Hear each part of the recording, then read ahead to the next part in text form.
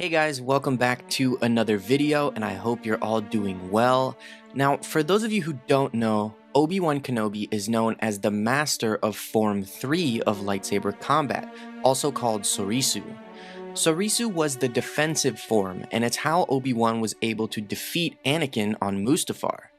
The novelization of Revenge of the Sith describes Anakin's offensive Form 5 meeting Obi-Wan's defensive Form 3 as an unstoppable force meeting an immovable object.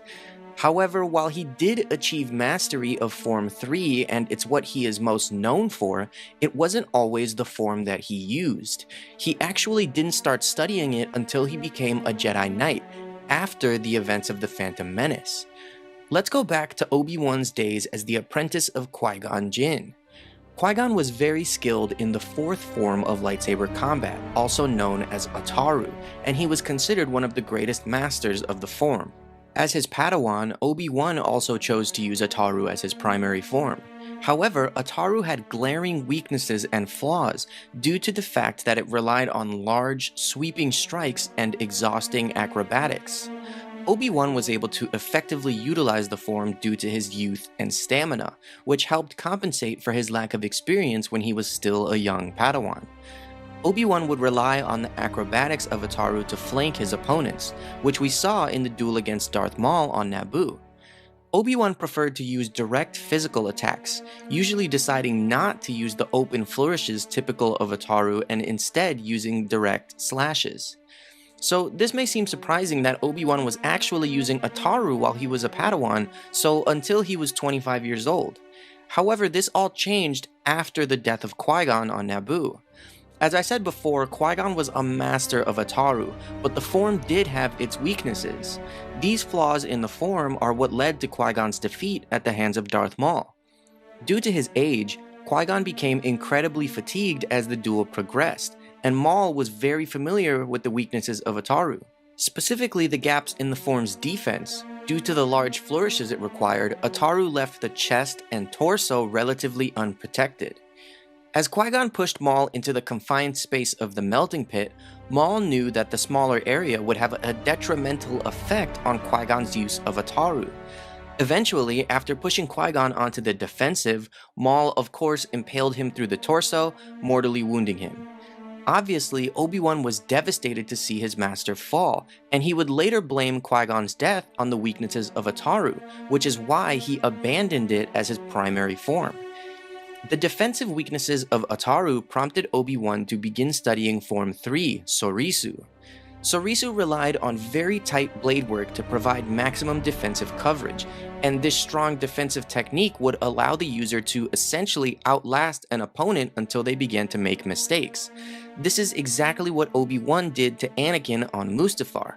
Obi-Wan was able to use his defense long enough until Anakin made the mistake of trying to jump over him on the lava bank. By studying Sresu, Obi-Wan intended to create a hybrid form between it and Ataru to compensate for Ataru's flaws, in honor of Qui-Gon. Sresu became his new primary form, and he had become the absolute master of the form by the end of the Clone Wars.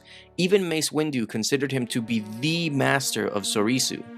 Obviously, the form served him well as he was able to defeat some of the most powerful beings in the galaxy, with his most impressive victory by far being against Anakin on Mustafar.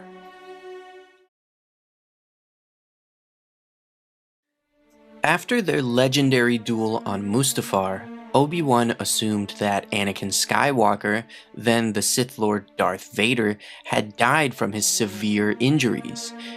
Enduring his exile on Tatooine, Obi-Wan mourned the loss of his student and brother, carrying tremendous guilt. Of course, Vader had survived, holding on to life through his hatred and living within a suit of life support armor.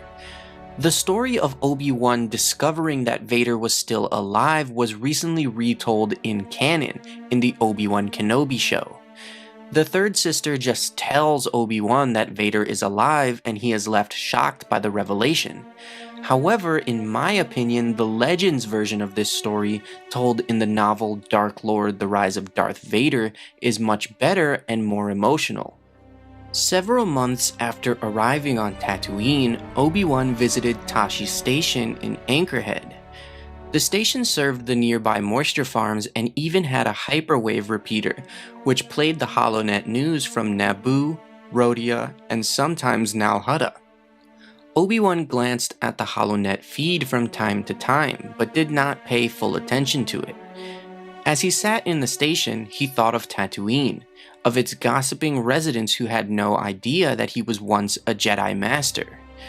He remembered once telling Anakin, as they searched for clues regarding the elusive Darth Sidious near the end of the war, that he could imagine worse places to live than Tatooine. He still felt that way.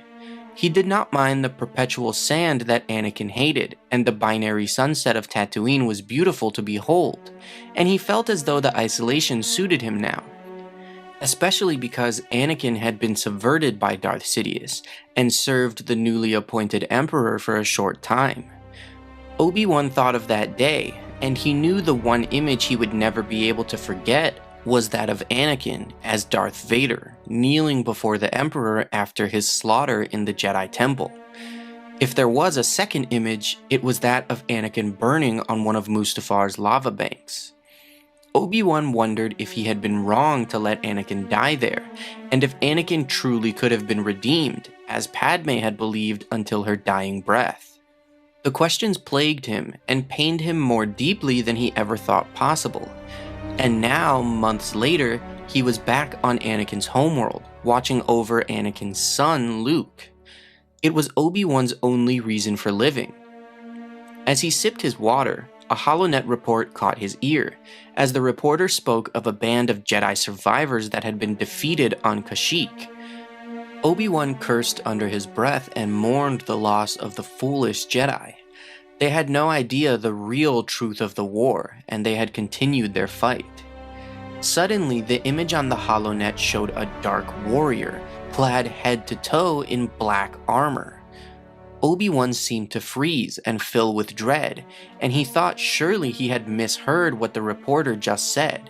Jumping from his seat, he asked the bartender what name the reporter had just said. Nonchalant, the worker replied that she had said Lord Vader. Obi-Wan replied that was impossible, and overcome with shock, grabbed his belongings and stumbled out into the street.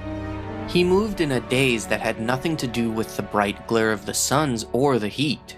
As impossible as it seemed, Anakin had survived Mustafar and resumed his title as the Sith Lord Darth Vader.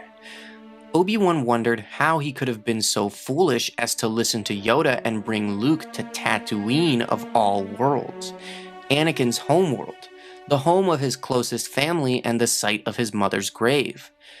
Obi-Wan tightly gripped his lightsaber, hidden beneath his robes. He thought many questions to himself. Had he pushed Anakin closer to the dark side by abandoning him on Mustafar? Could he face Anakin again? Could he kill him this time? Should he warn Owen and Beru about Darth Vader? Should he take Luke from them and flee to another world that was even more remote than Tatooine? His fear began to grow, and he thought that he and Yoda's hopes for the future had just been destroyed, when he heard a familiar voice call out to him. He came to an abrupt halt. It was a voice he had not heard through his ears, but directly into his thoughts. It was Qui-Gon. Master, I was wrong to leave him on the lava bank. I should have made sure that he was dead. Obi-Wan, the Anakin that you and I knew is imprisoned by the dark side. The Force will determine his future, but Luke must not be told that Vader is his father until the time is right. Should I take further steps to hide Luke? The core of Anakin that resides in Vader grasps that Tatooine is the source of nearly everything that causes him pain. Vader will never set foot on Tatooine, if only out of fear of reawakening Anakin. Qui-Gon's voice began to fade, and Obi-Wan's fears began to dissipate, replaced by renewed expectation. His obligation to Luke remained unchanged, and he went forward, trusting in the Force.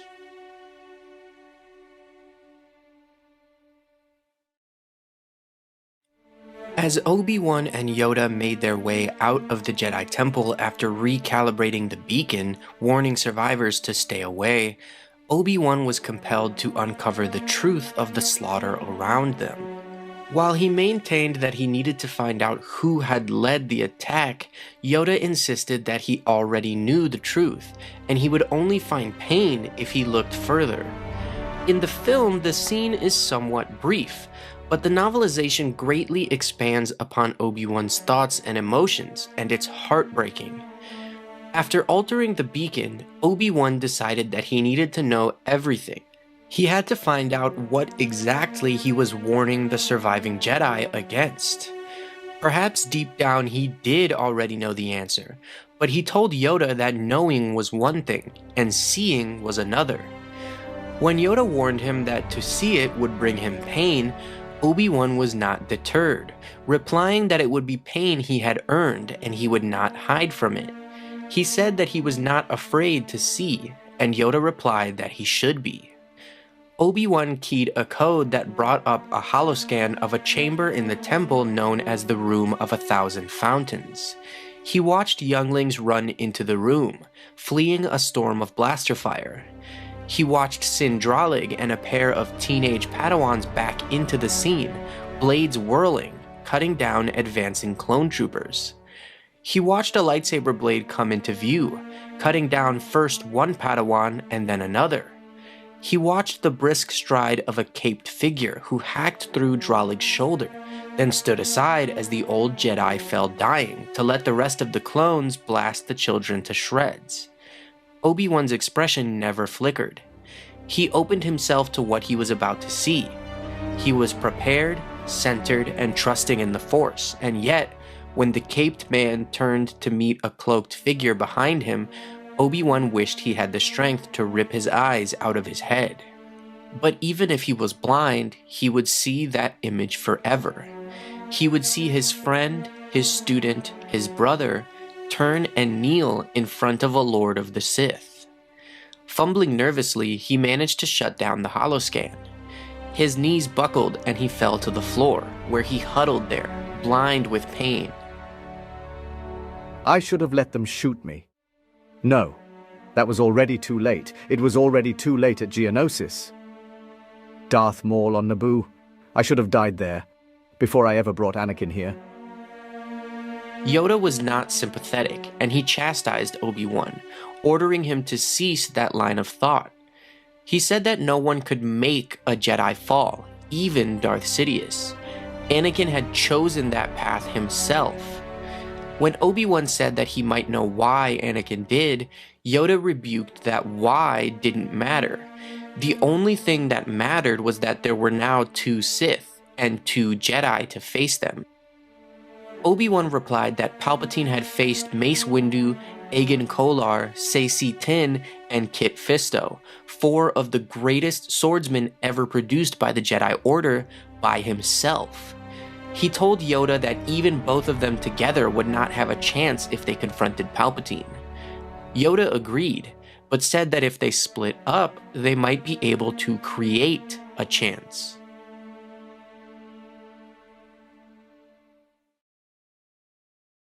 Thanks to the teachings of Qui-Gon Jinn, Obi-Wan Kenobi became one with the Force after his death.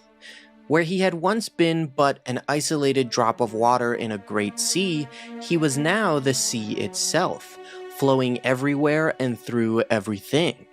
The Force transcended time and space. As a spiritual entity, Obi-Wan was not hampered by the laws of physics. He could travel across the galaxy from one world to another by merely thinking of the journey.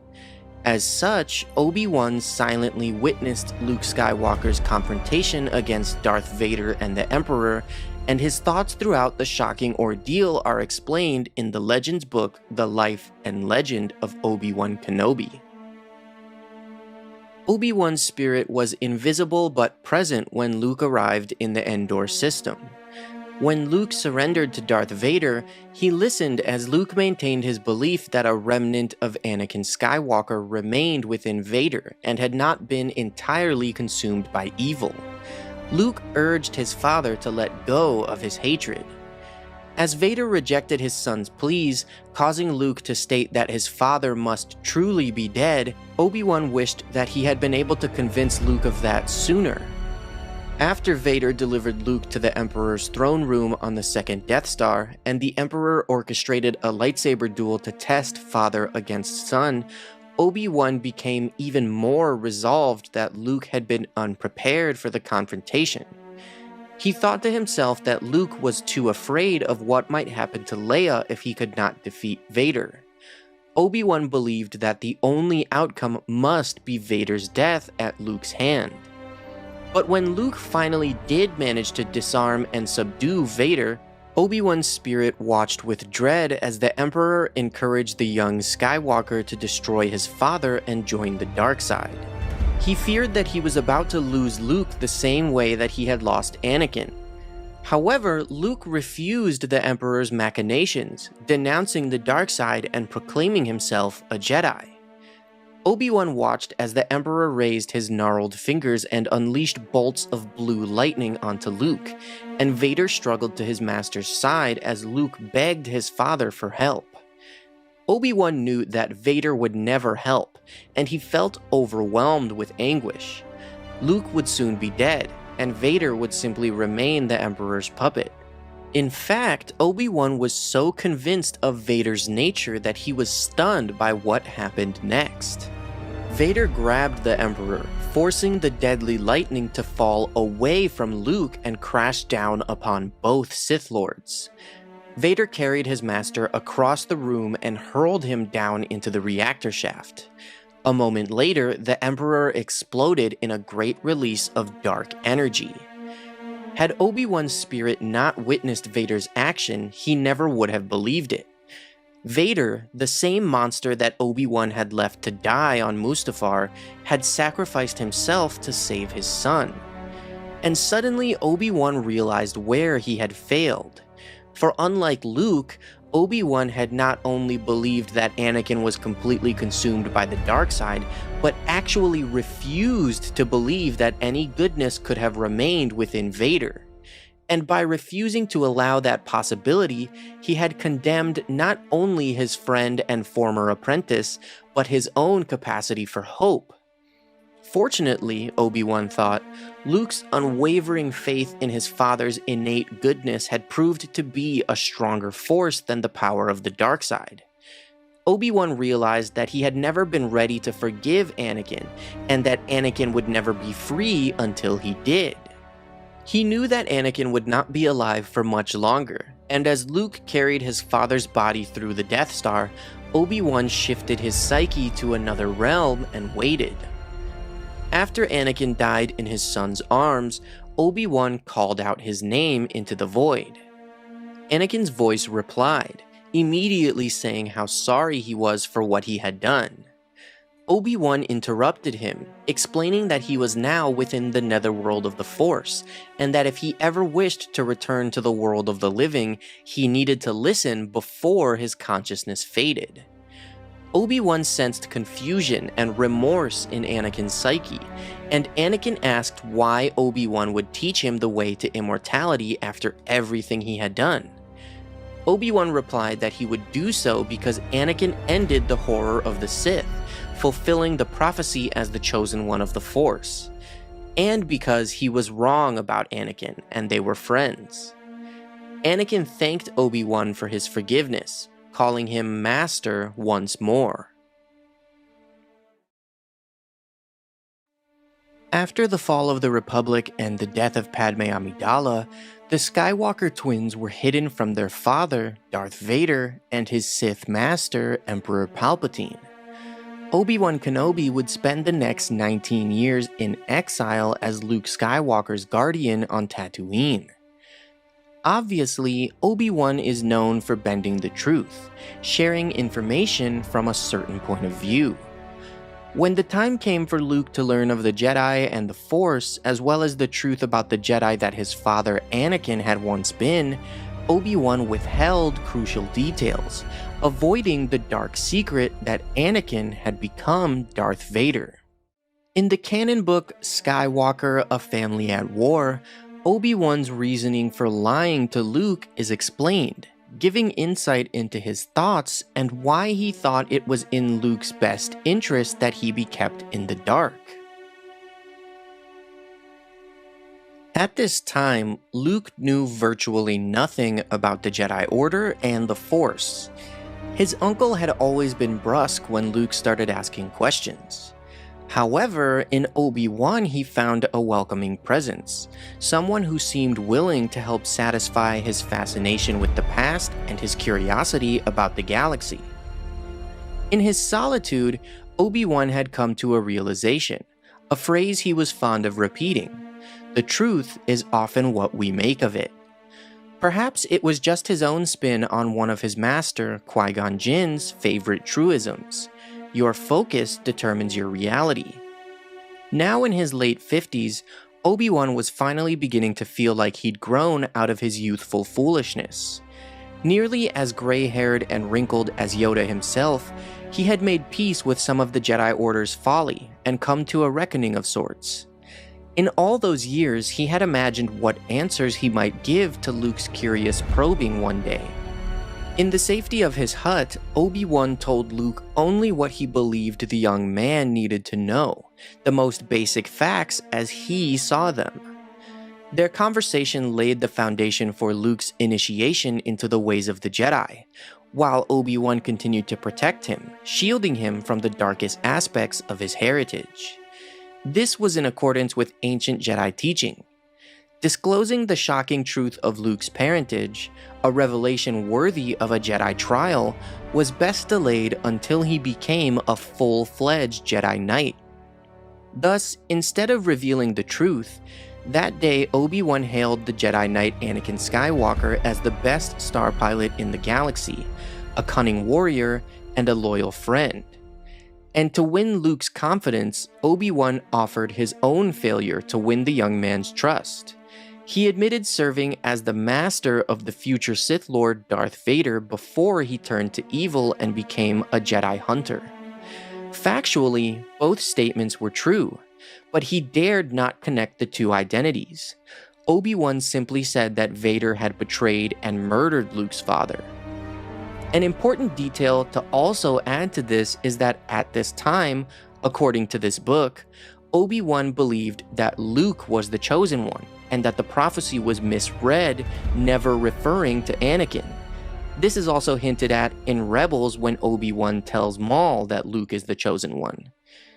If Luke was the chosen one, Obi-Wan knew he would have to vanquish Vader to restore balance to the Force, which is another reason that he did not tell Luke that Vader was Anakin.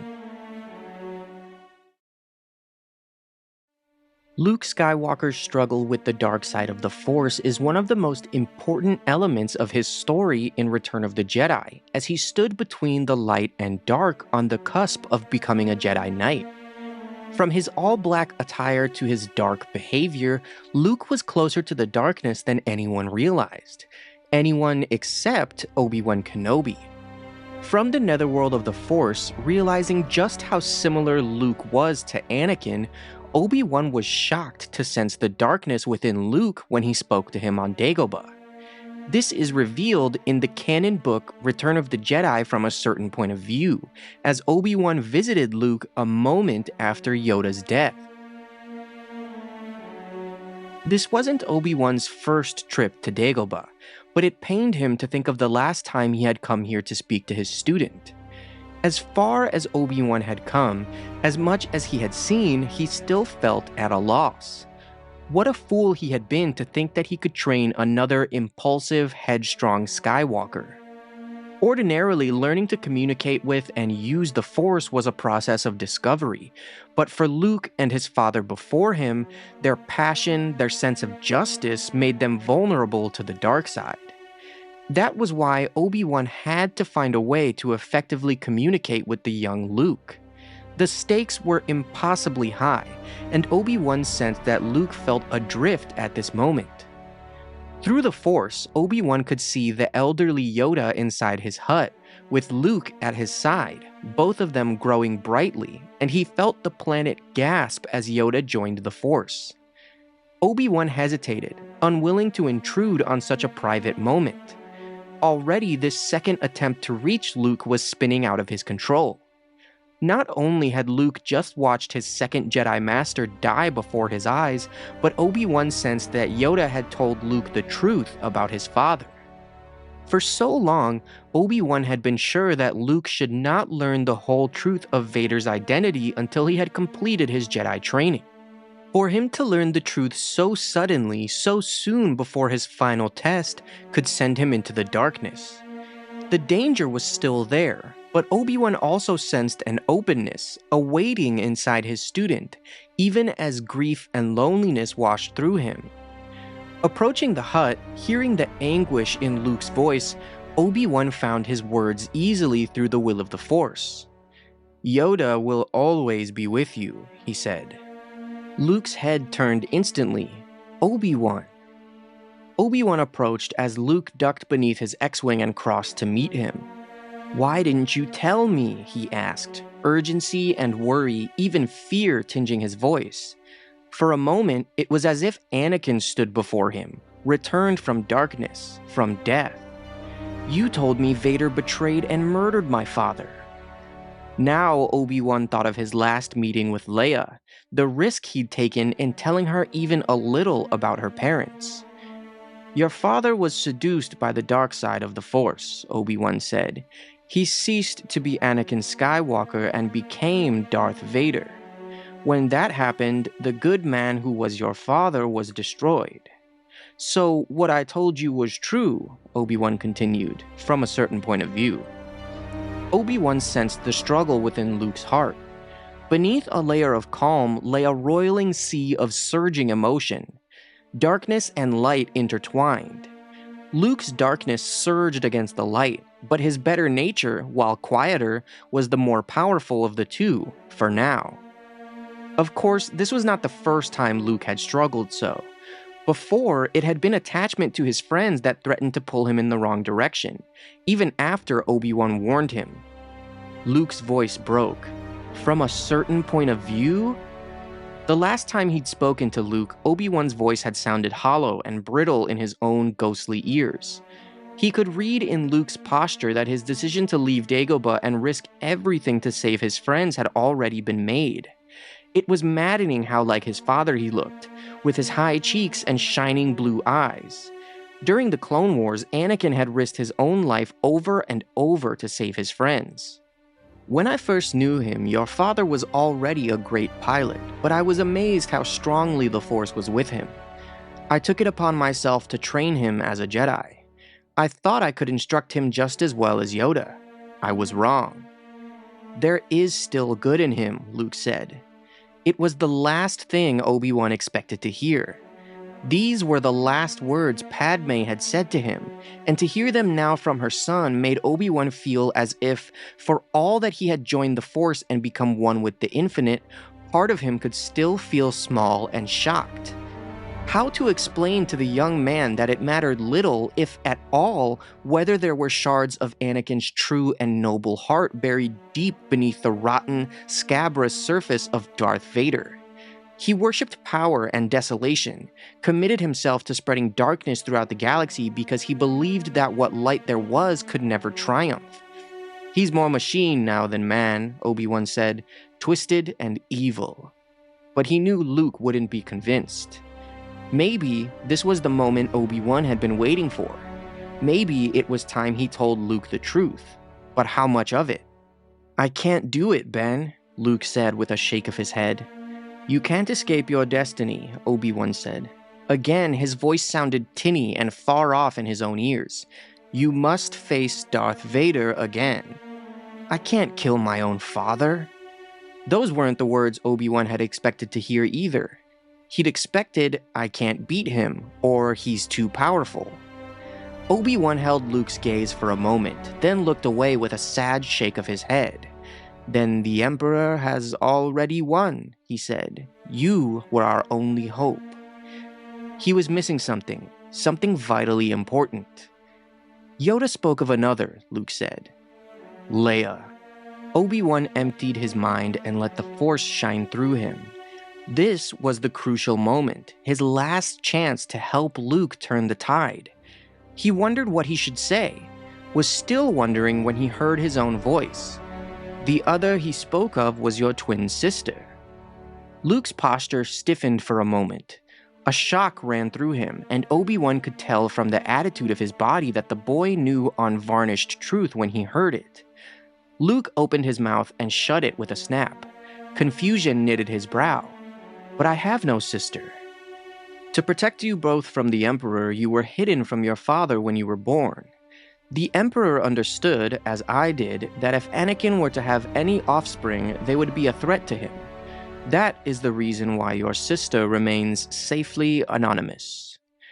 Before his death, Obi-Wan had feared that, as strong in the Force as they both were, one or both of the twins would simply pluck the knowledge of their relation from thin air, especially if they spent a significant amount of time together. That's exactly what Luke did then. "Leia," he said. It wasn't a question. "Leia's my sister." Obi-Wan couldn't help but smile. "Your insight serves you well. Bury your feelings deep down, Luke. They do you credit, but they could be made to serve the Emperor." Luke hesitated only for a moment before sitting cross-legged beside Obi-Wan. Obi-Wan decided to share the truth of how Palpatine had defeated Anakin without a battle. Luke nodded slowly, taking in everything Obi-Wan had told him. How like Anakin he looked then. Luke's father had worn the same hooded expression whenever Obi-Wan or another elder Jedi had handed him an unexpected lesson. The similarities between them terrified him. No, Obi-Wan stopped. The similarities between Anakin and Luke should have terrified him, but they didn't. This was the detail Obi-Wan had been missing. Everything he'd said to Luke was true, and Luke favored his father quite a bit in most ways, but there was something quieter in his temperament for all that darkness and light still struggled within him. The boy was similarly terrified and enraged by the suffering of others, both strangers and those he held dear. But where Anakin had always felt himself an outsider, set apart from his allies, destined to fail or triumph alone, Luke saw himself not as a hero or a martyr, but as one thread in the tapestry of life.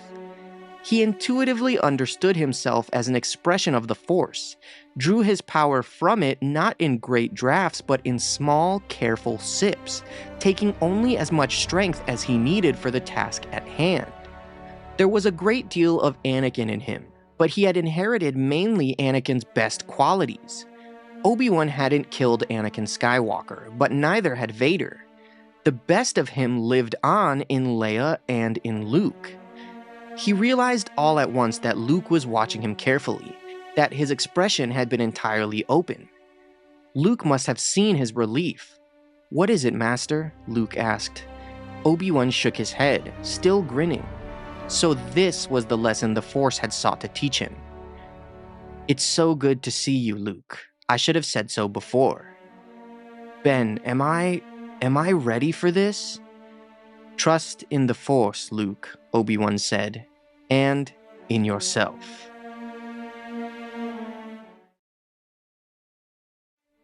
The final confrontation between Obi-Wan Kenobi and Darth Vader was one of the most important moments in the entire Star Wars saga. Obi-Wan became one with the Force, completing the training passed down from Qui-Gon and Yoda. Darth Vader finally vanquished his old master and sank deeper into the suffering of the dark side. And Luke Skywalker suffered another loss, becoming even more determined to learn the ways of the Jedi. In the canon book Star Wars from a Certain Point of View, we are finally shown Obi-Wan's perspective during his duel with Vader and his thoughts as he died and became one with the Force. As Obi-Wan entered the ether of the Force, his consciousness maintained within the physical realm despite his body being gone, he experienced visions of the past, present, and future.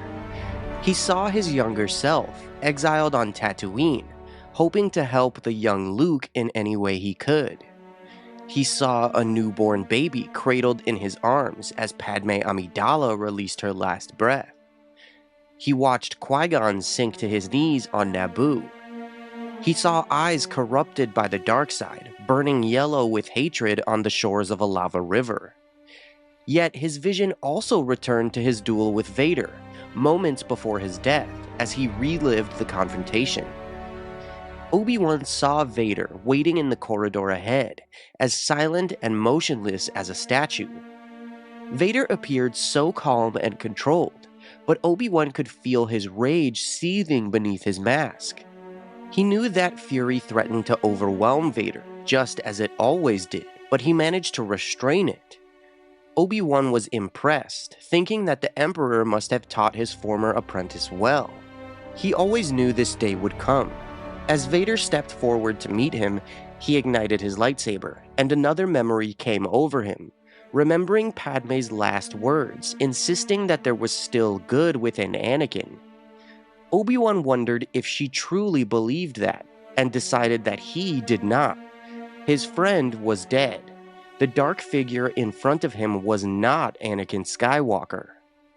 As Vader spoke of the circle being complete, Obi-Wan felt his own anger rise, his years of training and discipline ebbing away so that he could barely hear what the Sith Lord was saying.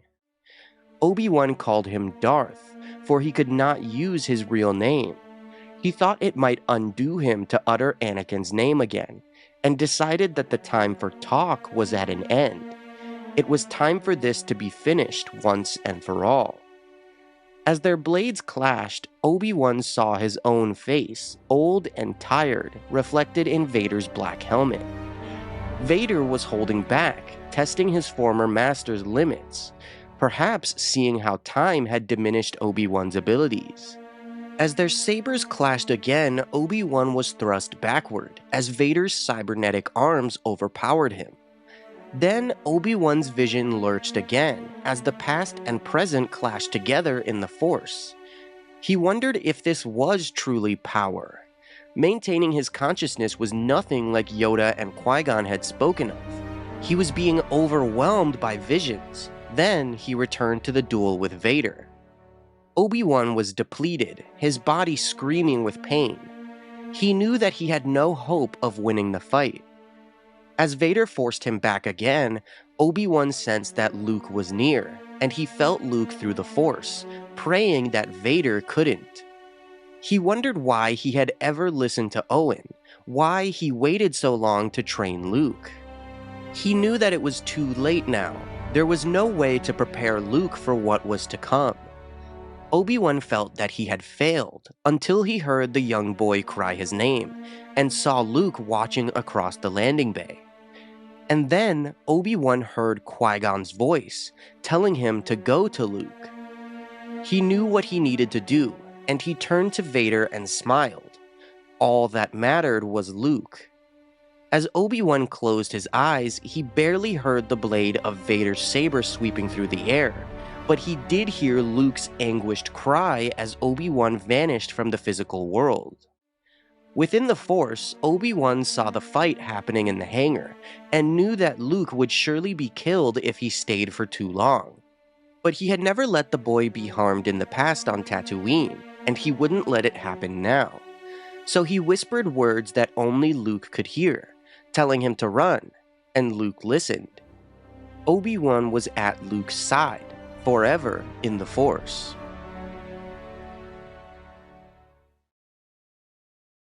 In the Duel of the Fates, the Sith Lord Darth Maul was more powerful than both Qui-Gon Jinn and Obi-Wan Kenobi. As the duel went on, Maul was even disgusted by how weak and lacking in skill the two Jedi were, and he considered them to be pathetic.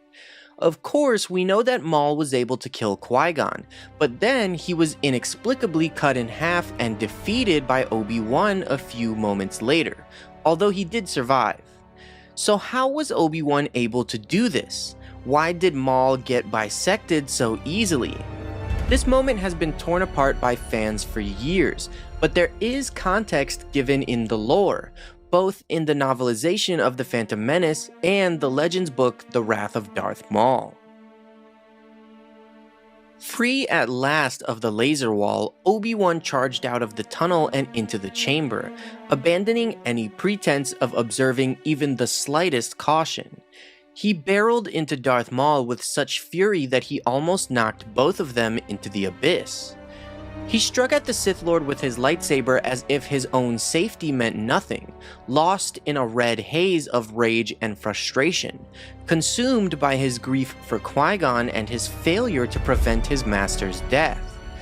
The struggle took them around the edge of the pit, and for a time it was fought evenly. But Darth Maul was much stronger, driven by a frenzy that surpassed even the frantic determination of Obi-Wan. Eventually, the Sith Lord began to wear the young Jedi down. Obi-Wan could sense his body weakening, and his fear of what it would mean if he too were to fall. He struggled to heed Qui-Gon's teachings, to contain the emotions warring within and wearing him down. Sensing his opportunity slipping away and his strength fading, Obi-Wan mounted a final assault. As their blades locked, Maul was able to use the Force to push Obi-Wan backward. Maul grinned as he walked towards Obi-Wan's fallen lightsaber and kicked it into the core. He leaned over the edge to watch the lightsaber fall down the apparently bottomless hole. The lightsaber fell past Obi-Wan, who had managed to grab hold of a nub that jutted out from the core's upper wall, about 2 meters below the floor level. Maul glared at Obi-Wan.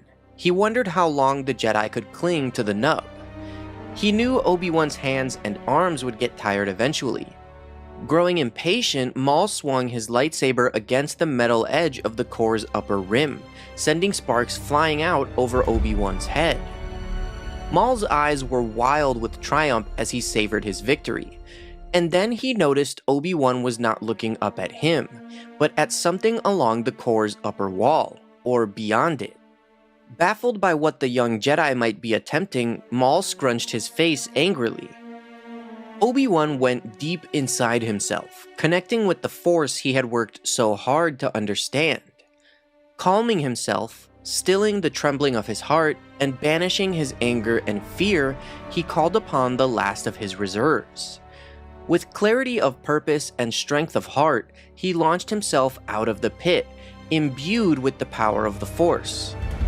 Maul had completely forgotten about Qui-Gon Jinn's lightsaber, which flew up from the floor near the fallen Jedi's body and landed in the hand of the still airborne Obi-Wan.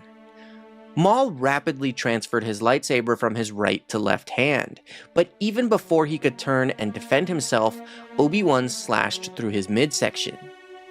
So basically, as explained by the books, Obi-Wan's movement happened a lot faster in real time. Obviously, things can only be shown so fast on film so that the audience can understand what's happening, but we can assume that since these beings are using the Force to fight and they're essentially superpowered, it's actually all happening even faster than we see it.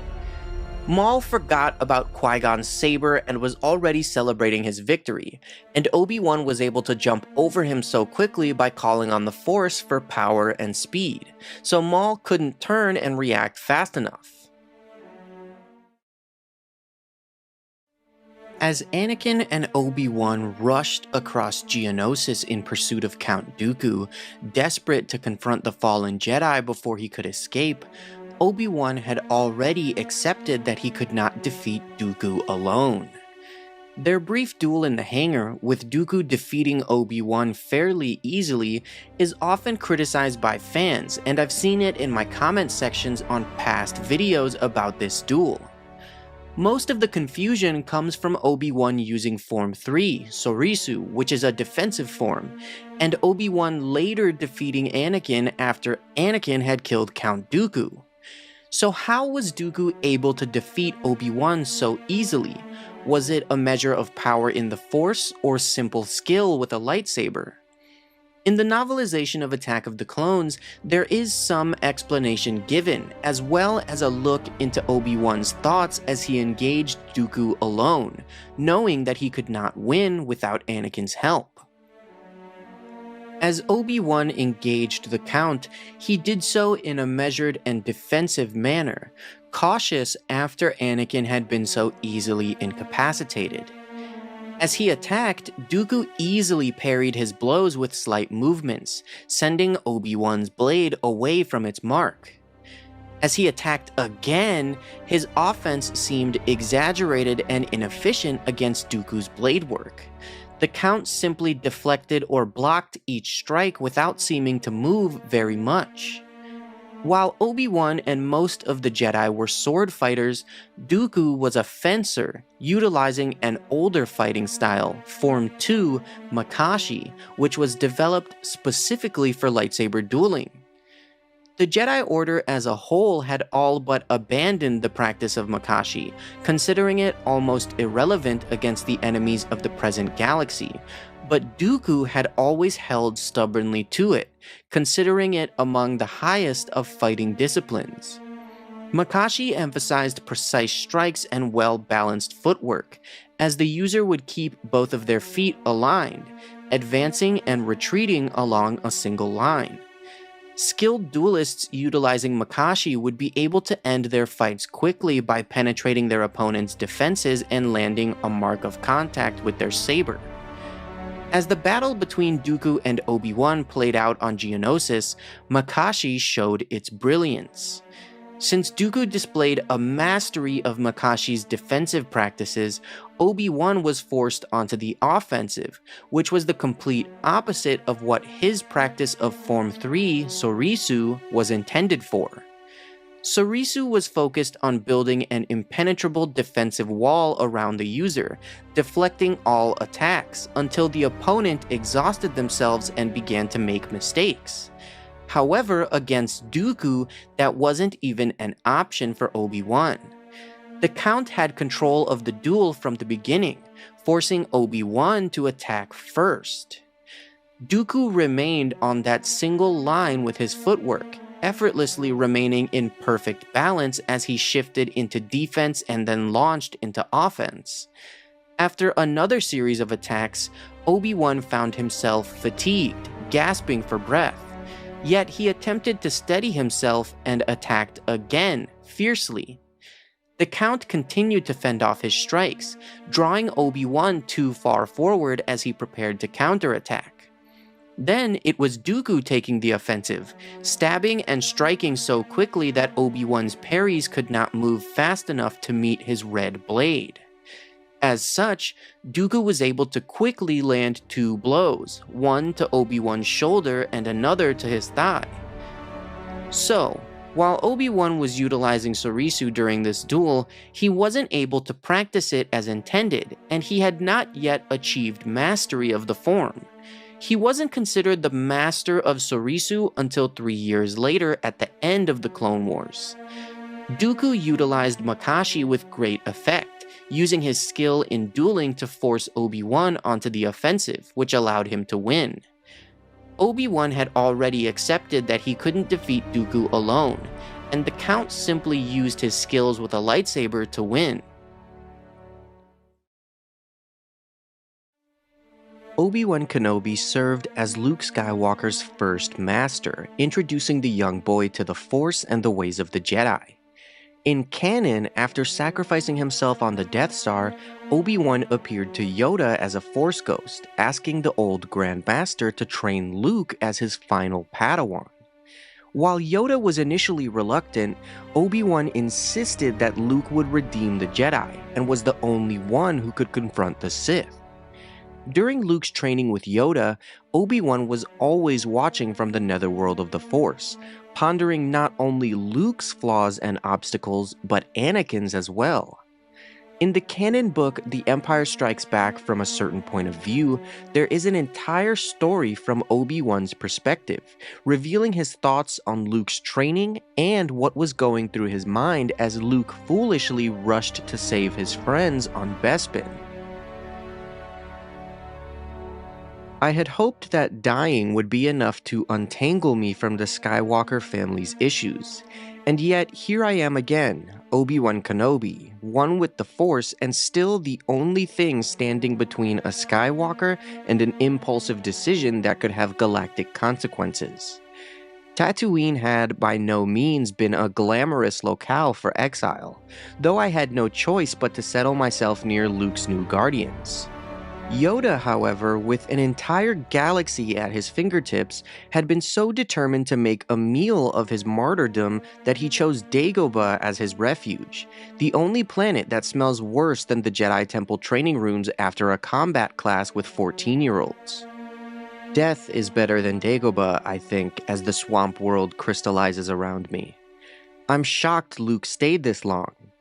If it were Anakin sent here, with minimal instructions delivered to him by a ghost, only to see his ship swallowed by a sinkhole, Yoda cracking his droid on the dome, then deeming him unteachable before they'd had a chance to talk about anything beyond Yoda's terrible cooking, he would have been grinding his teeth in that way that used to drive me mad.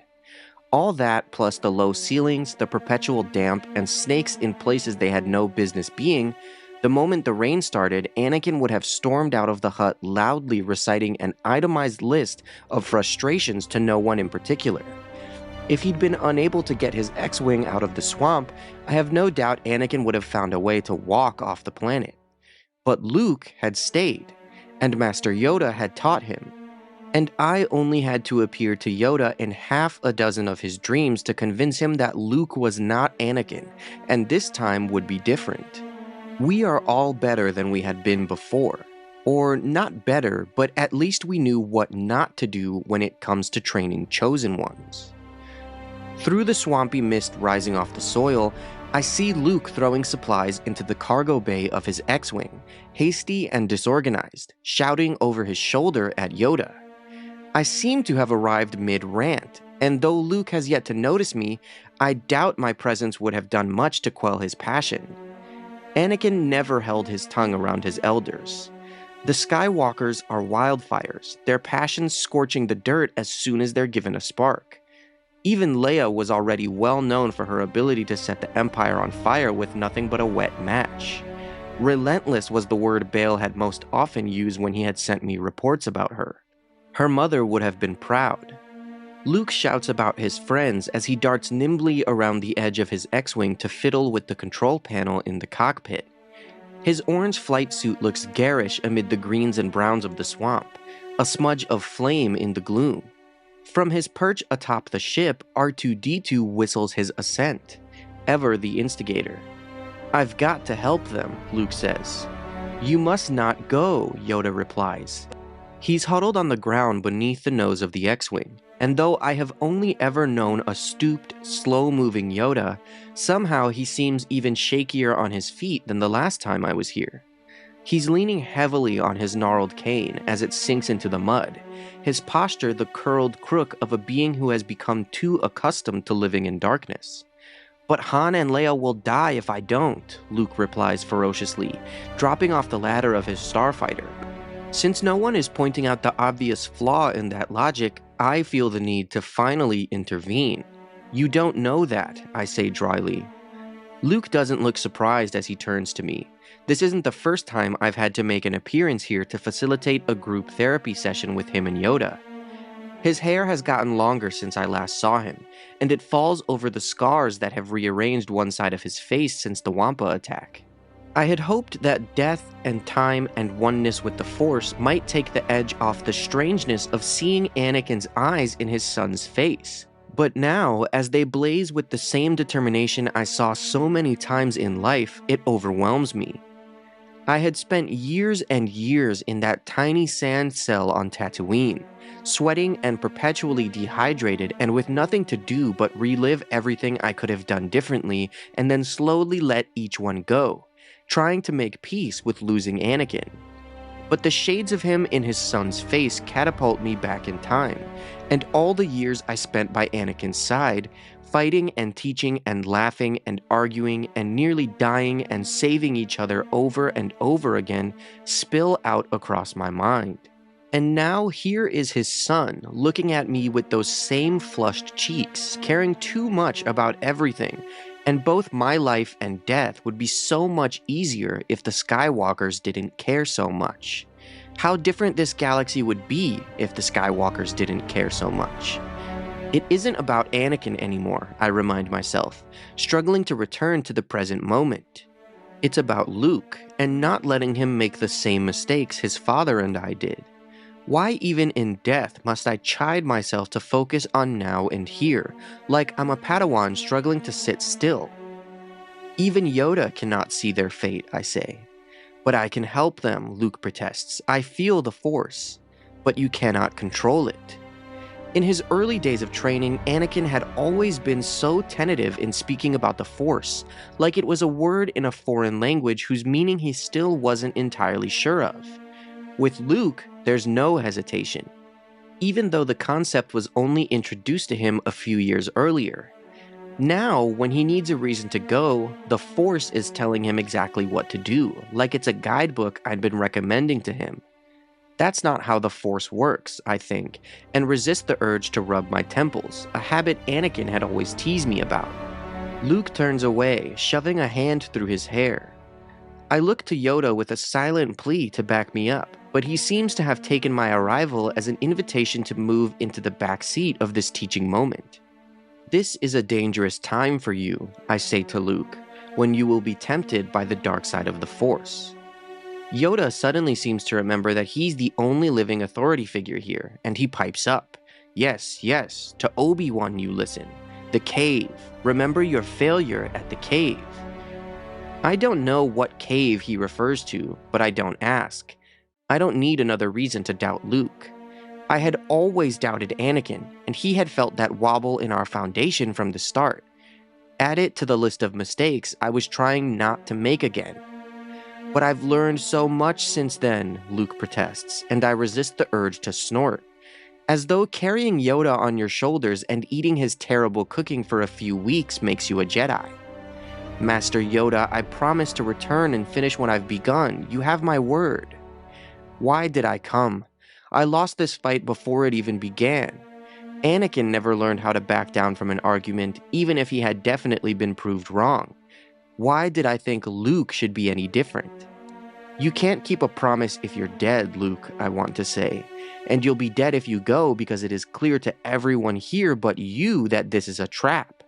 Which I can't say because you're your father's stubborn son, and it will only make you want to argue more. The Skywalkers don't listen. Every argument I ever had with Anakin, it felt like he was fighting with a version of me in his head rather than actually confronting the things I was saying. The Skywalkers could level planets with their obstinacy. Instead, I say, it is you and your abilities the Emperor wants, which is as close to the truth as I can creep without telling him who passed those abilities on to him. That is why your friends are made to suffer. And that is why I have to go, Luke replies. I blink several times, waiting for him to realize how little sense that argument makes. He doesn't. Luke turns back to his X-Wing, swinging the door to the cargo bay shut, and frustration wells inside me. It's a struggle to tamp it down. I am still a Jedi. I am still in control of myself and my feelings. But I never had a hold on my own heart when it came to Anakin. That was part of his undoing. Luke, I call as he mounts the ladder leading to the cockpit. Desperation splits my voice. How is it I have dealt with this family for generations and still haven't figured out how to get through to them? I don't want to lose you to the Emperor the way I lost. I fumble. What I want to say is Anakin. What I want to say is my best friend. What I want to say is your father, the way we both lost him. To a needless war, to a wild heart, to a doomed prophecy. Instead, I finish Vader. Luke turns back to me, and there it is again, the wild glint in his eyes. There is Anakin. You won't, Luke says. Stopped they must be. Yoda is starting to sound frustrated, which is a testament to just how infuriating Luke is. Even Anakin rarely cracked Master Yoda. On this all depends. Only a fully trained Jedi Knight with the Force as his ally will conquer Vader and the Emperor. If you end your training now, if you choose the quick and easy path as Vader did, you will become an agent of evil. I glance down at Yoda, resisting the urge to argue. A divided front won't do us any good in persuading Luke to listen, but I want to point out that Anakin's path was never easy. I don't know why I am defending Anakin, even in my own head, especially after he killed me. Luke looks between us, his eyes suddenly pleading. He wants to go, but more than that, he wants us to tell him he's right, that he's doing the right thing. The Skywalkers always want to do the right thing. It's what gets them every time. All I say is patience. And sacrifice Han and Leia, Luke shoots back. If you honor what they fight for, Yoda replies, yes. Luke's face sets, and then he turns away from us. His hand is strangling the struts of the ladder leading up to the cockpit. If you choose to face Vader, I say, you will do it alone. I cannot interfere. I say it mostly in the hope it will scare him into staying. He's never truly fought alone before. He's never been alone before. He hardly knows Han and Leia, and doesn't yet know who Leia is to him, and already his heart has put down deep roots, just like his father. With Anakin, it was his mother, then Qui-Gon and me, and Ahsoka and Padme. Childhood abandonment resulting in him clinging with white knuckles to whoever was nearest him. Luke presses his forehead against the ladder, and I think for a moment I've scared him enough that he'll stay. But then he says quietly, I understand.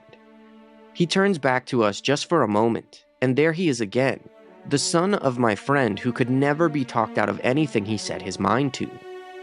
R2, Luke calls as he mounts the ladder, fire up the converters. Luke, I call, one last attempt, but when he turns back to me, the words die in my throat. Everything I want to say to him suddenly feels hollow and untrue. The language of the Jedi that I had spouted for years, first to Anakin, now to his son. For every way the Council had broken Anakin down, I had stood by and let them. I had been their arbiter of justice, repeating the language they had given me. Why didn't I fight for Anakin, I think? So instead, I offer the only advice I have. Don't give in to hate. That leads to the dark side. Strong is Vader, Yoda adds. Mind what you have learned. Save you it can. Luke tugs the strap of his helmet into place. I will, he says, and I'll return. I promise. If only those were the sort of promises we could keep, I think. The cockpit of the X-Wing closes with a pneumatic hiss, and the swamp debris beneath it is blown aside as the engines fire. The starfighter lifts off, casting Yoda and I into darkness. Told you I did, Yoda murmurs, his face to the sky, and I wonder if he resents ghosts like me for arriving without warning. Reckless is he. Now, matters are worse.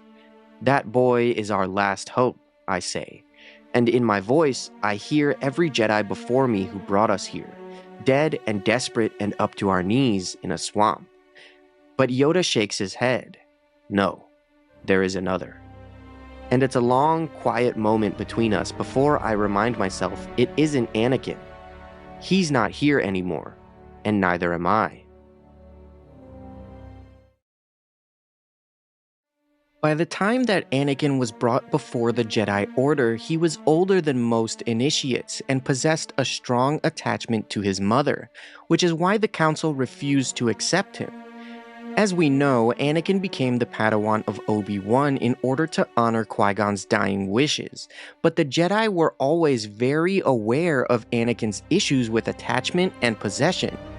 In the Legends Encyclopedia, Jedi vs. Sith, The Essential Guide to the Force, there is a passage written by Obi-Wan, where he gives his true thoughts on Anakin's struggles with attachment as a Jedi.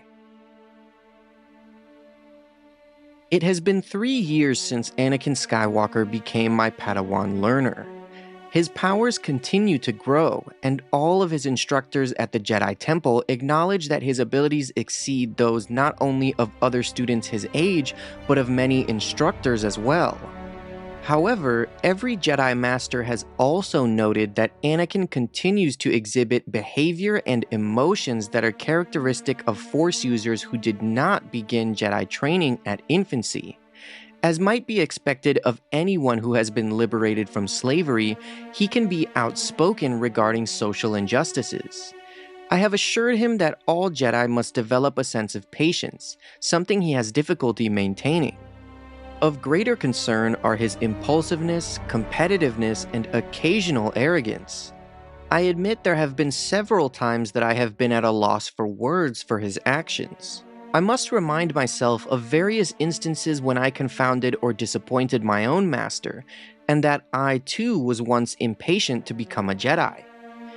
As my Padawan, Anakin has become a strong part of my life, yet he remains something of a mystery to me. Recently, I found him gazing up at the night sky. Although Coruscant's atmosphere is too polluted for stargazing, I suspected he was looking in the direction of Tatooine. I know that from an orbital skyhook, Tatooine's twin suns would appear to the naked eye as a dim single star, and had found Anakin searching for that point of light on previous occasions. Feeling sympathetic, I asked him if he was thinking of his mother. He kept his eyes skyward as he answered that he was thinking of mine. His tone was not unkind or antagonistic, but I did sense a certain tension in his words. I asked why he was thinking of my mother, and he said, fixing me with an expression that indicated his answer was obvious, because someone should.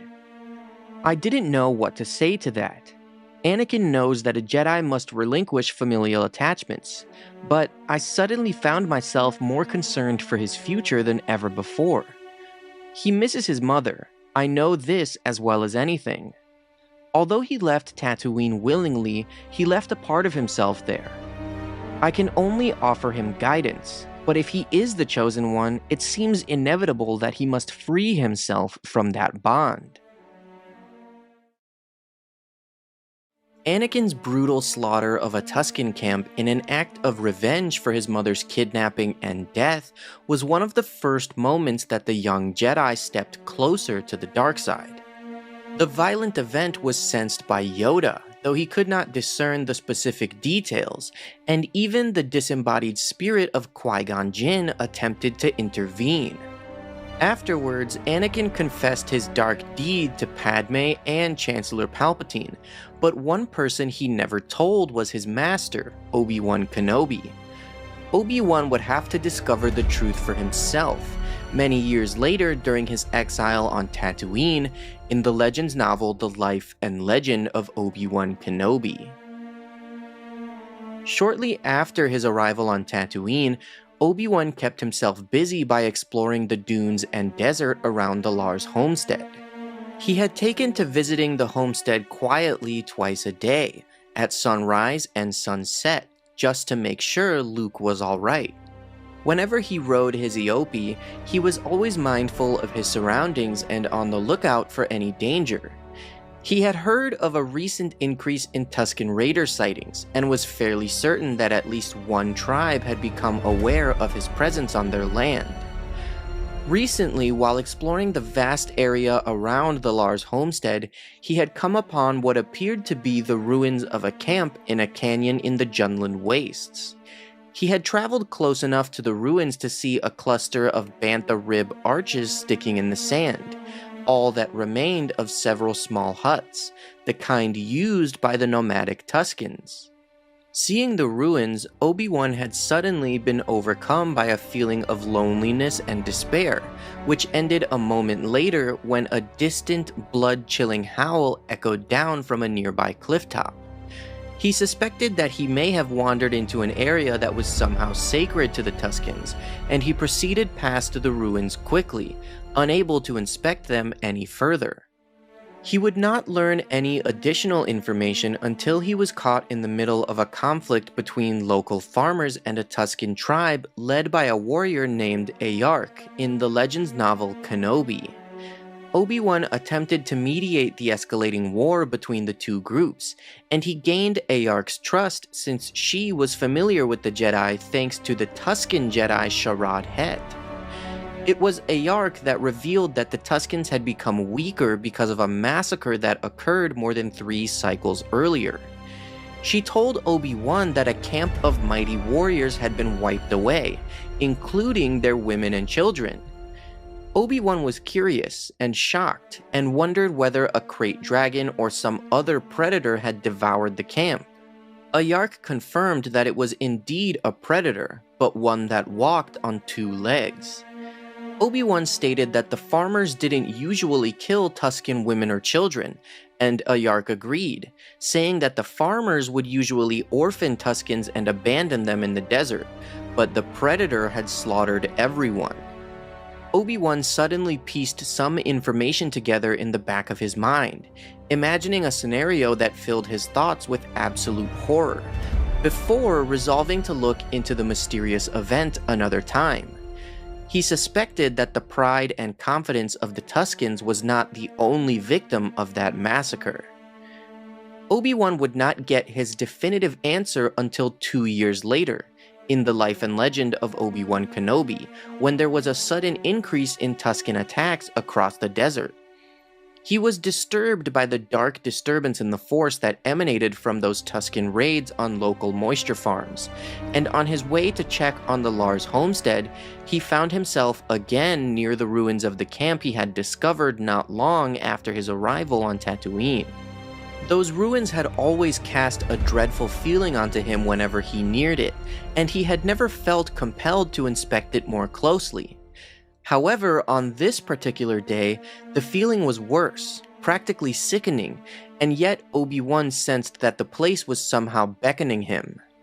He approached the camp on foot, noticing the bantha rib supports used for Tusken huts, and how amidst the remnants of one hut, the ribs were splattered with dried blood. Then he saw 2 rawhide strips that dangled from the arched ribs.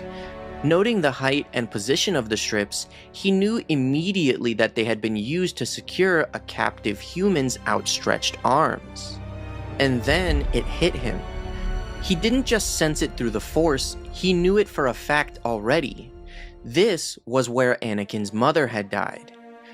For a moment, he had to resist the urge to tear his eyes away from the strips because he feared if he did, the ruins might disappear along with the knowledge that came with them. When he finally did pry his gaze away from the blood-stained arches, he saw the numerous bones that poked up through the sand around and throughout the ruins, bones that were much too small to have come from banthas. Obi-Wan knew they were the remains of the Tuskens who lived in the camp, slaughtered by Anakin. Suddenly, the disembodied voice of Qui-Gon Jinn spoke into his mind, simply stating that now Obi-Wan knew the truth. He was so stunned by what lay in front of him that he didn't even flinch at the sound of Qui-Gon's voice. Instead, Obi-Wan asked his old master why he never told him the truth about Anakin's massacre. Qui-Gon replied that he withheld the truth simply because Obi-Wan was not ready to know, and still wasn't ready. Obi-Wan said that if Qui-Gon believed that he wasn't ready to understand what happened in the camp, he was mistaken. He stated that Anakin had killed an entire tribe of Tuskens and kept it a secret from everyone, and asked Qui-Gon how he could have known about this yet still maintained that Anakin was the chosen one. Qui-Gon ignored that question, instead stating that Anakin had not kept the slaughter a secret from everyone. Obi-Wan sighed, and knew that Anakin must have told Padme and most likely Palpatine. He also realized that if Anakin hadn't told Owen Lars about it, then Owen must have discovered it for himself, making the farmer believe that the Jedi were prone to murder in the name of revenge. Obi-Wan gathered that that explained why Owen was so wary of his presence and did not trust him. Qui-Gon interrupted his contemplation with another question, asking why Anakin kept the secret from him. Obi-Wan replied that it didn't matter whom Anakin told, only that he was a Jedi and became a butcher. Qui-Gon told him that he shouldn't judge when he failed to understand. Obi-Wan became exasperated with his old master's comments, asking what he was supposed to understand. Qui-Gon repeated that Obi-Wan was still not ready to know. Sighing, frustrated, and still emotional due to the recent revelations, Obi-Wan began to walk away from the ruins, telling Qui-Gon that he hoped to learn the answer to his questions whenever he was ready. So this is just a really interesting and beautiful story because I never knew that Obi-Wan did discover the truth about Anakin slaughtering the Tusken camp, and it is a pretty interesting thing that Qui-Gon never told him. I also think that it's a great detail to have Owen know the truth about what Anakin did, and have that just be another big reason that he doesn't trust the Jedi or Obi-Wan. It just gives some great depth to his character and really ties the prequels and the original trilogy together, in my opinion. In 22 BBY, while the Separatist crisis began to gain momentum in the galaxy, the Commerce Guild and the CIS sought to add more planets to their cause. Ancion became their next target, due to the world acting as a linchpin for several treaties tied to other more important planets. If Ancion seceded from the Republic, it would cause a chain reaction that would rip more than 40 worlds from the Republic as well. To deal with the crisis on Ancion, the Senate sent 2 teams of Jedi, consisting of Masters Luminara Unduli and Obi-Wan Kenobi, and their Padawans Barriss Offee and Anakin Skywalker. Their mission was to convince Ancion to remain within the Republic. While there, Obi-Wan, Luminara, and even Barriss all regarded Anakin with curiosity, recognizing that he was truly a unique Jedi Padawan. In their first encounter on Ancion, Barriss studied Anakin's behavior after they had defeated a group of attackers, noticing that he wore confidence like a handmade suit and smiled cockily after their victory. In conversation, Barriss compared the current tensions on Ancion to the Naboo crisis 10 years earlier, and remarked how Anakin was present during that conflict.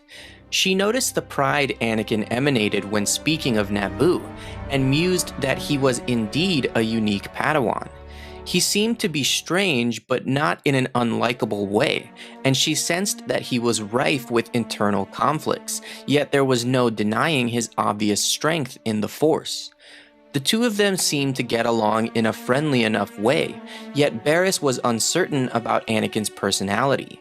She could see that Anakin was very sure of himself, and that he wanted to know and do everything immediately. Perhaps she was mistaking his confidence for arrogance. They were close enough in age, yet Anakin struck Barriss as somewhat childlike in some ways and mature in others, and she wondered if she would have any time to get to know him, since they hadn't become acquainted in the Jedi Temple. Much later, the tension between the two Padawans, as well as Anakin's uniqueness, was sensed by Luminara. When she observed the slight tension between Barriss and Anakin, sharing her thoughts with Obi-Wan, she stated that she could sense the strength of the Force in Anakin, like a wild river that needed to be tamed. Obi-Wan explained that Anakin had come unreasonably late to training, and he was raised by his mother to a greater age than the usual Padawan. Luminara was shocked that Anakin knew his mother, since such an attachment presented all kinds of complications and difficulties. Obi-Wan agreed, and admitted for that reason alone he normally would not have accepted Anakin as his apprentice. However, he was determined to respect Qui-Gon's dying wishes that Anakin be trained as a Jedi. Obi-Wan told her that among other complicated matters that arose from his master's death on Naboo, it also meant dealing with the unusual volatile Anakin. When Luminara asked how Anakin's training had gone these past 10 years, Obi-Wan was both critical and complimentary. He admitted that Anakin was often impetuous, which could carry over into dangerous impatience. However, Anakin had overcome and survived substantial ordeals, and he was a great student of Jedi lore, as well as being skilled in lightsaber combat and piloting. Above all, despite Anakin's distaste for some elements of his training like history or politics, Obi-Wan admitted that he still persevered. As they proceeded with their mission, Obi-Wan pointed out that a year before, Anakin would have been complaining about their mission multiple times a day, yet now he restrained himself, so he must be maturing. Luminara inquired as to why Anakin showed signs of stress so frequently. Obi-Wan told her that there were multiple reasons that Anakin felt inner turmoil. He felt obligated to excel in his training, mostly as a result of his difficult upbringing, and above all, he feared that he would never see his mother again. Luminara was very critical of Anakin's attachment to his mother. Since Force-sensitive infants were usually removed from their families before they could form dangerously lasting attachments such as Anakin's, Luminara felt that it was a terrible mistake for Anakin to be trained at all. However, out of genuine curiosity, she asked Obi-Wan if he thought that Anakin would ever see his mother again. Obi-Wan was uncertain, remarking how if it were up to Anakin, he would travel to Tatooine at this very moment.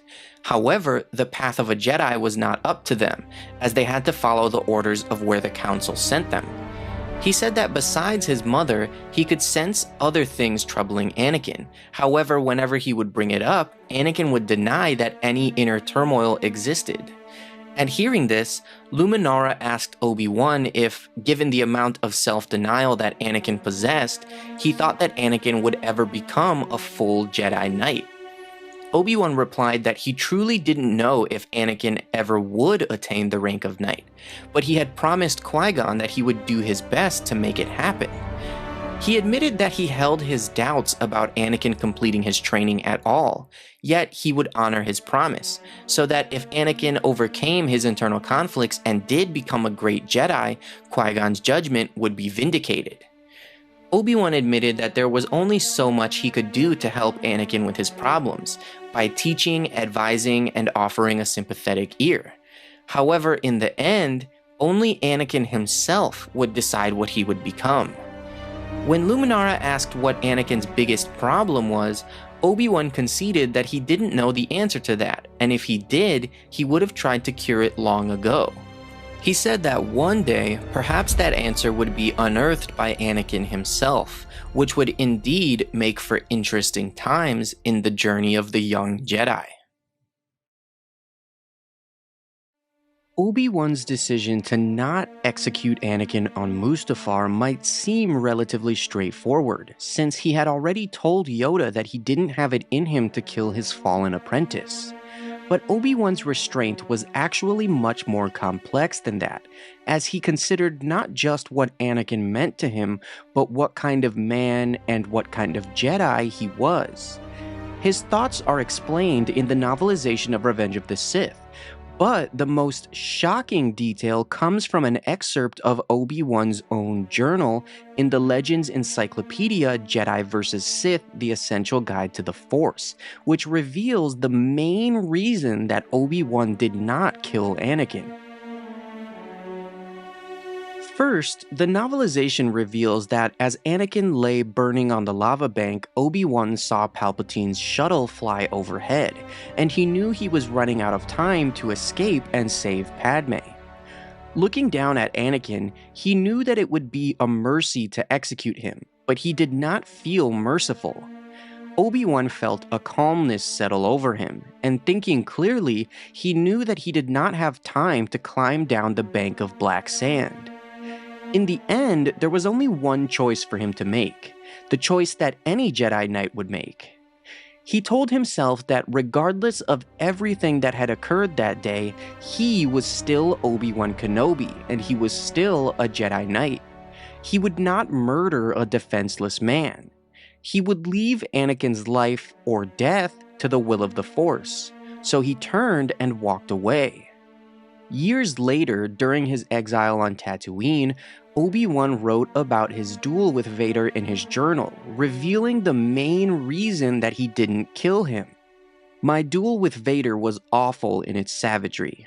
In the end, he was more determined to kill me than defend himself, and was blind with fury when I defeated him. I left him maimed and burning on the shores of a lava river. To have dealt him a killing blow might have been the merciful thing to do, but because I am a Jedi and not a cold-blooded murderer, all I could do was leave Vader to his fate. Had I killed him then and there, I believe I would have taken a step onto the same dark path that he had found so impossible to resist. But by leaving him for dead, I fear I failed yet again, for I soon learned that Vader had survived, in a fashion. He is mostly machine now, a malevolent construct of pistons and gears, plastoid and wires, his mortal remains fueled by the dark side. The galaxy will never know peace until Darth Vader and the Emperor breathe their last. So, as shocking as it is, the real reason that Obi-Wan didn't kill Anakin on Mustafar was because he believed that he would fall to the dark side if he did. I think that's just fascinating, and it adds another depth to the emotions and the complexity of that entire duel. Obi-Wan Kenobi's relationship with the Sith acolyte Assaj Ventress was incredibly complex, especially in Legends, as she attempted to kill Obi-Wan at every turn while he was determined to redeem her. Obi-Wan pitied Ventress, believing she had been manipulated by Dooku into nurturing the worst parts of herself, and that she wasn't actually an evil being, simply a victim. Even more interesting is the way that Obi-Wan compared Ventress to Anakin, believing that her fate could have just as easily been Anakin's if the Sith had discovered him on Tatooine. Ventress's fate is different in Legends, as she died in Obi-Wan's arms on Boz Pity when Anakin killed her. In the Legends Encyclopedia Jedi vs. Sith: The Essential Guide to the Force, there is an excerpt from the journal that Obi-Wan kept during his exile on Tatooine, where he actually mourns Ventress and reflects on her life and death. 2 days ago, on one of my walks, I came across the twisted, withered husk of a short desert plant that had grown in the shadows of a dusty rock formation. Yesterday, I passed the same plant again and noticed it had flowered small white petals, flecked with dark gray. This morning, I was surprised to find the entire plant had vanished. Even though I knew some creature had probably eaten it, I felt a sense of loss that surprised me, and I thought of Assaj Ventress. About 10 weeks after the Battle of Geonosis, Anakin and I had our first encounter with Ventress. She was a humanoid, hairless with pale skin, who wielded 2 lightsabers simultaneously. Before she attacked us, she told me that she had emerged from misery and suffering, only to find the Jedi she had once worshipped were nothing but weak, misguided fools. She added that she agreed with Count Dooku. The galaxy was in need of a Jedi purge. Assaj Ventress escaped that day, but not before she killed one Jedi and maimed his apprentice. It was obvious by her technique that she had received training from Dooku.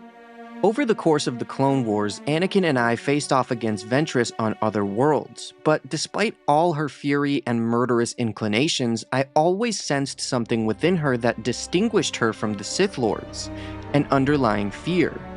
Mostly, it was a fear of being alone, and I sensed that there was some good in her, some part that had not been corrupted by Dooku.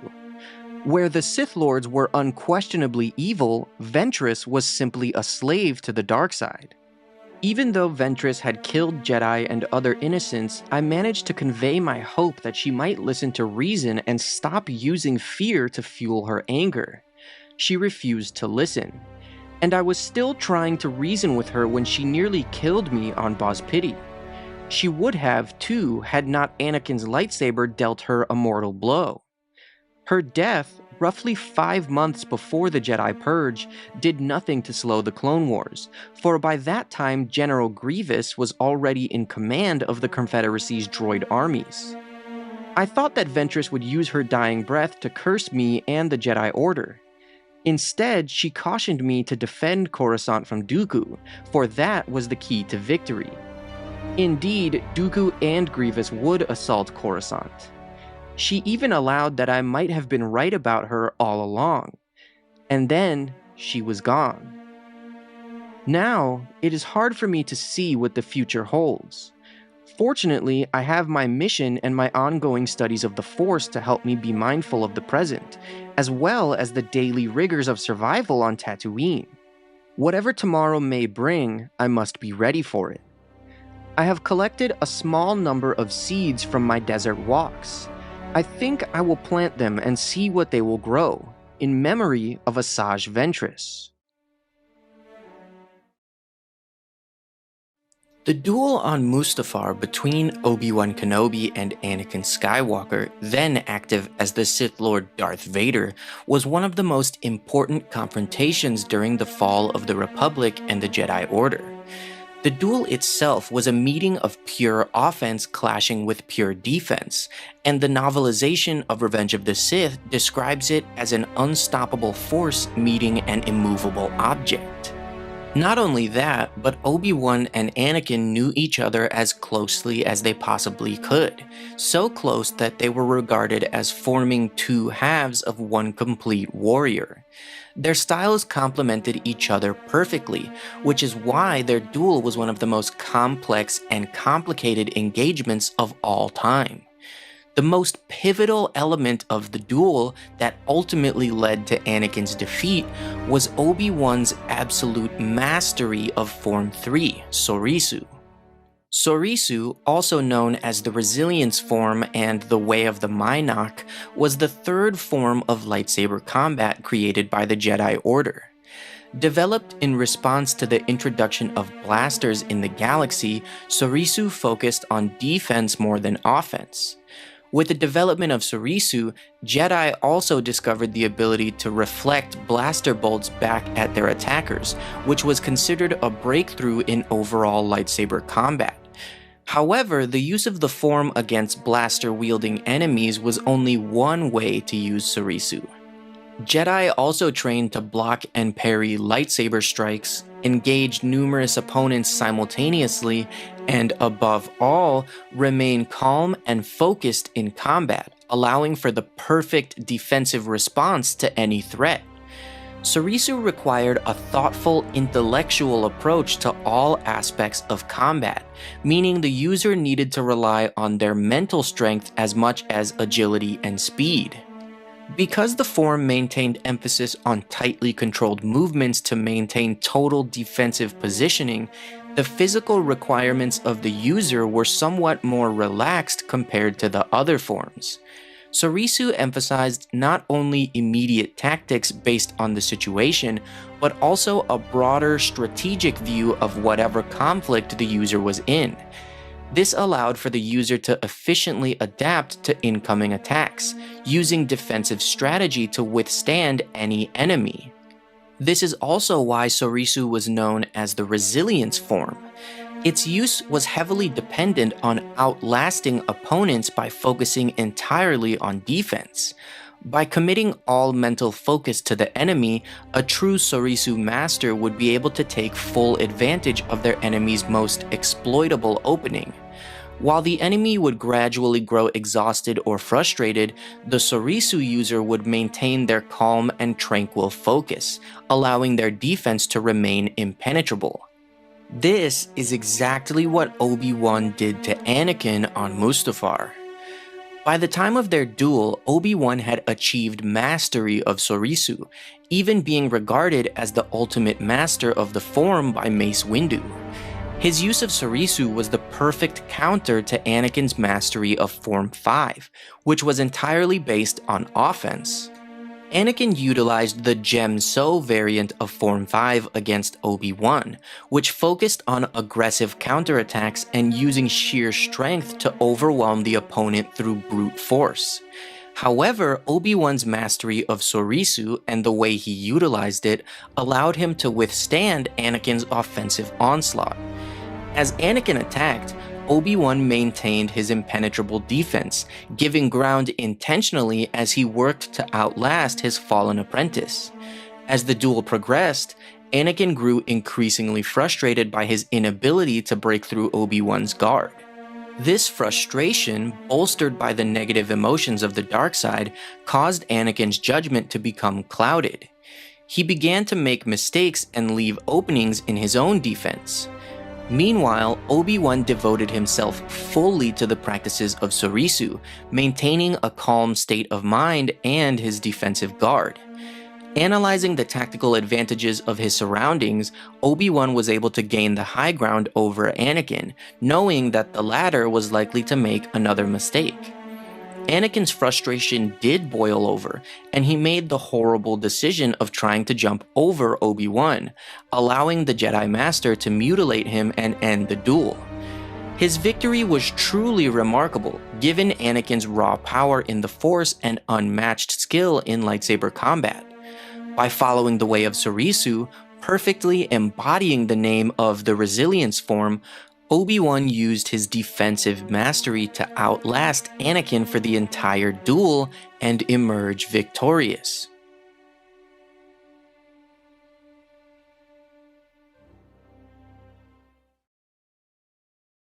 When Obi-Wan was captured on Geonosis and interrogated by Count Dooku, the Sith Lord made a surprising offer, asking Obi-Wan for his help in destroying the Sith.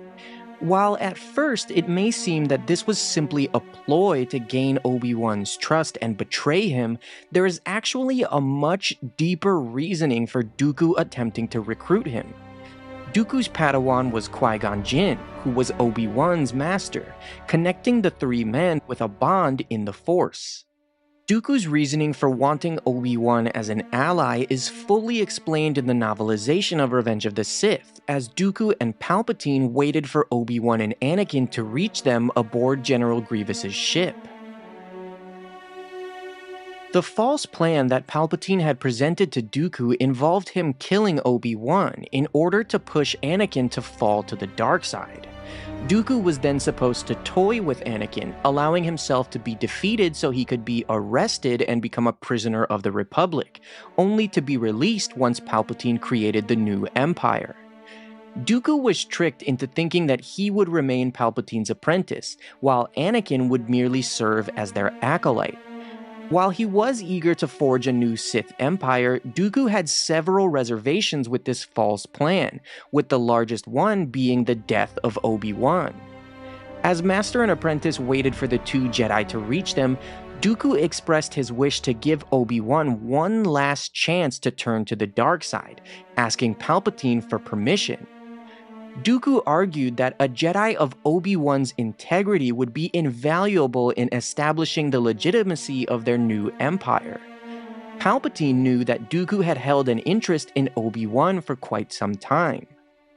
Dooku explained that it was only logical, since Obi-Wan's master was his Padawan, making Obi-Wan practically his grandson. But Palpatine replied that Obi-Wan was too old, too indoctrinated into the ways of the Jedi, poisoned by their tenets, and Dooku had already established that on Geonosis years earlier. Dooku was still not eager to kill Obi-Wan, but he supposed that he should have no trouble doing so, since he had ordered the Jedi Master's death once already in the Geonosian arena. Palpatine insisted that Obi-Wan needed to die, as his death would be the final key to make Anakin their Sith servant. Dooku understood that as long as Obi-Wan was still alive, he would be the largest obstacle in regards to Anakin's corruption. He still had his reservations, but he realized that his idea for substituting Obi-Wan for Anakin was misguided. Dooku rationed that his desire to spare Obi-Wan spawned from some misplaced form of sentimentality, and that Anakin was the far superior candidate to serve them. Luke Skywalker was one of the most powerful Force users of all time, becoming a great Jedi Master after the Galactic Civil War. In the years following the Battle of Endor, Luke aided the fledgling New Republic in maintaining order across the galaxy and defeating Imperial remnants. Luke faced many battles, such as the resurgence of Grand Admiral Thrawn and his clash with the insane Dark Jedi clone Joruus C'baoth. After that, the resurrected Emperor Palpatine returned to the galaxy, forcing Luke to temporarily fall to the dark side in an attempt to destroy the darkness from within. After being redeemed by his friends, Luke formed the new Jedi Order in 11 ABY, establishing his Jedi Praxium on Yavin 4. Over the next several decades, Luke would study the power of the Force, growing stronger as he endured many conflicts like the Black Fleet Crisis, the Almanian Uprising, and the Yuuzhan Vong War, and eventually taking the title of Grand Master in 36 ABY. I want to examine Luke's Force powers across his lifetime, from his earliest training with Obi-Wan to his abilities as the master of his new Jedi Order. Inheriting immense strength in the Force from his father, Luke actually had the potential to rival Anakin, meaning that he had the ability to become what his father could have had he never been injured on Mustafar. Luke was gifted with the full Force potential of the Chosen One, which at his peak would have made him essentially a godlike being. Even when he was barely trained, Luke displayed remarkable strength in the Force, using its power to guide the proton torpedoes to destroy the first Death Star. 3 years later, he was able to build his own lightsaber using instructions left behind by Obi-Wan, successfully forming a synthetic crystal and aligning the components of the hilt. In later years, Luke became incredibly strong in more personal applications of the Force's power. After he was fatally wounded in a battle between the Singing Mountain clan and the Night Sisters, he was able to completely heal himself with the Force over the span of a few hours. He was proficient enough in Force speed that he could increase the speed of his lightsaber strikes to the point that time seemed to be in slow motion, and he felt as though the Force guided his movements in combat. Luke was also very skilled in telekinesis. During a food fight inside the Jedi Praxium, he was able to freeze every single piece and drop of food or drink in midair all at once, with everything only dropping once he consciously released it. Luke was also able to telekinetically absorb the blasts of an AT-AT's ion cannons, before destroying it with only the Force. In perhaps his greatest feat of telekinesis, Luke sustained and moved an artificial black hole with the Force during the Battle of Dantooine. Luke also mastered several rare and difficult Force abilities during his time forming the new Jedi Order. While searching for his first Jedi students, he was able to walk on lava and battle a fireworm simultaneously. Luke also trained to overcome the Force blindness that was caused by the Ysalamiri, a species that created bubbles within the Force as an adaptation against predators.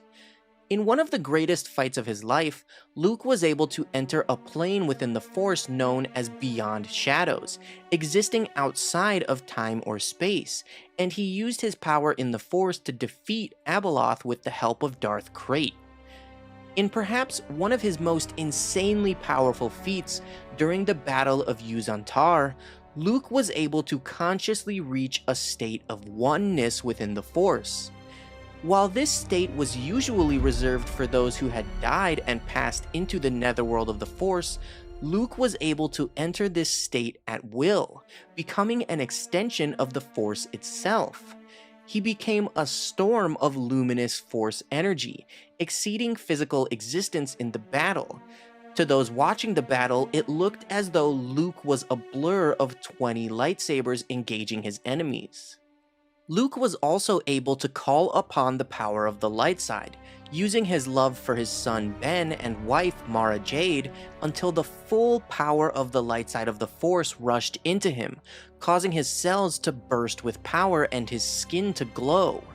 Luke used this ability in one of his confrontations with Abeloth. It's also worth noting that after Luke returned from the dark side of the Force, he realized that he was more powerful than he had ever been because he respected and understood the dangers of the dark side.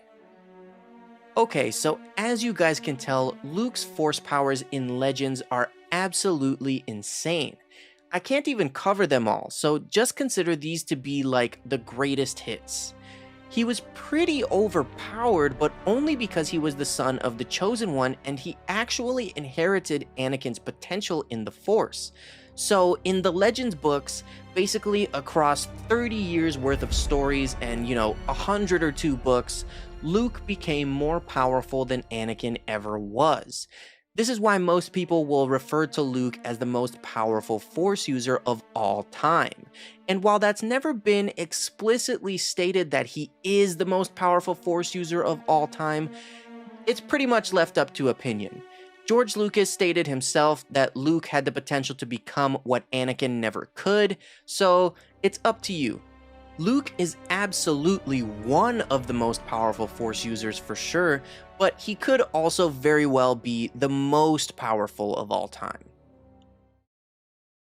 When Luke Skywalker surrendered to Imperial forces on Endor in an attempt to confront and redeem Darth Vader, he was also forced to confront the reigning Sith Master, Emperor Palpatine, also known as Darth Sidious. Luke had been warned by Yoda not to underestimate the Emperor, and this final clash between Jedi and Sith served as Luke's ultimate trial on his journey to become a Jedi Knight. In the novelization of Return of the Jedi, Luke's thoughts during the entire ordeal are fleshed out, really showing how he was incredibly conflicted and his mind rapidly fluctuated between the light and dark sides of the Force in the face of evil. As the elevator doors opened and Luke stepped into the large throne room, his mind buzzed with what to do. He was being taken to the Emperor. He knew that if he could just keep his mind clear, he could see what must be done and do it. A great noise filled his head, like an underground wind. He hoped that Han and Leia deactivated the deflector shield quickly and destroyed the Death Star while all three of them were on it. Luke would gladly accept his own death if it meant destroying Vader and the Emperor too. The closer Luke came to the Emperor, the more uncertain he became about what would happen, and he feared the dark possibilities of the immediate future. A black storm raged inside him. He wanted to kill the Emperor, but then what? Confront Vader again? What would his father do? And what if Luke faced his father first and destroyed him? The thought was simultaneously repugnant and compelling.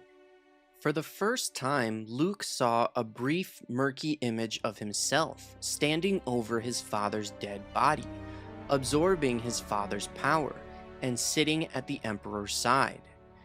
He squeezed his eyes shut against the thought, but it left a cold sweat on his brow, as if death's hand had brushed him there and left a shallow imprint. Luke and Vader stood before Palpatine side by side, as father and son, both dressed in black, one masked and the other exposed. As the Emperor welcomed him, Luke stared back at the hooded figure defiantly. Suddenly, Luke's shackles fell away, and he thought of how his hands were now free to reach out and crush the Emperor's windpipe in an instant, but he didn't. He was confused as to why the Emperor seemed gentle and had just let him free, but he knew that Palpatine was also devious and not to be trusted. The Emperor was unarmed. Luke knew that he could still strike, but wasn't aggression part of the dark side? Mustn't he avoid it at all costs? Or could he use the darkness judiciously and then put it away? He stared at his free hands. He could end it all right there. He had total freedom to choose what to do now, yet he could not choose. He could kill Palpatine, or he could succumb to Palpatine's arguments. He could kill Vader, and then he could even become Vader. Again, he pushed that thought into the back corner of his mind. The Emperor sat before him, smiling. The moment was convulsive with possibilities, yet it passed and Luke did nothing. As Palpatine began to speak, Luke remained silent, intent on revealing nothing.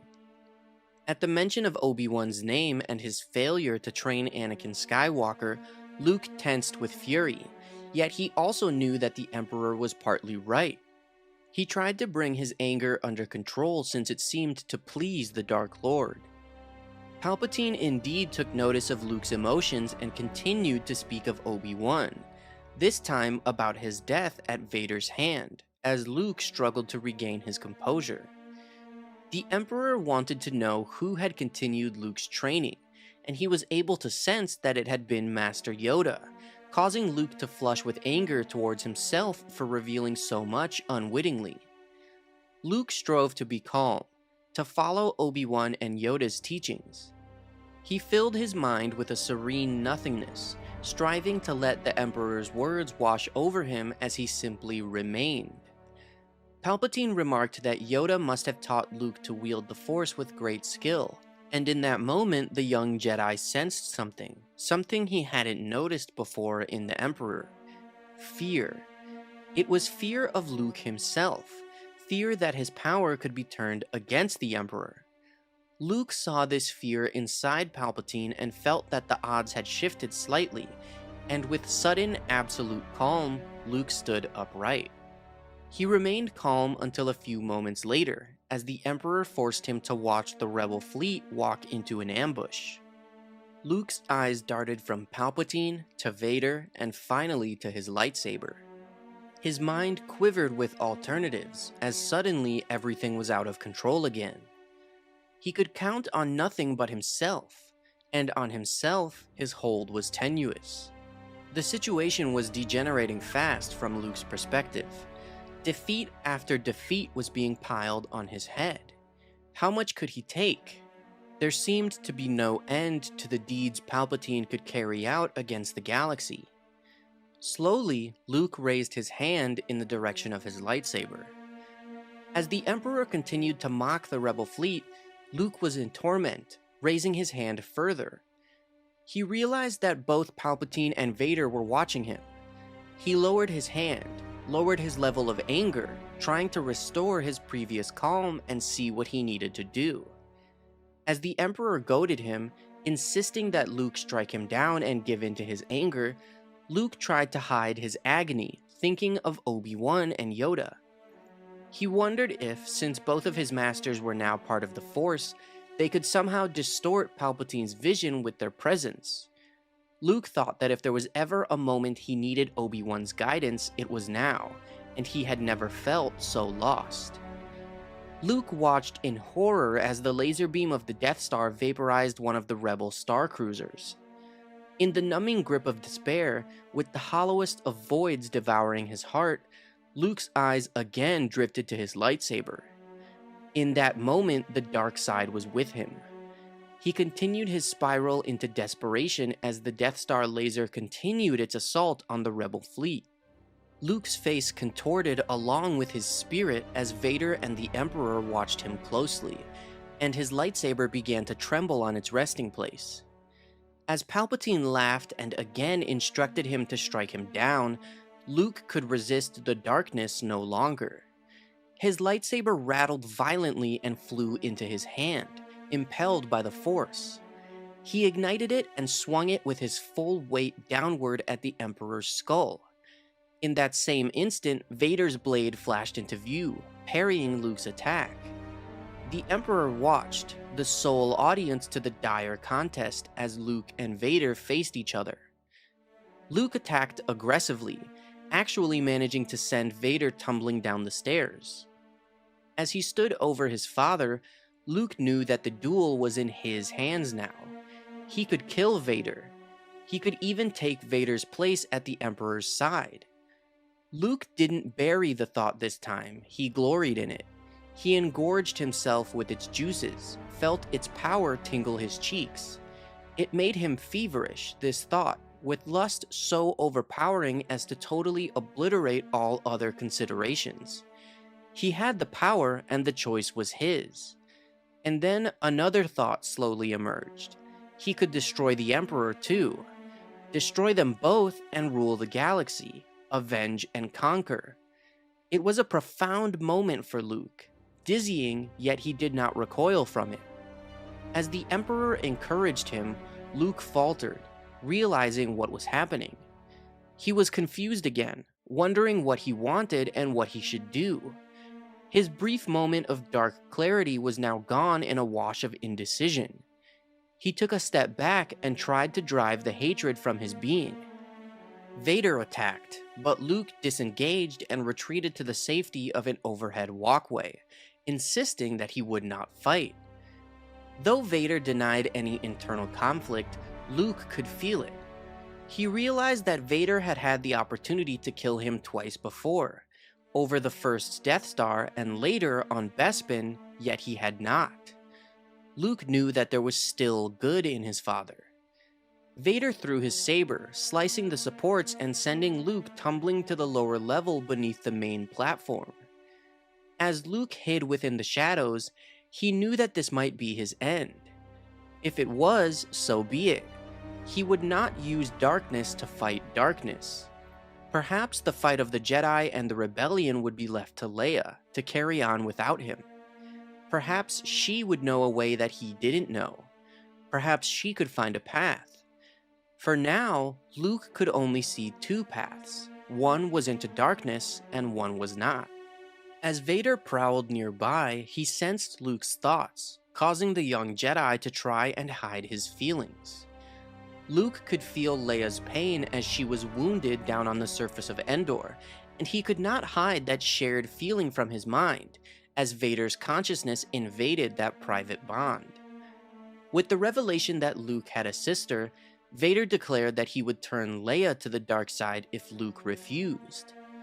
That was Luke's breaking point, for Leia was everyone's last hope.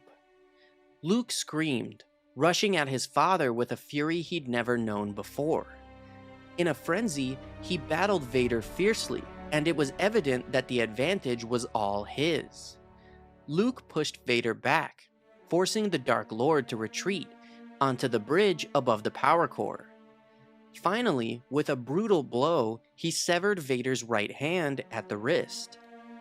Luke stared at his father's broken mechanical hand, and then at his own gloved hand, and realized suddenly just how much he'd become like his father, like the man he hated.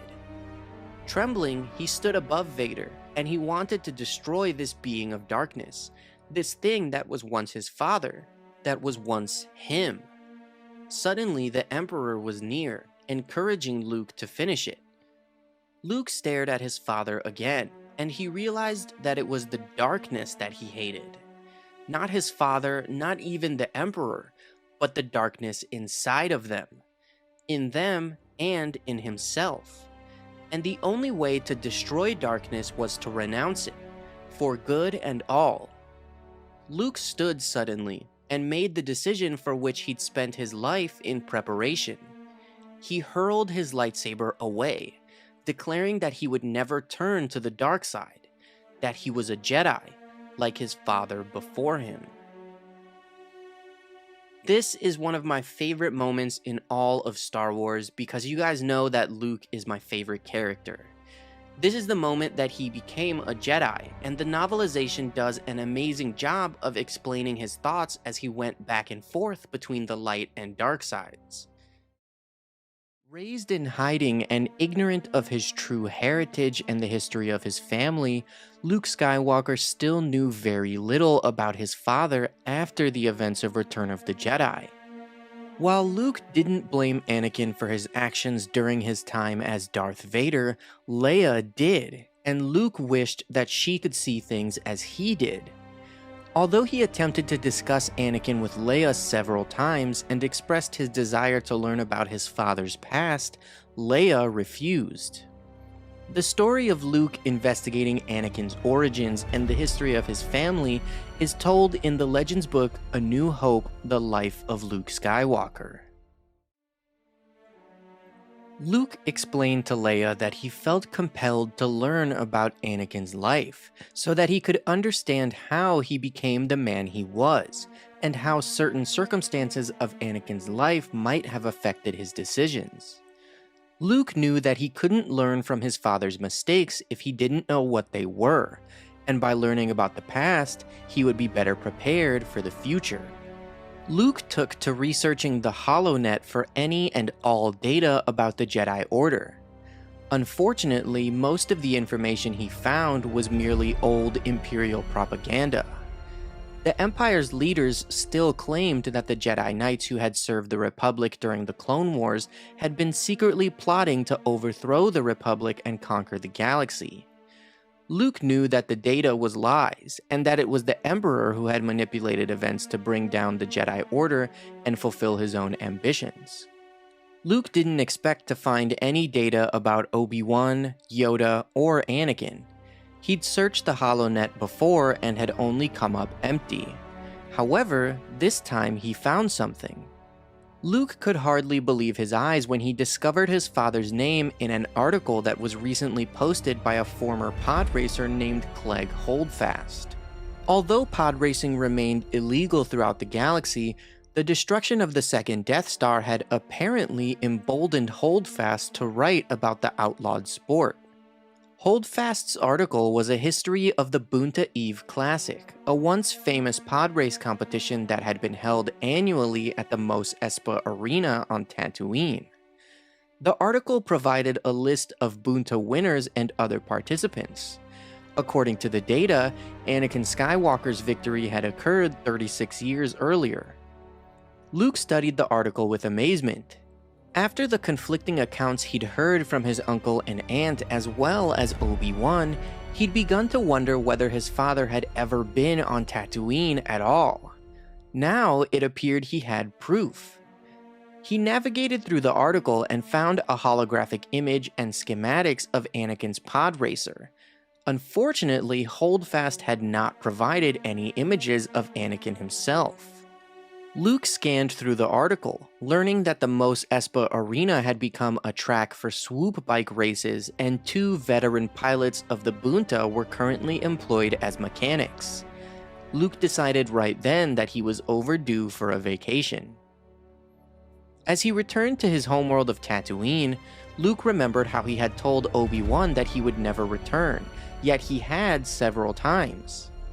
He landed his X-Wing on the roof of the Mos Espa Grand Arena, and he made his way to the 2 mechanics he was looking for, Odi Mandrell and Teemto Pagales.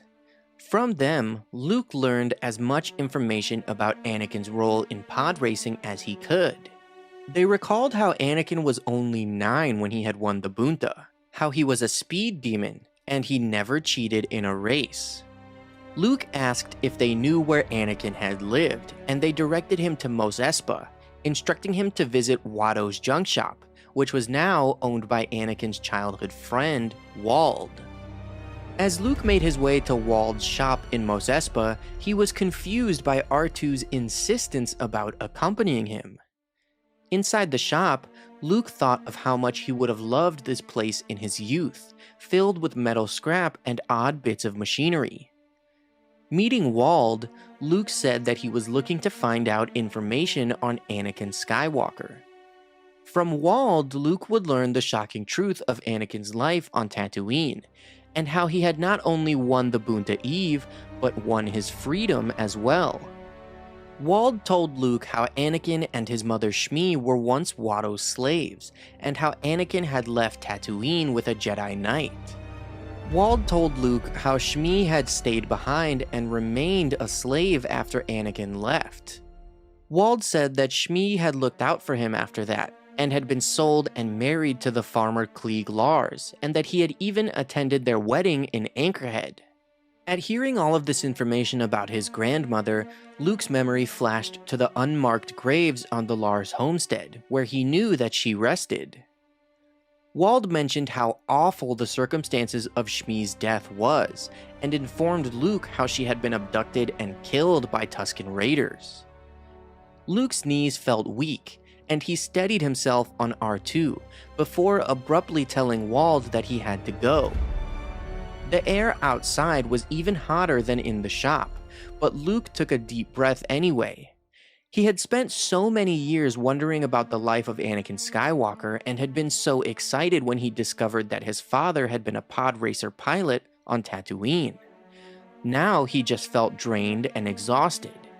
He thought of how awful it was that his father and grandmother were once slaves. And then he felt outraged. Not just because of the injustice of Anakin and Shmi's lives, but because Owen and Beru had never told him. But then he wondered if Owen and Beru even knew that Shmi was once a slave. He also realized that Obi-Wan must have known. Yet Luke realized that he wasn't angry with Owen, Beru, or Obi-Wan. He knew in his heart that there was a reason they had not told him the truth about so many things. They'd only been doing what they thought best to protect him. For years, Luke Skywalker had come to terms with his father's dark past as the Sith Lord Darth Vader, choosing to forgive him for the atrocities he had committed. It was Luke's love for Anakin and his faith that there was still good within Darth Vader that had brought about his redemption and the destruction of the Sith. However, while Luke was aware that his father had helped the Emperor destroy the Jedi Knights, he didn't know the full story or specific details until decades later. During the events of the Legends Dark Nest trilogy, R2-D2 revealed footage of Operation Nightfall to Luke, showing Vader's attack on the Jedi Temple in its full brutality. R2 emitted a long, descending whistle, and the hologram of a large fountain-filled chamber appeared on the floor in front of Han. The viewing angle was from high in one corner, where a security cam might be mounted, and the only movement in the room was the water falling from the fountains. 3PO protested that R2 couldn't possibly have recorded this footage since it was obviously from a security feed, and R2 replied that he had stolen the file just before he and Anakin had left for Mustafar. The droid told 3PO and Luke that the recording was of a room in the old Jedi Temple, and Luke recognized it as the Room of 1,000 Fountains, which he had read about in old records. The hologram continued to show the empty room, and Han began to think that the little droid had found one more clever way to keep secrets. Given the effect that secret was likely to have on Luke, Han almost hoped that the droid had. But R2's acoustic signaler began to emit the tiny pew-pew of recorded blaster fire. Stray dashes of blue began to streak through the hologram, blowing fountains apart, burning holes in the walls, vanishing into the heights of the vaulted ceiling.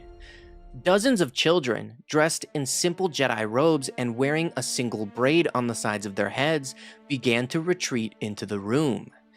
The youngest, those under 6 or 7, simply tried to run or find a place to hide. The older ones were attempting to fight, using the Force to hurl benches and pieces of broken fountain at their attackers. Some were firing captured blaster rifles, while a few were trying to use their newly constructed lightsabers to ricochet bolts at the unseen enemy. For the most part, they failed miserably but bravely, deflecting half a dozen or so attacks before one sneaked through and knocked them off their feet. The teenagers came next, backing into the room with their lightsabers whirling, weaving a wall of flashing energy before a column of advancing infantry. Dressed in what appeared to be early stormtrooper armor, the soldiers assaulted ruthlessly, cutting down fleeing 4-year-olds with the same brutal efficiency with which they slaughtered the Padawans. Han recognized the soldiers as clone troopers. A huge Jedi with stooped shoulders and a gnarled face backed into view, anchoring the line of teenage defenders, his lightsaber sending bolt after bolt back at the attackers, lashing out to cut down one trooper after another. A pair of Padawans stepped in to support his flanks, and the entire line stopped falling back, the lightsabers of the young Jedi weaving an impenetrable wall of energy that, for a few short moments, allowed nothing past, not a blaster bolt, nor a clone trooper, nor even, it seemed to Han, a stray glance. A blue lightsaber appeared at the edge of the hollow, beating down the defense of the first Padawan and slashing through his torso, then slipping past the guard of the other one and cutting him down as well. A hooded figure appeared behind the blue blade and began to carry the attack to the stoop-shouldered Jedi. The two stood battling toe-to-toe for only an instant before the caped figure slipped a strike and brought his own blade down on the defender's stooped shoulder, cleaving him deep into the torso. The Jedi's gnarled face paled with shock, and he collapsed in too much pain to scream. The Padawans continued to battle on valiantly, but without the burly Jedi to anchor their line, they were no match for the sheer numbers assaulting them. Their defense collapsed, and the caped figure stepped aside, standing in seeming indifference as the clone troopers poured past to continue the slaughter of the children.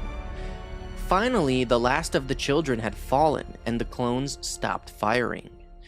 The caped figure studied the room for a moment, then gave a barely perceptible nod and turned back toward the entrance. The face that stared into the cam was clouded with anger, the eyes sunken and dark, the mouth set in a grim slash, but there was no mistaking who it belonged to. Anakin Skywalker. Luke rose, telling R2 that was enough. Though his face maintained its composure, he proceeded to his personal quarters. Luke was incredibly disturbed by the footage, seeing his father so mercilessly kill children. Though he had long accepted that those events must have happened, to see them firsthand was something entirely different. But Luke was much older now, and had superior control over his emotions. He meditated alone, hovering in midair as he sought to center himself within the Force. Though his father's actions were indeed heinous, Luke still loved Anakin, and knew that his father had been corrupted and enslaved by the dark side of the Force. After losing his hand and lightsaber on Cloud City, Luke Skywalker returned to Tatooine, searching Obi-Wan Kenobi's hut for answers and Jedi knowledge. This story was first told in the Legends novel Shadows of the Empire, explaining how Luke built his green lightsaber. However, it was also expanded upon in The Life and Legend of Obi-Wan Kenobi, where Luke takes a closer look at Obi-Wan's journal and learns about the Clone Wars and, most importantly, the duel with Darth Vader on Mustafar.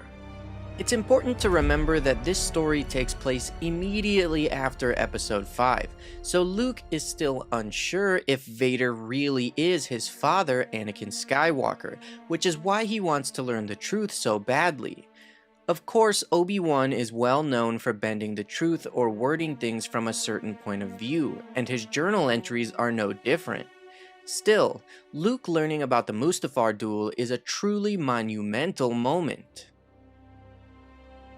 As Luke drew closer to the entrance of Kenobi's hut, he sensed a strange tension in the air that reminded him of the disturbing sensation he felt in the cave on Dagobah. Stepping into the small living area, he found the chest that Obi-Wan had extracted his first lightsaber from, the saber that was once his father's. Luke opened the chest and was dismayed to find it completely empty. He hadn't expected to find a lightsaber, but he had hoped to find anything useful. If not a data tape or recording, at least some kind of clue. It didn't take long for Luke to find a trap door within the floor that led to the cellar. Down the bedrock steps, he found Obi-Wan's stores of food and water, a workbench surrounded by shelves of tools, and an intricately carved boa wood box. The keypad on the box opened at the touch of his thumbprint, and inside he found several books. The largest was a leather-bound volume that seemed ancient. On the first pages of that one was a note from Obi-Wan written for Luke, stating that the future of the Jedi Knights was in his hands. Luke blinked at the words as if to confirm they were real, that he wasn't just having a dream. The book felt suddenly very heavy in his hands. He set it down carefully on the workbench and began turning the pages. Every page was filled with handwritten text, and his heart began pounding harder as the various words and phrases caught his attention. Jedi Council, Old Republic, Battle of Naboo, Sith Lords, Jedi Temple, Separatist Movement, Battle of Geonosis, the Clone Wars. Luke stopped to catch his breath. He knew he should start at the beginning, but the book was so thick and he was impatient to find two names in particular.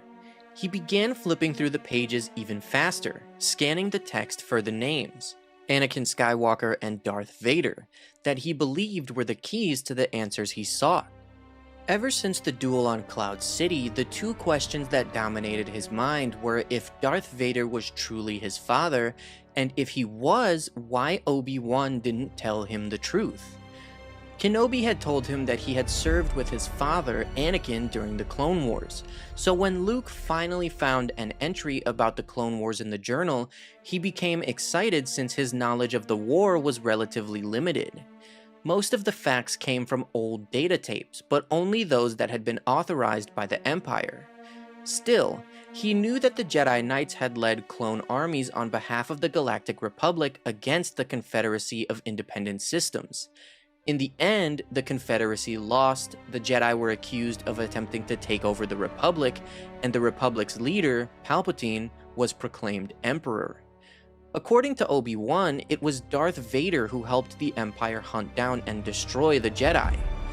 Luke turned his attention to the entry he had found and started reading it.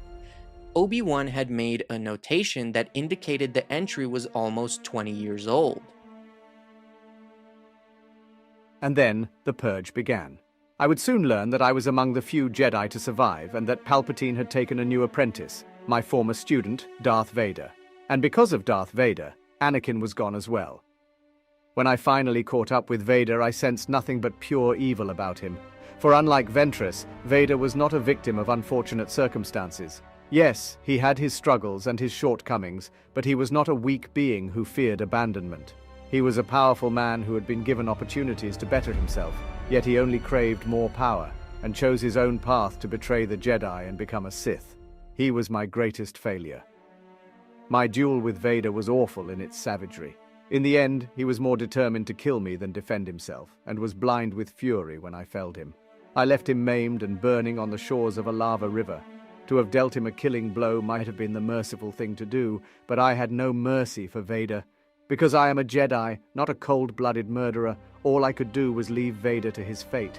Had I killed then and there, I believe I would have taken a step onto the same dark path that he had found so impossible to resist. But by leaving him for dead, I fear I failed yet again, for I soon learned that Vader had survived in a fashion. Like the late General Grievous, he is mostly machine now, a malevolent construct of pistons and gears, plastoid and wires. His mortal remains fueled by the dark side. The galaxy will never know peace until Darth Vader and the Emperor breathe their last. It is hard for me to see what the future holds. Fortunately, I have my mission and my ongoing studies of the Force to help me be mindful of the present, as well as the daily rigors of survival on Tatooine. Whatever tomorrow may bring, I must be ready for it.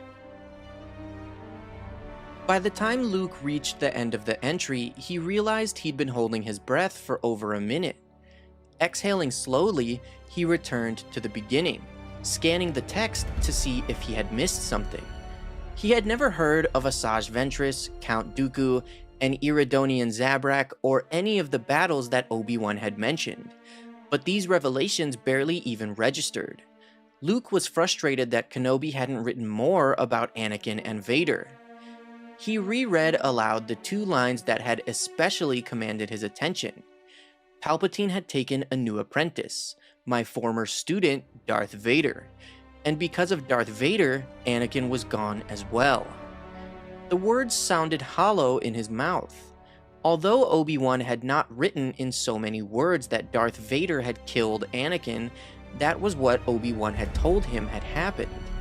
He wondered just how carefully Kenobi had chosen his words when he had written that Anakin was gone. And then he read again about how Obi-Wan had left Vader to die.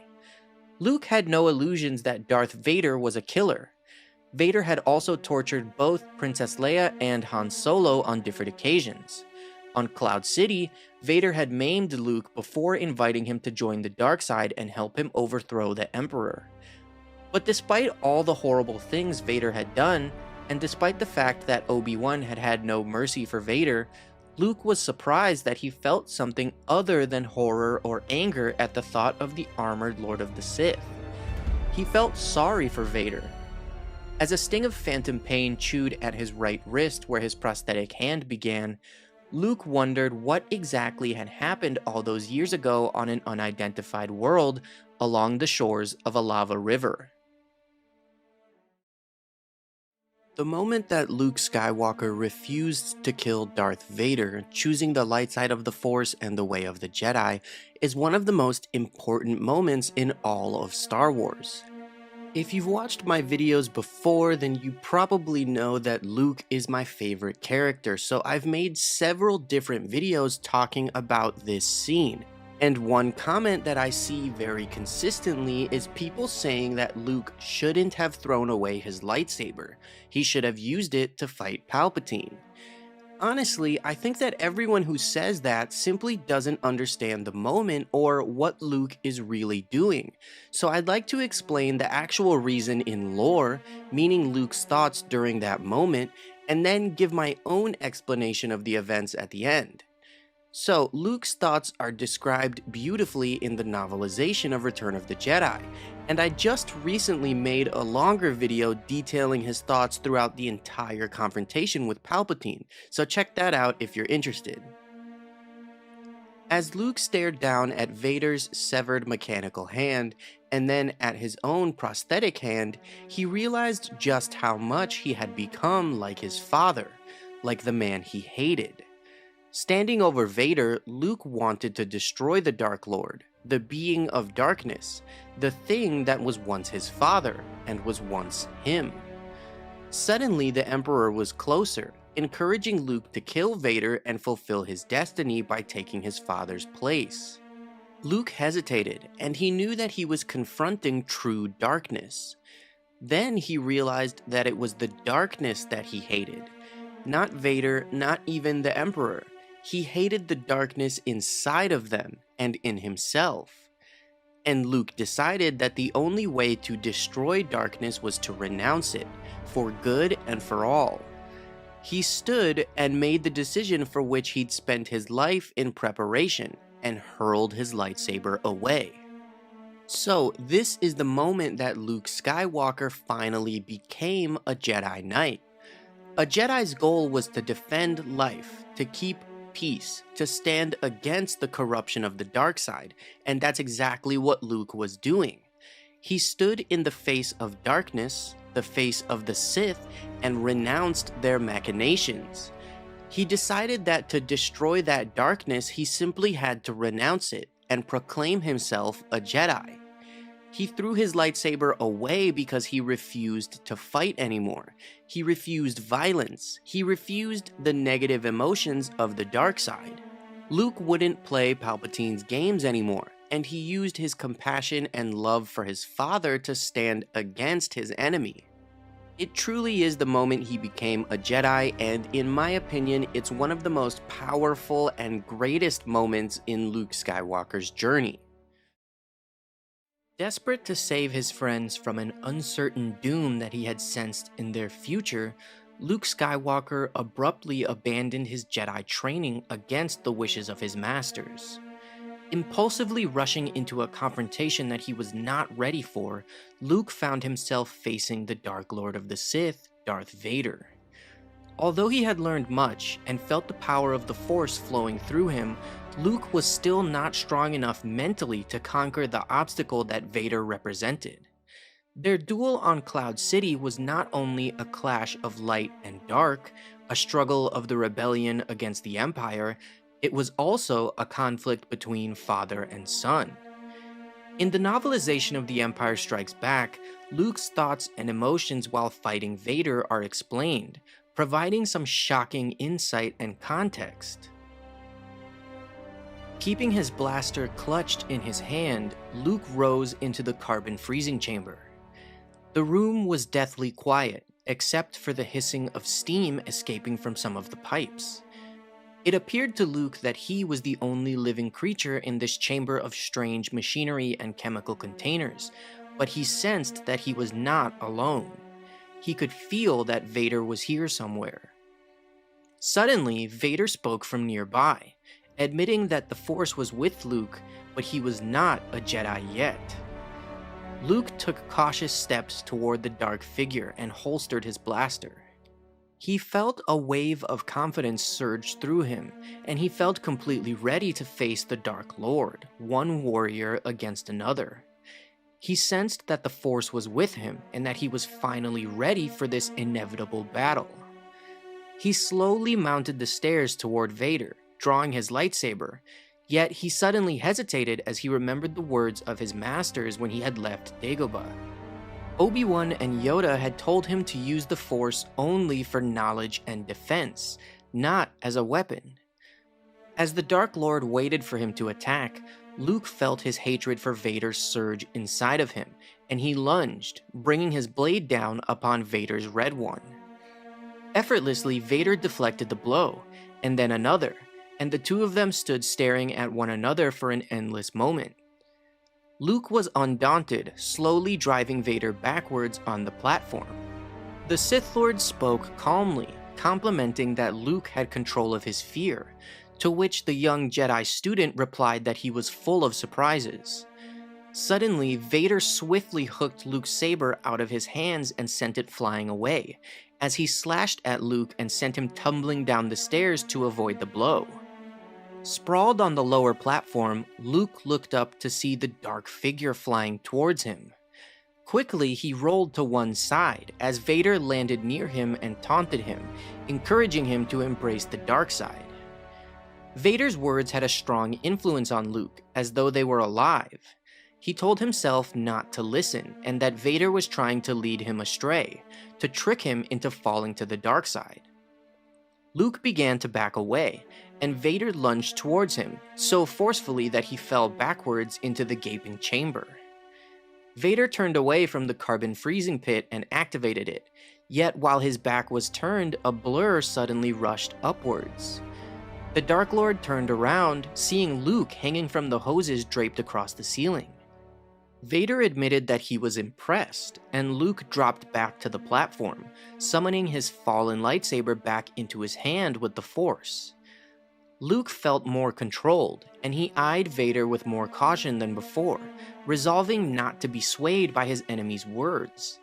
He remembered Yoda's training to cast out all hatred and anger and receive the Force. Gaining more control over his negative emotions, Luke began to advance, ignoring Vader's goading. As their blades clashed again, he began to realize just how powerful the Sith Lord was. Luke defiantly stated that he would not become a slave to the dark side, and lunged at Vader with a powerful swing, sending him backwards and falling onto the lower level of the chamber. Luke's knees nearly buckled with the exhaustion of battling Vader, but he gathered his remaining strength and cautiously looked down. He saw no sign of his enemy, so he dropped himself down to the lower level and began to search. He found himself proceeding through a large tunnel that let him out into a control and maintenance room. Vader's breathing echoed around him, and Luke turned, igniting his saber, but Vader did not move to engage him this time. Instead, he taunted Luke once more, inviting him to destroy him. Vader's words confused Luke, causing him to hesitate, and he contemplated what he should do. Should he act on Vader's words and thus use the Force as a tool of revenge? Or should he step away from this battle and hope for another chance to fight Vader when he gained better control? How could he delay the opportunity to destroy this evil being? He decided that his chance was there and now, and he must not waste it. Before he could attack, a large piece of machinery detached itself from the wall behind him and came hurtling towards his back. Turning quickly, Luke was able to slice the object in half, before turning back again and engaging Vader in a brief clash of blades. A second object sped toward him now, and then another. Luke fought to repel the onslaught of machinery, tools, and objects flying at him from all directions. Bombarded on all sides, Luke did what he could to deflect the assault, but he was beginning to get bloodied and bruised in the attempt. Another large piece flew by and crashed through the large window, letting in the screaming wind. Suddenly, everything in the room was blown about, and the wind lashed Luke's body and filled the room with a banshee-like howl. Vader braced himself and remained in place, as Luke was pulled through the window by the strong wind. Everything became a great blur as the wind carried him down, until he managed to grab hold of a beam. With the wind subsided slightly and his vision cleared, Luke realized that he was hanging from the gantry of the reactor shaft just outside of the control room. Glancing down, he saw an endless abyss of lights and metal. A wave of dizziness swept over him, and he attempted to calm himself with the Force to avoid panicking. He managed to pull himself up, and slowly made his way back to the nearest entrance tunnel. He proceeded inside, wary of his surroundings, when suddenly the towering form of Vader sprang out of the darkness, driving him back from where he had just came. The Sith Lord's unwavering onslaught pushed them both out onto a narrow walkway.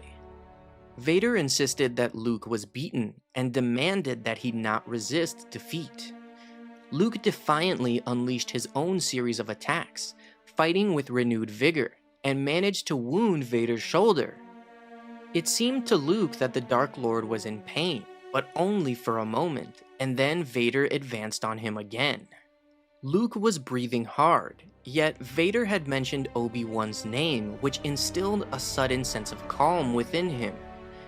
As he watched Vader approach, it seemed that the Sith Lord wanted to take his life, or worse, his soul.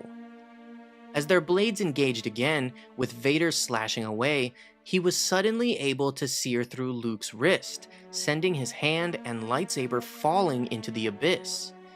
The pain was excruciating, and Luke smelled the terrible odor of his own burnt flesh as he squeezed his forearm beneath his armpit to stop the agony. He moved backward, away from Vader and out onto the narrow beam. Vader loomed over him, insisting that he needed to learn the ways of the dark side in order to destroy the Emperor. Luke refused, insisting that he would never join him.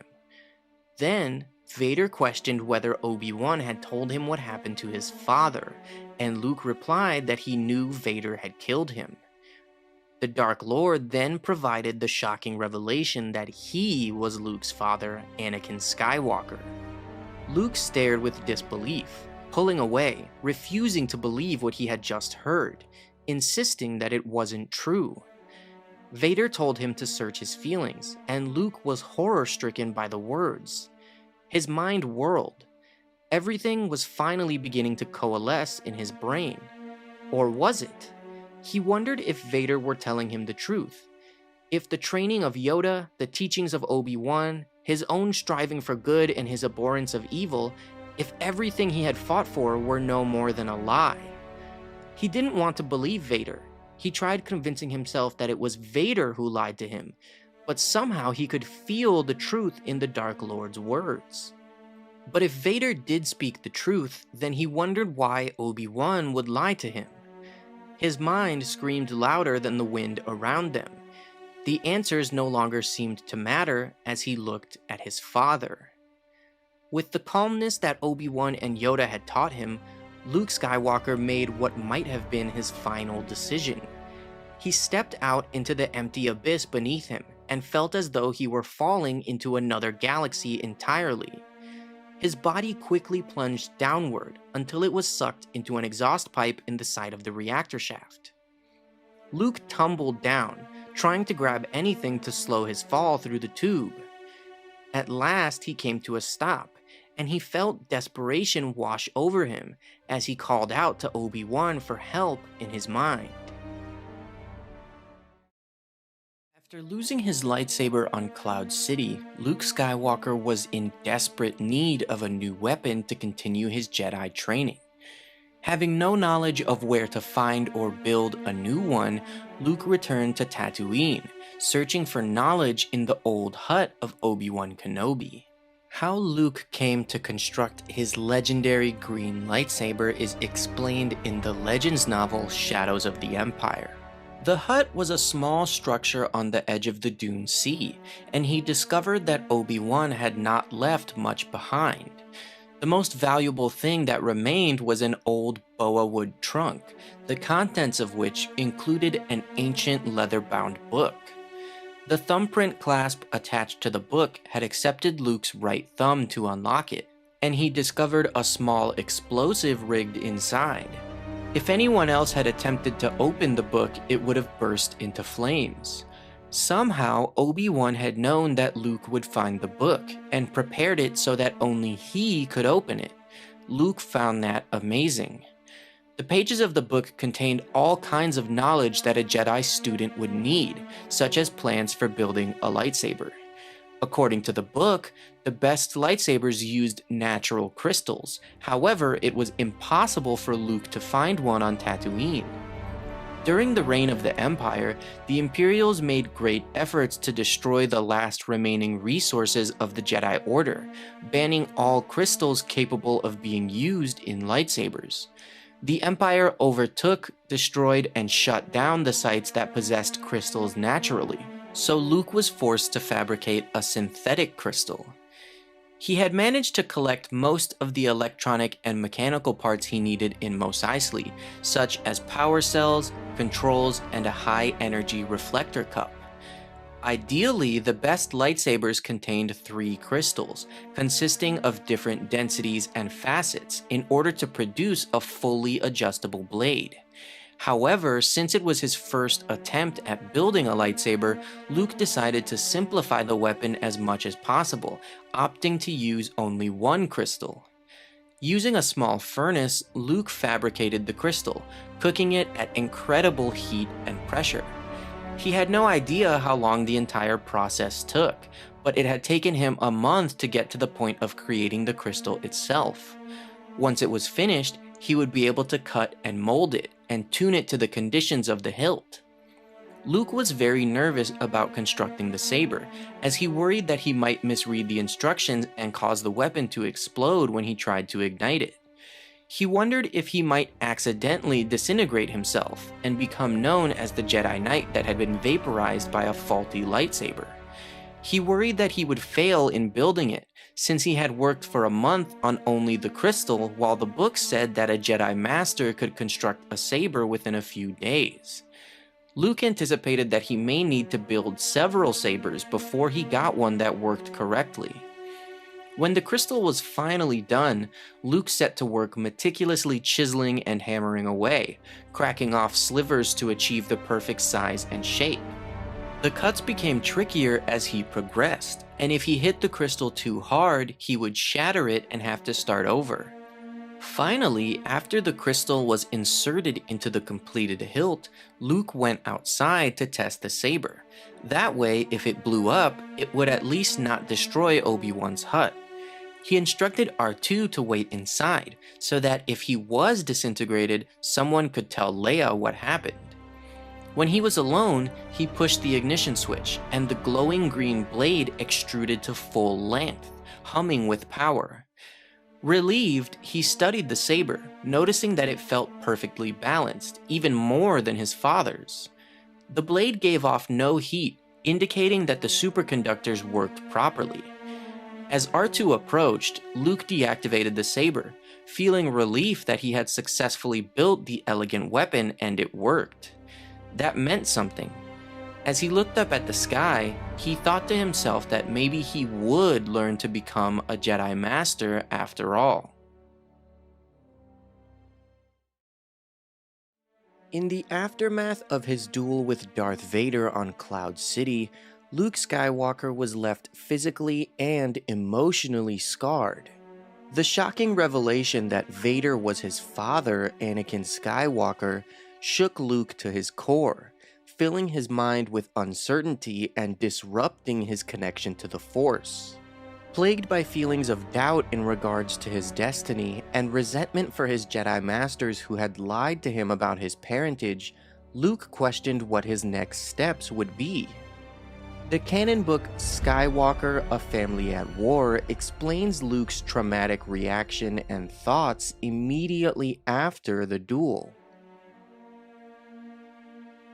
While Bacta soothed Luke's cauterized wound, no remedy could ease his mind, which lingered on the emotional torment occasioned by Darth Vader's confession. In those moments, Luke felt even more lost and confused than he had in the cave on Dagobah. Aboard the Falcon, he could feel Vader encroaching upon his mind. For a time, Luke suffered through the tangled mess of his own noble instincts, Vader's insidious proposal of shared power, and Kenobi's evasive story of Anakin's demise. Luke knew that he couldn't trust anything Vader said, and yet, searching his feelings, he was hard-pressed to reject the idea. Mentally exhausted, he searched for answers in the Force.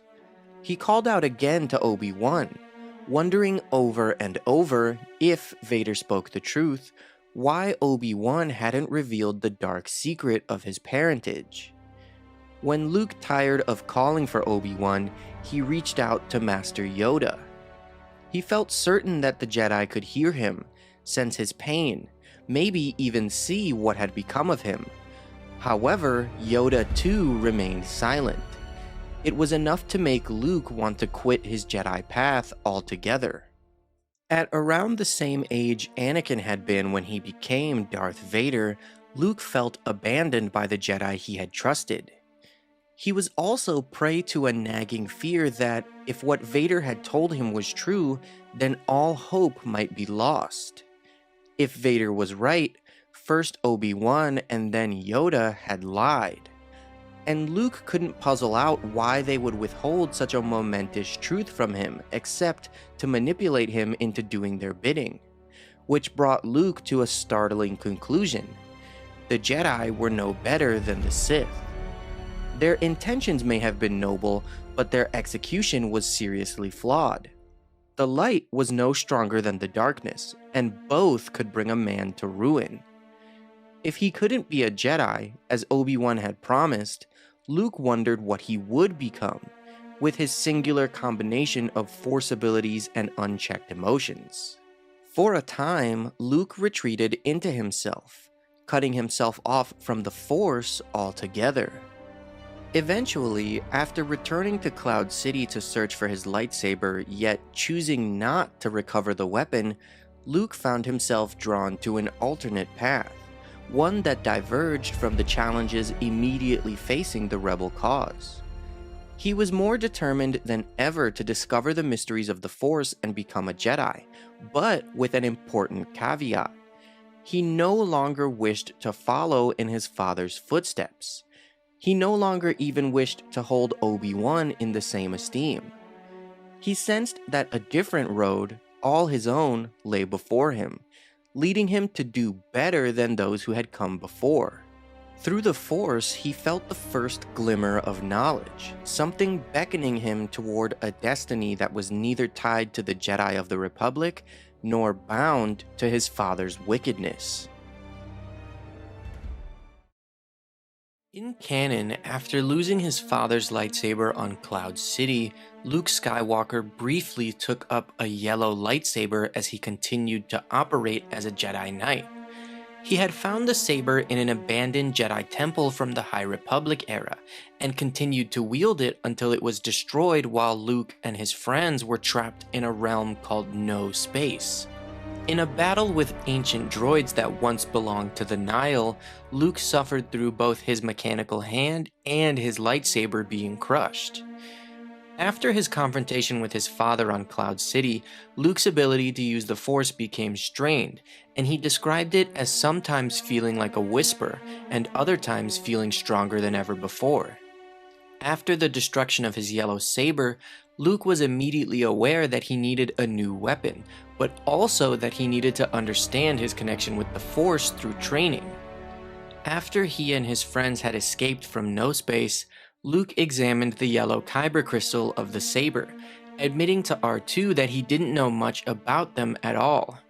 At this point, Luke had recovered one of the sacred Jedi texts, but he was disappointed to see that the information it held about kyber crystals was all philosophy, describing how Jedi would go to Ilum to find crystals. Luke and R2 had traveled to Ilum once, shortly after his duel with Vader, only to find the planet completely under Imperial control. Luke realized that choosing a crystal and building a saber had been a rite of passage for the Jedi of the past.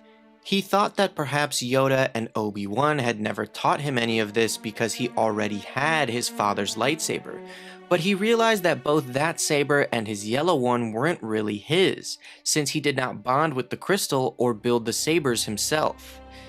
Igniting the yellow saber, he told R2 that he never felt a connection with the yellow crystal, and that the saber itself had been merely a good tool until now, nothing more. Now that the crystal was cracked, the saber barely worked and was highly unstable.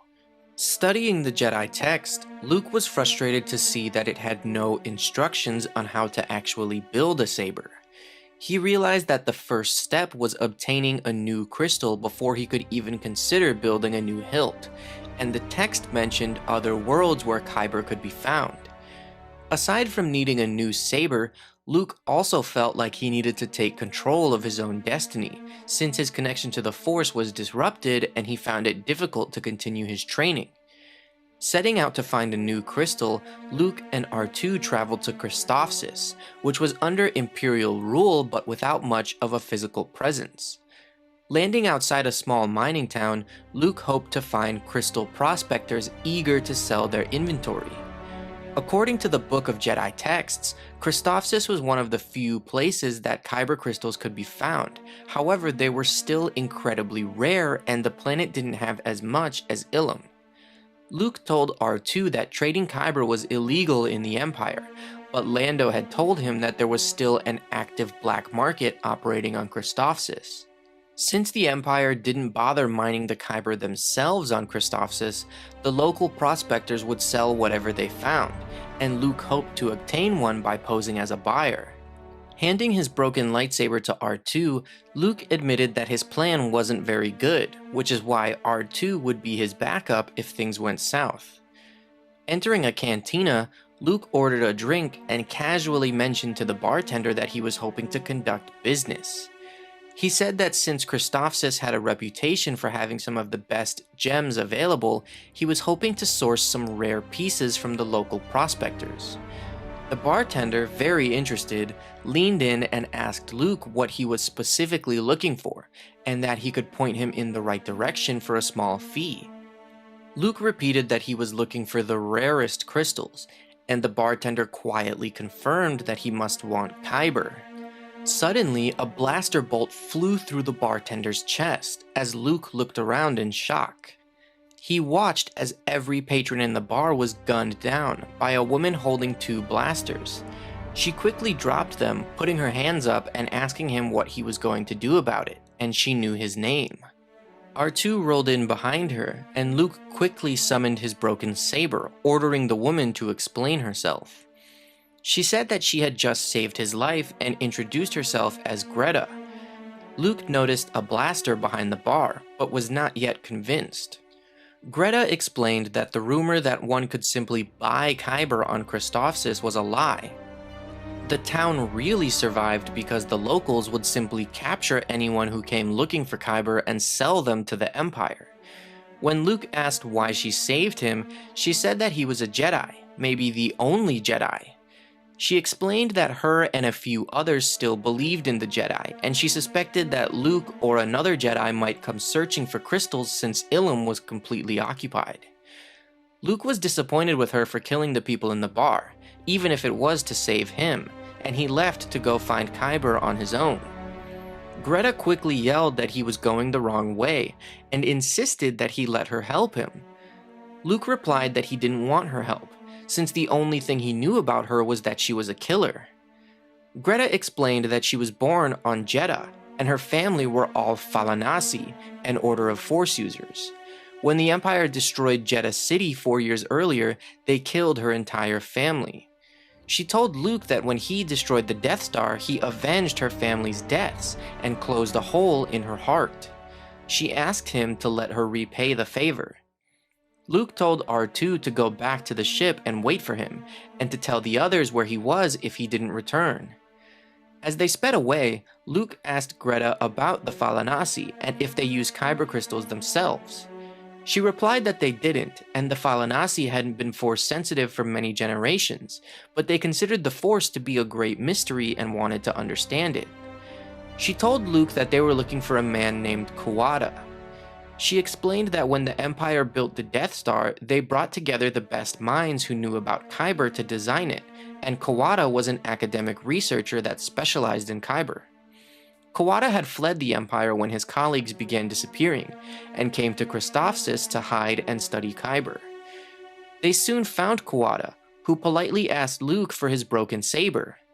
When Luke asked why, Qui-Gon began speaking to the numerous kyber crystals that hung around his neck, explaining that the crystals thought that Luke needed his help. Luke admitted that he did need help, and handed over the saber, which Qui-Gon quickly proceeded to dismantle so he could inspect the yellow crystal. He noted that the crystal was almost broken in half, and he assured Luke that he could somewhat repair it, but he would want something in return. Inside Qui-Gon's laboratory, he noted that Luke's saber seemed to be weirdly built, and Luke explained that both he and R2 had tinkered with it. Qui-Gon chastised him, explaining that fiddling with a lightsaber could cause it to explode. Luke explained that lightsaber maintenance wasn't part of his training, since he had to learn a lot in a little amount of time. Qui-Gon showed him the 5 main parts of the lightsaber: the power cell, the casing, the focusing lens, the emitter, and the crystal itself. He explained that the crystal was the key, and it focused not only the energy from the power cell but from the Force, and that a good connection to the user could allow the saber to feel like it was moving by itself. Greta asked Luke if he had ever felt anything like that, and he replied that he hadn't, with both of the sabers he had owned. Qui-Gon said that was because Luke had found the sabers, he had not chosen the crystals, and they had not chosen him. Luke explained that his first saber had belonged to his father, a great Jedi, which Qui-Gon admitted was better, but still not the same. Examining the cracked yellow crystal, he told Luke that he could somewhat fix it by diverting energy around the cracked part to make it more stable. He then pulled out a red crystal, which was what he wanted Luke for. Qui-Gon said that he had heard there was a way to pull the dark side out of red crystals through the Force, and he wanted Luke to do it for observation purposes. Luke was quick to point out that he had never even heard of anything like that, but Greta interjected that she had. She explained that the Falanasi had their own ritual for cleansing kyber, which they had offered as a service after the fall of the Sith, and the Jedi Order had asked them to heal as many red crystals as possible. She told Luke that in order for a crystal to be made red, it had to be bled by a dark side user, who would pour their rage, pain, and fear into the crystal, leaving it in scarlet agony. To heal it, Luke would have to do the opposite, by using the light side and his own joy and hope to offset the pain that the bleeding caused. She warned that the process would be difficult, but Luke said that he would give it a try. Sitting down, he began to meditate on the red crystal. He suddenly found himself transported into some terrifying dimension, seemingly a world within the dark side itself. In the distance, he saw his father, Darth Vader, and then the vision flashed out and sent him back into the real world. Qui-Gon eagerly asked Luke what he had seen, with a clipboard in hand. Luke shakily replied that he had seen his father, which caused Qui-Gon to wonder why a great Jedi would be inside a red crystal. Greta insisted that he leave Luke alone, and that he needed to fulfill his end of the bargain. Qui-Gon agreed, but he gave Luke another crystal, one that was clear and raw, and asked Luke to try to connect with it. He assured Luke that the process should be much easier than with the red crystal, and Luke reluctantly sat down again, focusing on the clear crystal. He found himself face to face with Master Yoda. Luke said that he knew this vision wasn't real, but he asked Yoda why he had never answered when he would call out to him through the Force. He said that he had been trying to learn everything on his own and had been hurt, and asked why Yoda didn't help him. Yoda replied that all Jedi must walk their own path, and that Luke must know this or else he would have returned to Dagobah already for more training. He said that Luke must not have truly wanted to speak with him, or he would have. He told Luke that a great decision lay before him that had nothing to do with the Force or the Jedi. It was a decision that Luke needed to make about himself, and until he did, he could not be a Jedi. Luke grew agitated, telling Yoda that he always said so much without actually saying anything. Luke said that he would be fine without Yoda's help, and he said goodbye to his master. After Luke vanished, Obi-Wan's Force Spirit appeared, and Yoda asked for his thoughts. Obi-Wan said that after all Luke had learned, he was still not ready. Yoda replied that he was right. Yet Luke had learned much and had still appeared to them, even if he didn't understand what he was doing. He said that when the time came, Luke would be ready. Emerging from the vision, Luke found the crystal in his palm, only now it was green. Kawada handed him the broken saber, saying that while it wasn't perfect, it should work until Luke decided to replace the crystal. Luke thanked him for fixing it, but said that he was leaving and taking the green crystal with him, since he would need to build his own lightsaber one day. Luke also took the red crystal, hopeful that he could learn more and one day heal it. Back at his X-Wing, Luke thanked Greta for her help, saying that he had learned things he never dreamed of. Greta told him that since she had helped him, she felt as though she had fulfilled the debt she owed her family, and would be leaving Christophsis. She asked Luke if he would be returning to the Alliance, and he replied that he would eventually, but holding the green crystal in one hand and the red in the other, he told her that he had some thinking to do.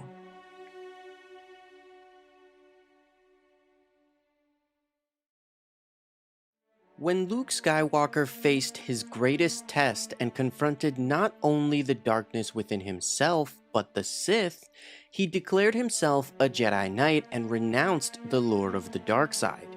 Yet the conflict was not over. Luke's refusal placed him at the mercy of the Emperor, and he was struck by deadly Force lightning. As we've seen before in the case of Grandmaster Yoda in the prequel trilogy, it was possible for a Jedi to catch or deflect Force lightning. This raises several questions about why Luke didn't defend himself when the Emperor used lightning against him. Did Luke know about Force lightning at all? Was he aware that he could deflect it? Or did Yoda ever teach him how or warn him about Force lightning? There actually is some very interesting information given about this in the novelization of Return of the Jedi. First, let's look at what we know from the lore about deflecting Force lightning. It was possible, as Yoda could do it, however it isn't fully explained how he did or how he learned how to do it.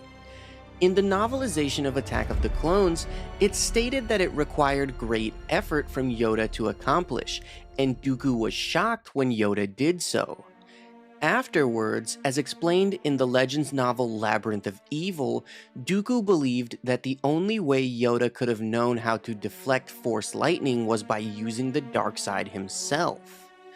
But the reason that it may seem odd that Luke didn't deflect the lightning is because Yoda was his master, so it stands to reason that Yoda should have taught him about that aspect of the Force, since he was training Luke to one day confront the Sith. But perhaps Yoda decided not to. After all, Luke's training on Dagobah was more of a crash course on learning how to control his emotions and access the powers of the Force. Maybe it isn't so unreasonable to think that Yoda didn't teach him about Force lightning because he didn't think Luke was going to leave Dagobah so abruptly. However, in the novelization of Return of the Jedi, Luke's thoughts are explained just as Palpatine attacks him with lightning, which finally gives us the full answer to our question. Palpatine raised his spidery arms toward Luke, and blinding white bolts of energy burst from his fingers, shot across the room like sorcerous lightning, and tore through Luke's insides. The young Jedi was at once confounded and in agony. He'd never heard of such a power, such a corruption of the Force, let alone experienced it. But if it was a power through the Force, Luke thought that perhaps it could be repelled by the Force. He raised his arms to deflect the bolts of lightning. Initially, he was successful. The lightning rebounded from his touch, harmlessly hitting the walls.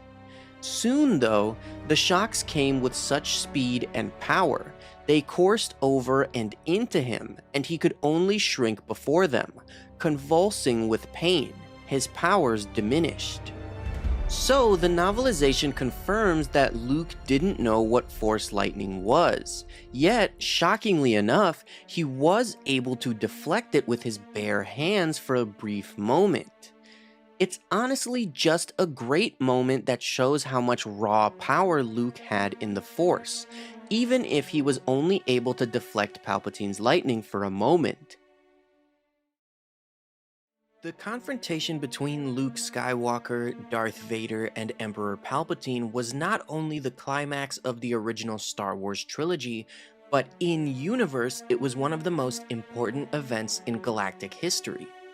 It led to the redemption of Anakin Skywalker, the collapse of most of the Galactic Empire, and Luke Skywalker finally becoming a Jedi Knight. One of the most interesting moments in the clash of the three figures came when, out of desperation, Luke actually gave into the dark side and attempted to kill the Emperor, but Vader blocked the blow. I honestly didn't realize that Luke did try to kill Palpatine until I was an adult and I had seen the movie 1,000 times. I always just thought that he started dueling Vader. I've seen discussions about why Vader blocked Luke's blow. Some people say he was protecting Luke from making the same mistakes he did in the past. Others say he was simply protecting the Emperor because he was still a slave to the dark side at that time. The novelization of Return of the Jedi actually explains the very specific reasoning that Vader had for blocking that blow and stopping Luke from killing Palpatine in that moment, and it's probably not what you would expect. The book fleshes out Vader's plan to turn Luke to the dark side so they can overthrow Palpatine and rule the galaxy together, and that's something that Vader thinks about over the course of the entire book. When the Emperor arrived on the Death Star, Vader pondered the feeling of power that his master gave him, and how soon that power would be passed to him and Luke. Vader felt complete at Palpatine's side. Though the emptiness at his core never left him, it became a glorious emptiness in the glare of the Emperor's power, an exalted void that could encompass the universe. Vader knew it someday would encompass the universe when Palpatine was dead, for that was his final dream. When he'd learned all he could of the dark side, he would take that power from his master and kill him, keeping that darkness at his own core. He would then rule the universe with his son at his side. His other dream was to reclaim his son and show Luke the majesty of the dark side. He knew that Luke would come with him. He could sense in the Force that the completion of his dream was near. Much later, as Vader waited for Luke to surrender on Endor as the Emperor had predicted, he again sensed the future through the Force, yet it was clouded and he could not feel the specifics. He could feel that his destiny would be fulfilled soon, but he couldn't fully comprehend what that meant. That sense through the Force felt like a drum getting louder inside his mind. He could feel dread all around, and fear that excited him. He knew that those negative emotions would heighten his senses and hone his passion within the dark side. He also sensed victory and mastery, but they were laced with something else that he could not discern. The future was still in motion even as he sensed it, and it was difficult for him to see. Its apparitions tantalized him. His future was clouded, thunderous with conquest and destruction, but still he could feel that his destiny was so near. Afterwards, as the Emperor forced Luke to watch the battle outside the Death Star, Vader sensed his son's power, and again thought of how soon they would destroy Palpatine and rule the galaxy.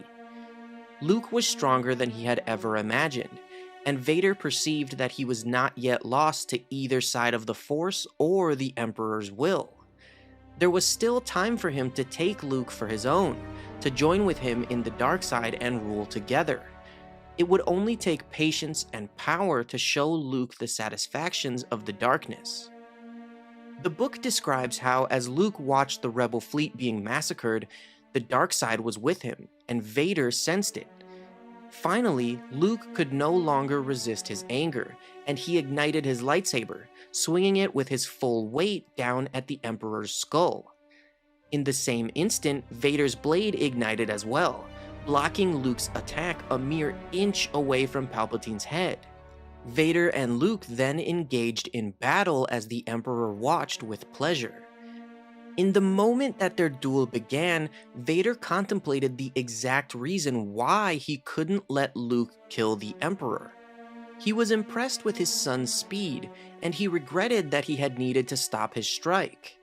He knew that Luke was not emotionally ready to kill the Emperor yet. Vader thought that there was still a chance that Luke might return to his friends if he killed the Emperor in that moment, and decided that his son still needed more training before he would be ready to assume his place as Vader's right hand. So Vader decided that he needed to guide Luke further, to stop him from doing damage in the wrong places or in the right places prematurely. So, the confirmed reason that Vader stopped Luke from killing the Emperor wasn't necessarily to protect him from falling to the dark side. It was simply because Vader wanted to guide his fall into darkness and make sure that he was trained and ready. It's pretty dark, and it's not as nice as it would be if he was just protecting his son, but it's the confirmed reason in lore.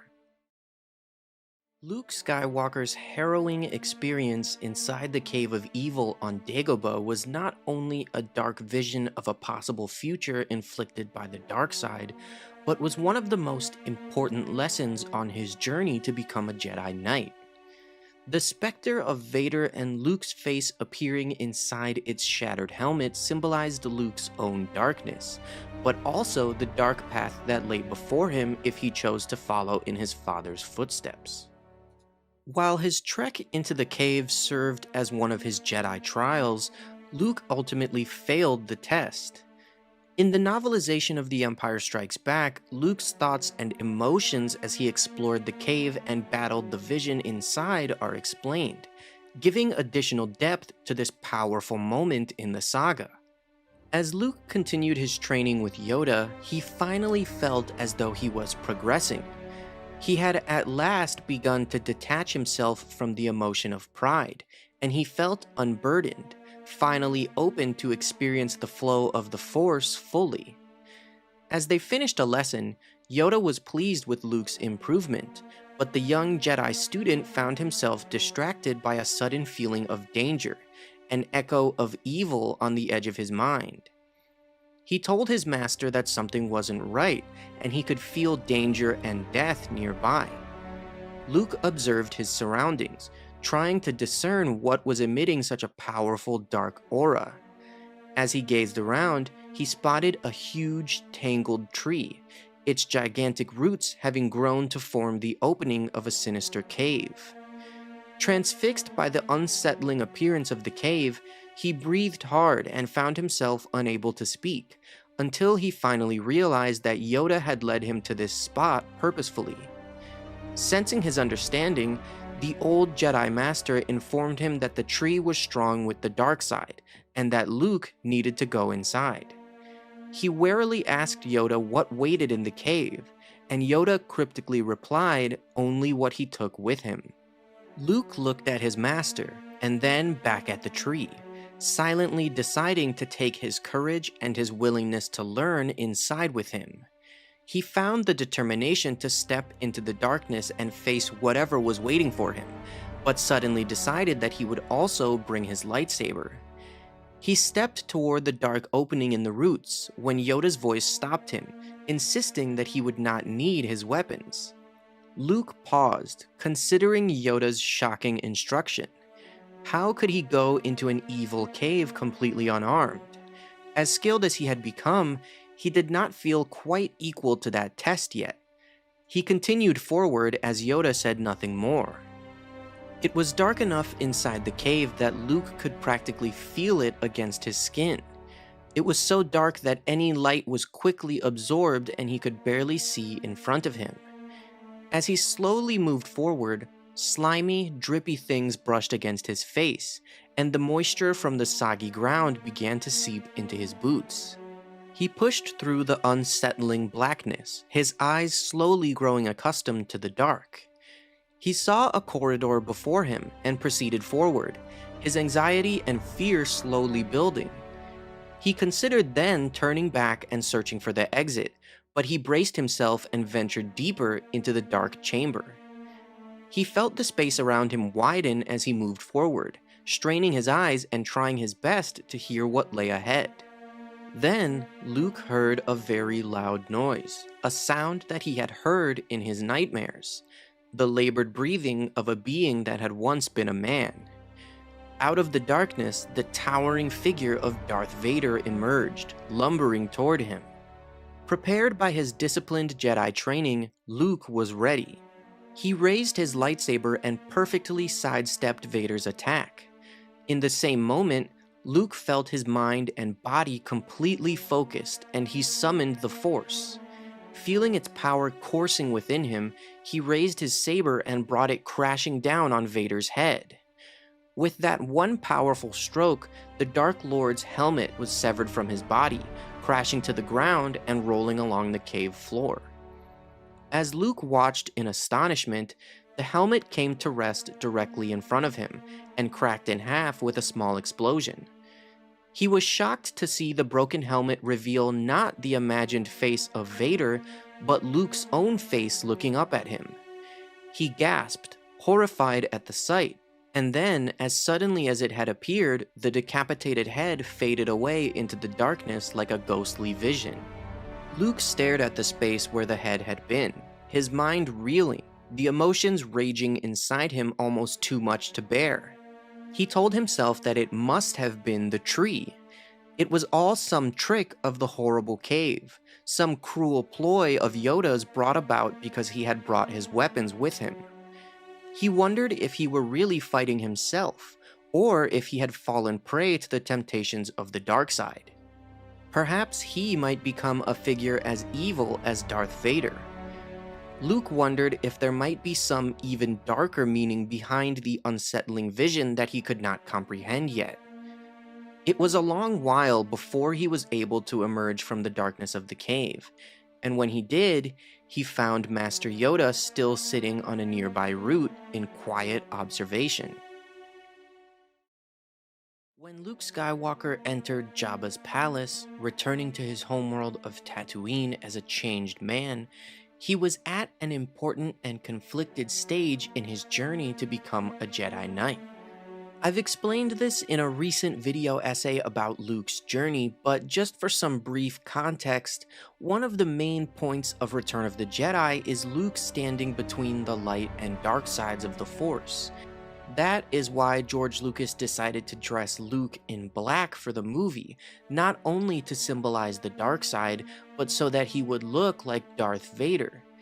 When we see Luke enter Jabba's palace in the movie, he not only looks like Vader, but he acts like him too, choking the guards and delivering some threatening lines to Jabba. That's a detail that always stood out to me, because Luke acts pretty un-Jedi-like during those scenes, boasting about his power and just threatening to blatantly destroy Jabba.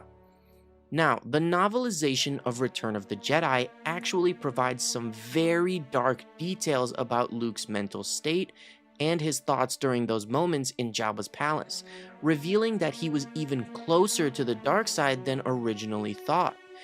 I was honestly shocked when I read these details in the book because it seems so far from Luke's character, but the book confirms that he was feeling the corruption of the dark side while inside the palace. As Luke entered the main gate, he was no longer the young farm boy that had fled Tatooine 4 years earlier. He was a man, wiser and aged by the losses he had endured. The loss of illusions, dependency, friends, sleep, laughter, and even his hand. Of all his losses, the greatest was that which came from knowledge and from the deep recognition that he could never unlearn what he had learned. There were so many things that he wished he never knew, and he had aged with the weight of this knowledge. Knowledge brought benefits to him, of course. He was less impulsive than he had been in his youth. Manhood had granted him perspective, a framework in which to fit the events of his life. That is, a lattice of space and time coordinates spanning his existence, back to his earliest memories, ahead to 100 alternative futures. a lattice of depths and conundrums through which Luke could peer at any new event in his life with perspective, a lattice of shadows and corners, rolling back to the vanishing point on the horizon of Luke's mind. All the shadow boxes that lent him perspective also cast a certain darkness upon him. Though he may not have fully understood it, he could feel the dark side. The darkness may have given an edge to his personality, adding an odd dimension to him, but it was still darkness. There were other advantages to knowledge, and he had become skilled in the ways of the Jedi. He knew that he must continue to grow, but the sum of all his knowledge brought a certain sadness to him, even a slight hint of regret. Yet he knew that he could no longer afford to be a boy during the time of great war. Luke did not hesitate or pay any mind to choking the guards that confronted him in the main hallway of the palace. That act was not the way of the Jedi, yet Luke did not seem to notice anything wrong with his actions. That may have been an example of the darkness clouding his mind. Luke was incredibly focused when he came before Jabba, even ignoring Leia's pain and anguish, blocking it completely from his mind. He could not afford to be distracted at all. As Jabba showed no signs of cooperating, Luke changed his stance, internally and externally, informing Jabba that he could either work with them or be destroyed, and he advised the Hutt not to underestimate his powers.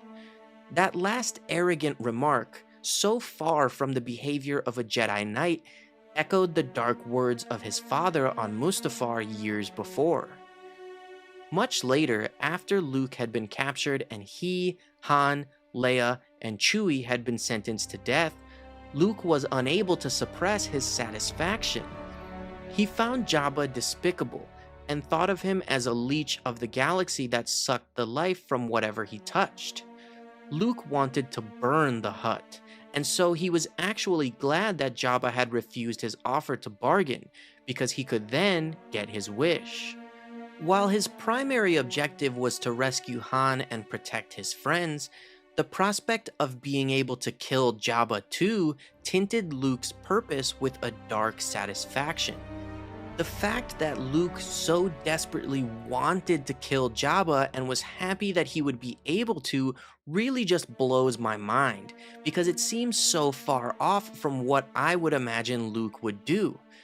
But that's absolutely true to the story and the theme of Return of the Jedi, and they're just great details that really illustrate how Luke was very close to the dark side at that point in time.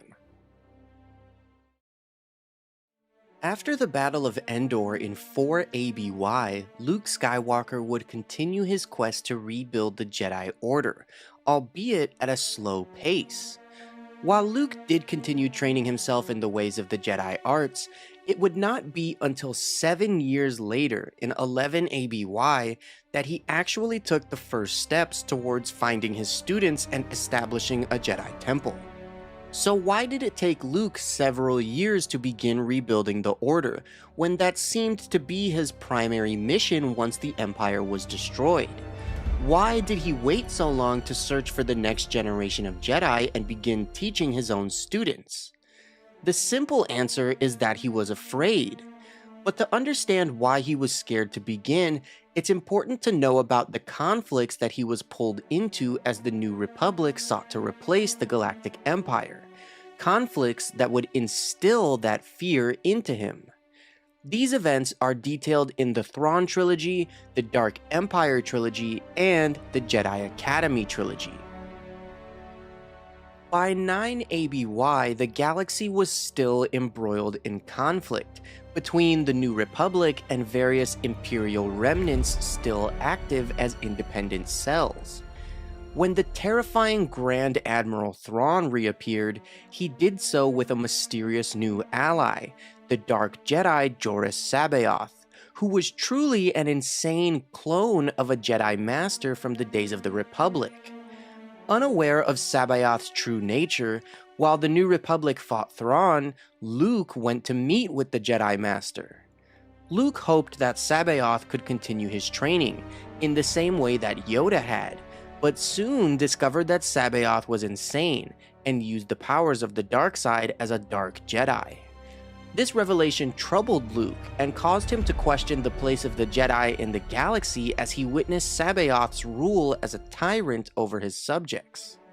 Sabaoth truly intended to corrupt both Luke and the pregnant Leia, enslaving them and Leia's unborn twins as his students of the dark side.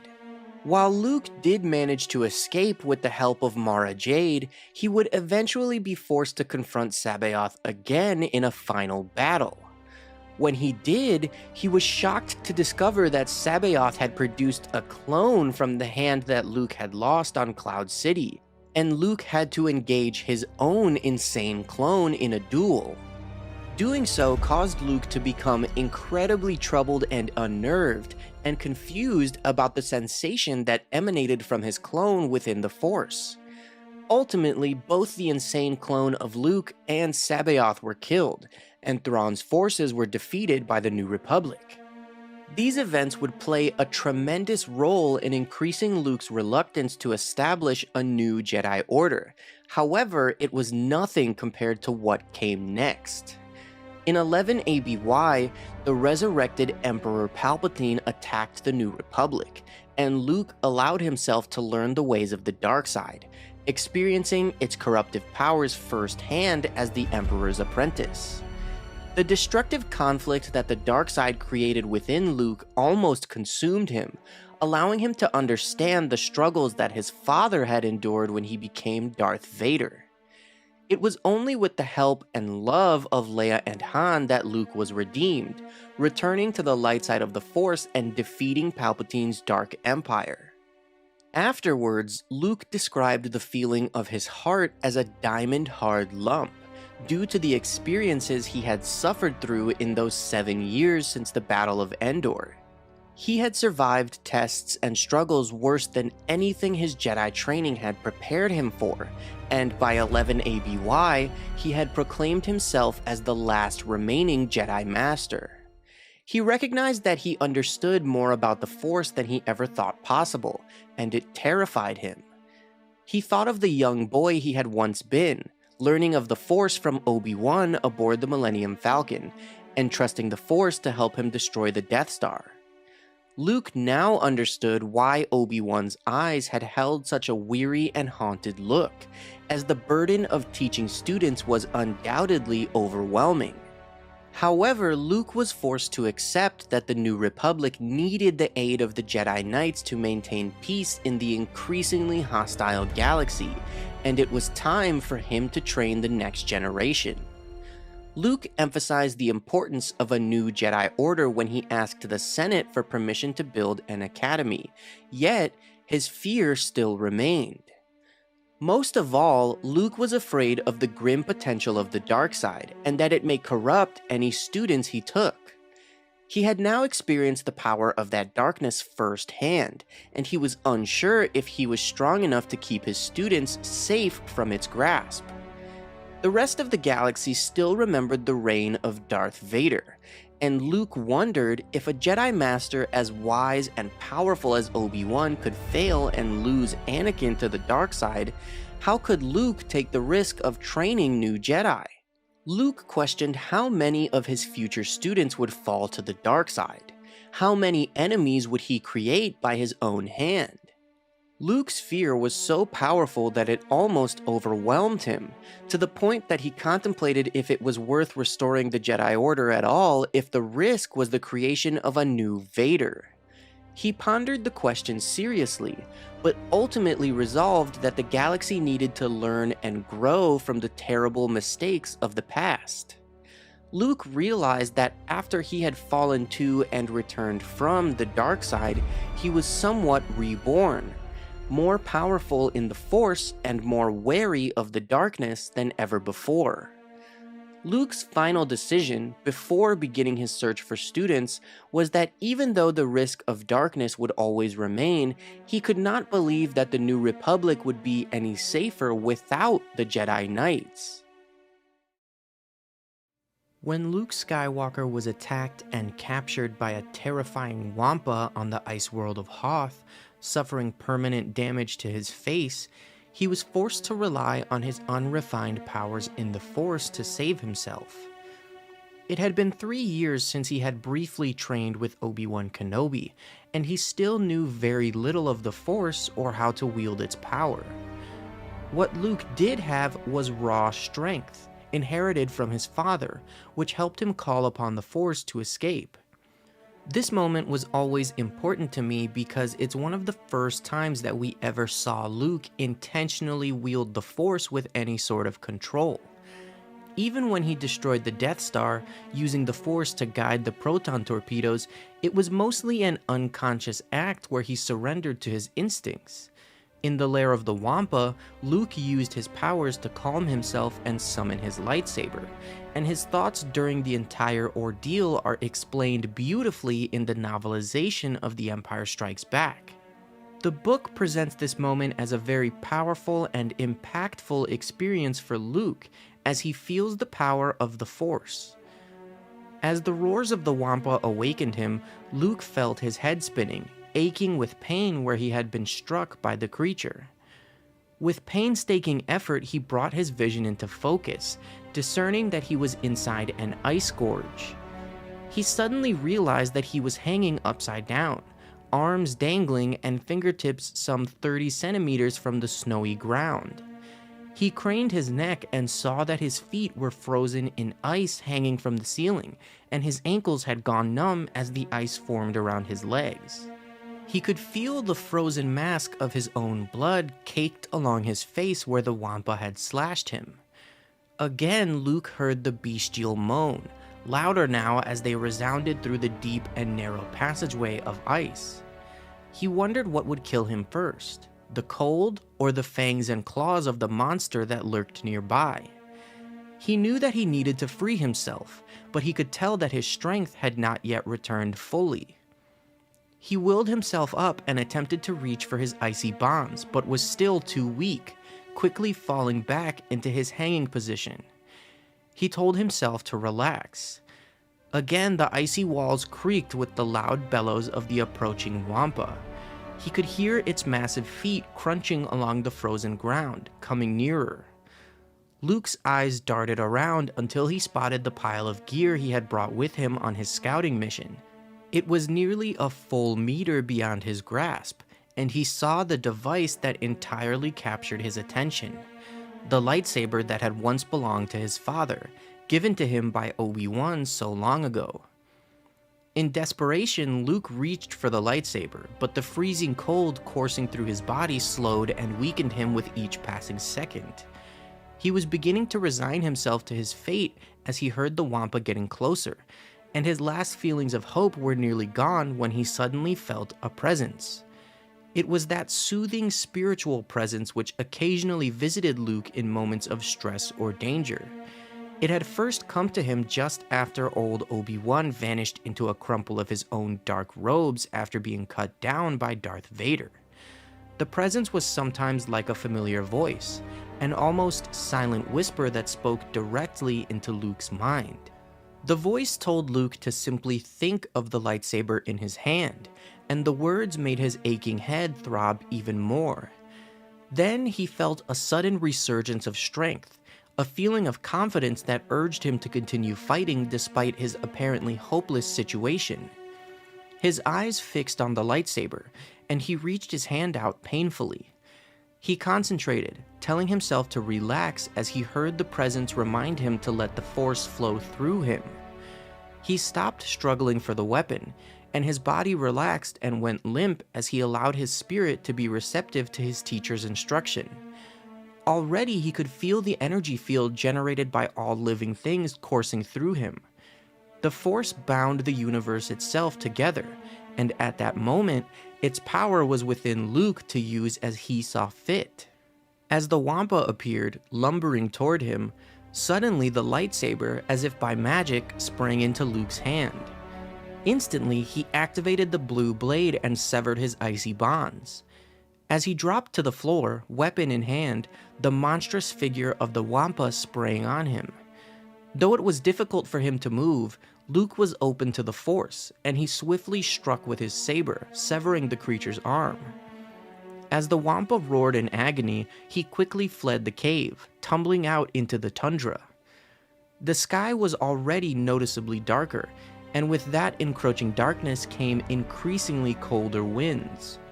The Force was still with Luke, but even that mysterious power that he knew so little about could not warm him physically. Every step he took as he stumbled through the snow was more difficult than the last. Finally, his vision dimming faster than the daylight, he stumbled down an embankment of snow and was unconscious before he even reached the bottom. After losing his hand, his lightsaber, and learning the shocking truth that Darth Vader was his father, Luke Skywalker was left haunted by the ordeal. Recovering aboard the Millennium Falcon, he remained in a daze, overcome with shock at what Vader had told him. Luke told Leia that he had attempted to reach out to Obi-Wan with the Force, but didn't receive an answer. His emotional conflict had left his powers in the Force considerably weakened, confusing and frustrating him. He attempted to reach out to Yoda and became enraged when he heard no answer, cracking a window with the Force. Realizing that he was succumbing to his emotions, Luke began to question his path forward out of fear that Vader's claim of being his father was true.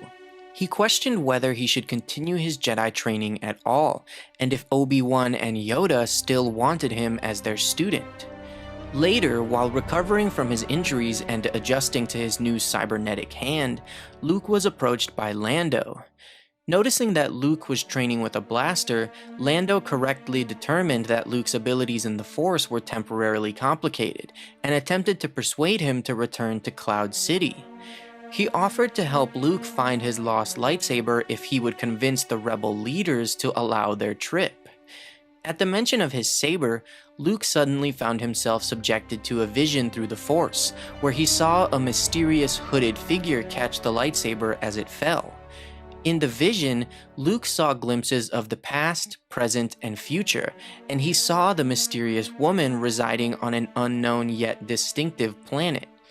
Luke believed that he needed to step away from the rebellion in order to follow the visions, and he thought the Force itself was sending him towards the mysterious woman. He wondered if she could be a Jedi, and could answer the questions that he held after fighting Vader.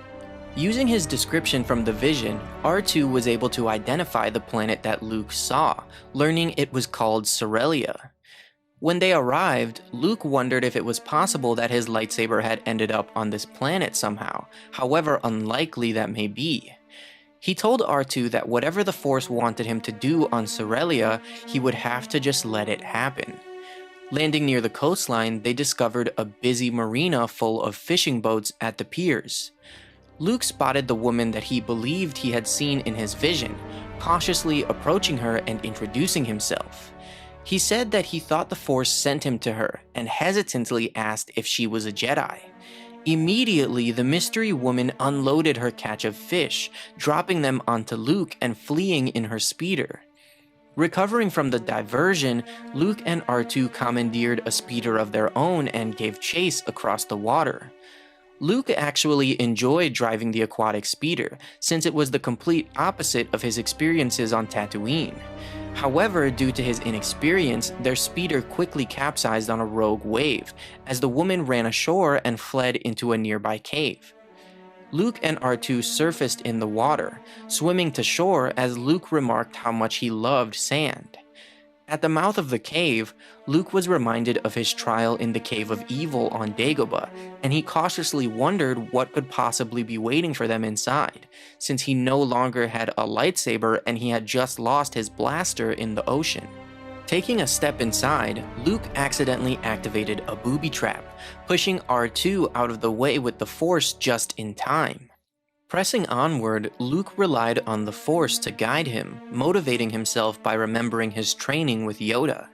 He was successful in dodging other traps that lay in their path, until he leapt onto an unstable patch of ground, which crumbled and dropped him into a large pit. Metal bars snapped shut over the pit's opening, trapping Luke inside as bubbling water began to rush in from below. Wasting no time, Luke began attempting to hold back the rising water with the Force. As he did, trying to focus, the woman appeared above him, mocking his attempt to hold back the sea.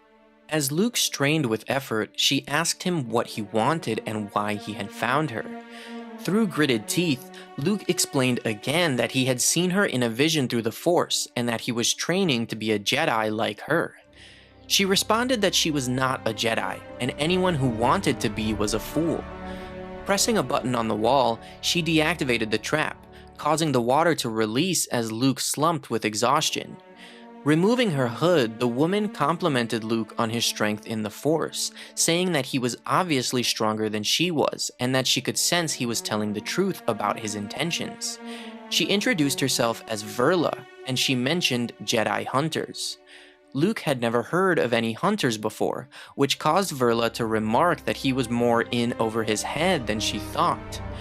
Verla asked if he ever wondered why there weren't more Jedi in the galaxy, and she assumed that whoever had told Luke about the Jedi didn't mention the Inquisitors or the Jedi Purge. Solemnly, as if mourning the past, Verla told Luke how, at the end of the Clone Wars, Emperor Palpatine took control of the Republic and declared the entire Jedi Order to be traitors.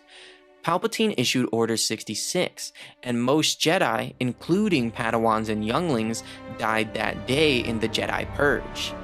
She continued, explaining how powerful Darksiders known as the Inquisitorius were sent out to hunt Jedi survivors, and that they were led by Darth Vader.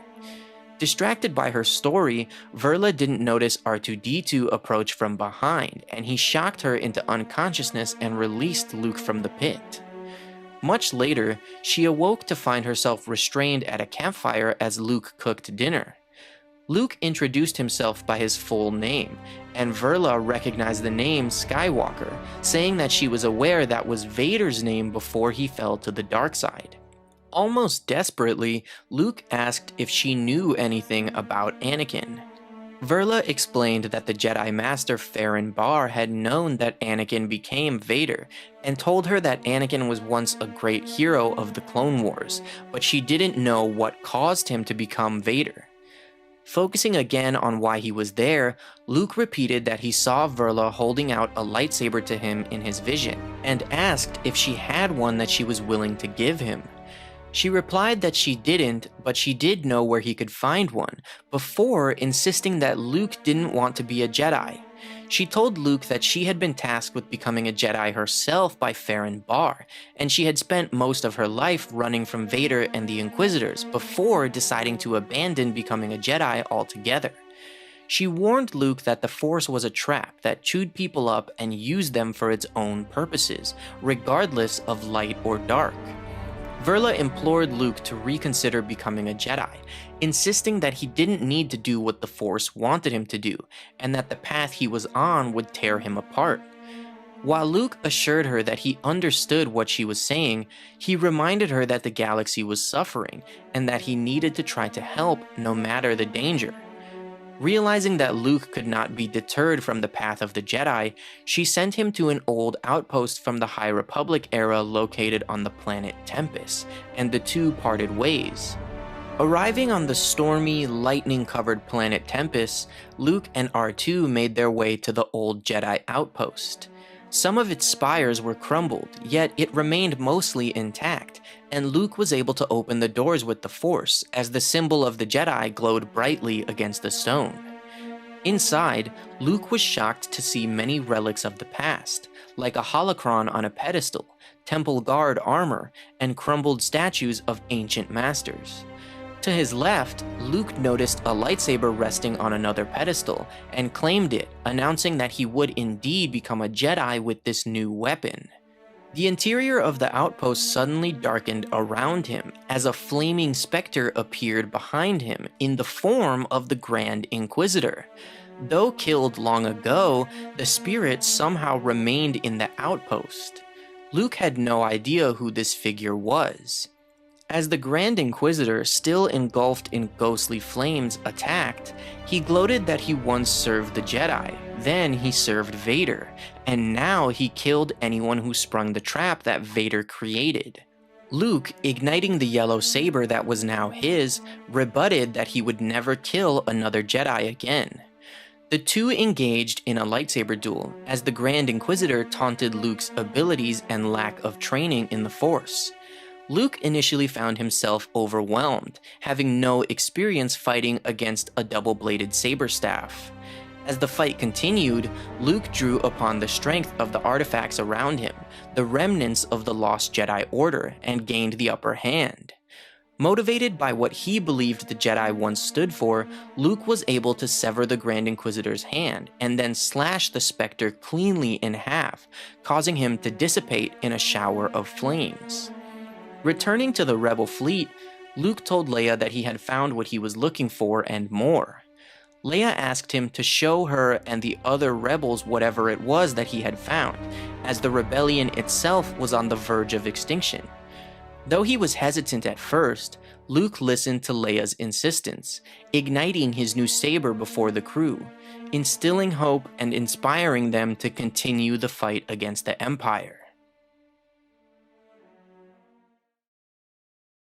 After the fall of the Republic and the death of Padme Amidala, the Skywalker twins were hidden from their father, Darth Vader, and his Sith master, Emperor Palpatine. Obi-Wan Kenobi would spend the next 19 years in exile as Luke Skywalker's guardian on Tatooine.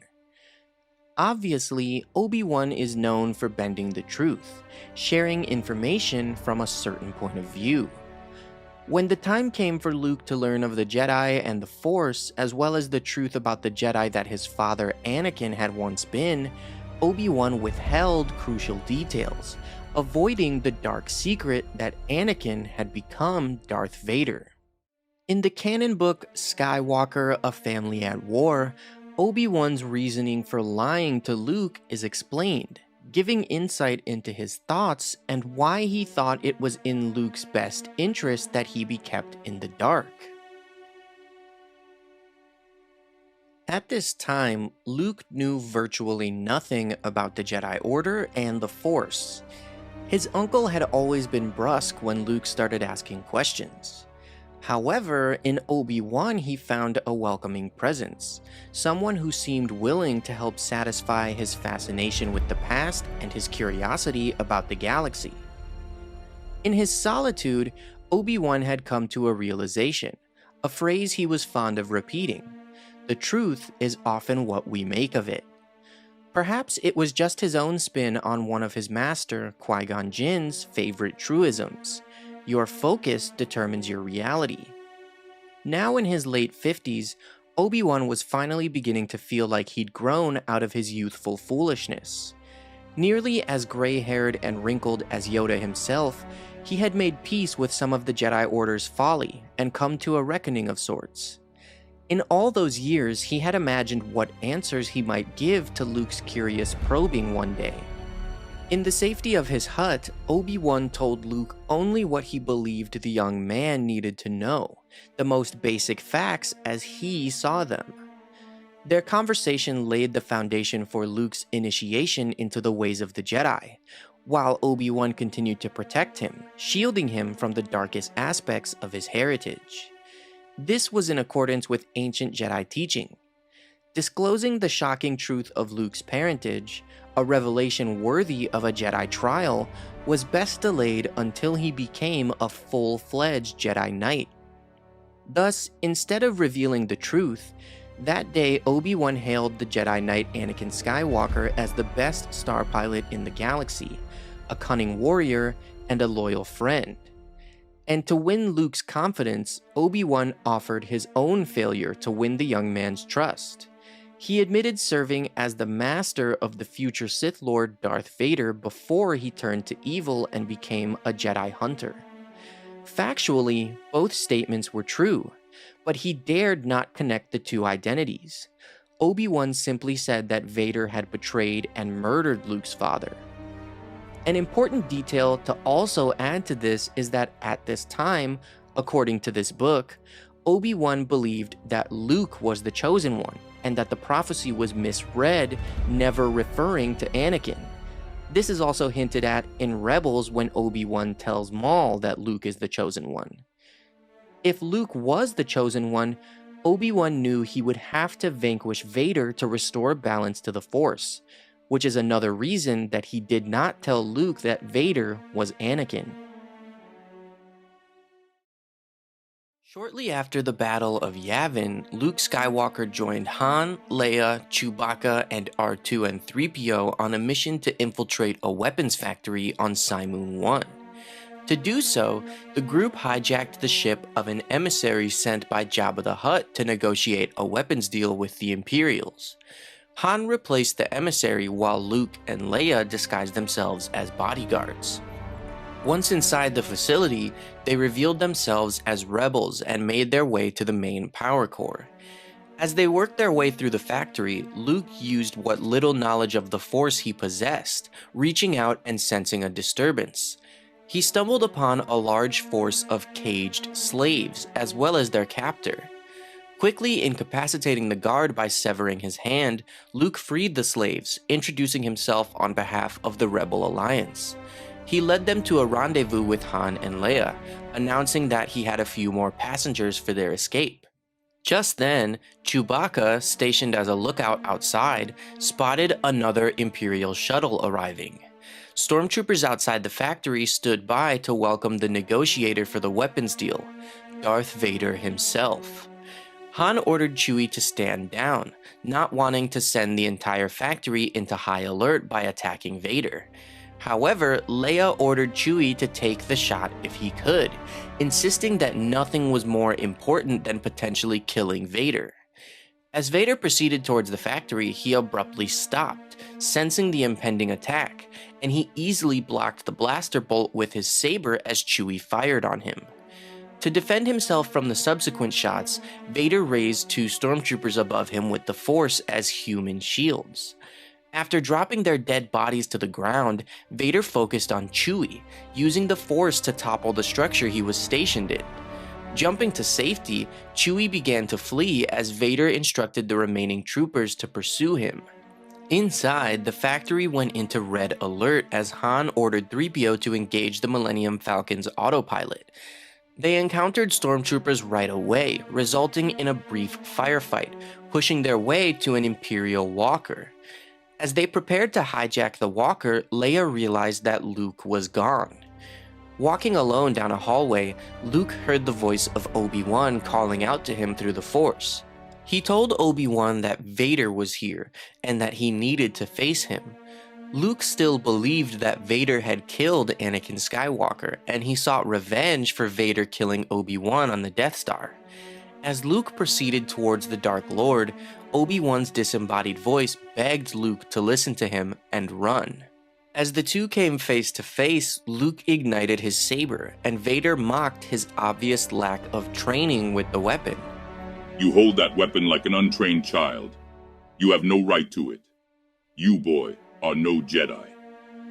Vader asked Luke who he was, and the boy simply replied that Vader had killed his father. I've killed very many fathers. You'll have to be more specific. Yelling out of anger, Luke lunged forward, engaging Vader in a duel as their blades clashed. Vader easily overpowered him, pushing him back onto his knees. This is most pathetic. You are not worth the seconds it would take to finish you. Who sent you here to die like this? Luke said that he was there on the Death Star when Vader killed his master, Obi-Wan Kenobi, and Vader interrupted him by snatching his saber from his grasp with the Force. So, Obi-Wan Kenobi gave you this lightsaber. A shame he did not teach you how to wield it. He never did make for much of a master. The Force will never be with you, boy. Your master has fallen. What hope have you? If you wish to live, you will tell me all you know of the rebellion, including the nature of this attack, and then you will lead me to the rebel pilot who destroyed the Death Star, and watch as I strike him down. Speak quickly, or join your father. Luke refused Vader's commands, insisting that he would rather die than yield to him. Resigning to simply kill the boy, Vader crossed his arms, red and blue blades ready for the kill, very reminiscent of when Anakin Skywalker had executed Count Dooku. However, he was momentarily shocked as he realized what weapon he was holding. Wait, this lightsaber. I know this weapon. This once belonged to... Before he could finish his thought, the leg of an Imperial walker burst through the roof, separating Luke and Vader. Inside the walker, Han and Leia cleared a path for themselves and the slaves that Luke had freed, leading them outside the factory. As Luke joined the fray, he was horrified to see his lightsaber being used by Vader to kill the very slaves he had freed. As Luke tried to retrieve the saber from where Vader had thrown it, he begged Obi-Wan to help him, yet Vader called the weapon back to him before Luke could grab it. As Vader marched forward, he commanded his stormtroopers to kill all of the slaves, and Luke could do nothing but watch as they were brutally mowed down by blaster fire. As the battle continued, Luke found cover behind shipping containers, and he apologized to Obi-Wan, admitting that the entire battle was his fault. He lamented that he was not his father, he wasn't a Jedi, and he was only a farm boy from Tatooine that didn't belong in this fight. Snapping out of his moment of self-pity, Luke noticed several speeders to his left, realizing that perhaps his skills he had developed on Tatooine could help him. As Vader prepared to face the walker that Han and Leia had hijacked, Luke rode a speeder into the fight, taking out several troopers as Vader watched. That boy. Perhaps I was too hasty to dismiss him. Just what have you been up to, Obi-Wan? Interrupting his moment of admiration towards Luke, the leg of the walker slammed down next to him as Han and Leia attempted to crush Vader beneath it. However, Vader easily held the leg of the walker in place with the Force and began to crush the entire vehicle. Inside, Han stubbornly insisted that there was no such thing as the Force, and fired all 4 blaster cannons down at Vader, causing the Sith Lord to roar in anger as the ground exploded around him. With the walker barely functioning, they proceeded towards the Falcon, as Luke rode the speeder back into the battlefield to retrieve his lightsaber from where Vader had thrown it. Observing that there was no sign of Vader, Luke made his way towards the Falcon. Back on the battlefield, Vader emerged from a pile of rubble, uninjured yet without his helmet. Wheezing, Vader was approached by a stormtrooper, who was openly shocked at seeing the Dark Lord's scarred face. Without hesitation, Vader snapped the trooper's neck with the Force, summoning his fallen helmet as he commanded his troops to continue their pursuit of the rebels. He ordered them to leave the boy to him. As the battle continued and the rebels fought their way towards the Falcon, Luke rode through the enemy lines, slicing troopers and machinery with his saber. Vader made his way to Han and Leia's walker, quickly slicing the ankle couplings before they could realize what was happening. When Leia did see Vader, he was directly beneath them, out of reach of the cannons. Vader took the walker down, commanding his troops to move in for the kill. As Luke rushed to defend his friends, Han and Leia exited the wrecked walker, urging the slaves to flee to the nearby trash fields. As they made their way away from Vader, Luke stayed where he was, telling Leia that he couldn't just run away and let the fight be for nothing. As Luke sped back towards the factory, Vader ordered the stormtroopers to follow the other rebels into the trash fields, while he pursued Luke in a small ship. Luke plowed through the factory, firing on the power core and sending it into overload, dooming the entire facility. With Vader directly behind, Luke's speeder took several hits, and he spoke an apology to his father that he would never be the Jedi that he was, believing he was about to die. However, Luke was able to escape the factory a second before it exploded, leaving Vader behind in the damage. Vader, of course, emerged uninjured, just in time to see Luke and the other rebels escape on the Falcon. The boy. The boy is your last great hope, isn't he, Obi-Wan? He is what you died to protect. He may be strong in the Force, but he is untrained. And who is there left to train him now?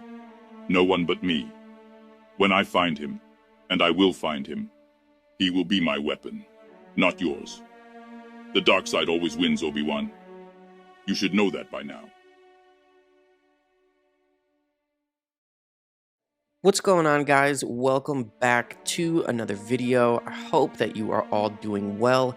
Today, I want to jump into one of my favorite short stories from Canon, which reveals that during Return of the Jedi, Yoda's Force Ghost actually appeared to Palpatine just before the Battle of Endor. So let's jump right in. When Luke Skywalker returned to Dagobah, he intended to finish his Jedi training with Master Yoda. However, he found the Elder Jedi on his deathbed, moments away from joining the Force. Yoda would die after giving Luke instructions for his final trial before becoming a Jedi Knight, to face Darth Vader again and confront the Sith.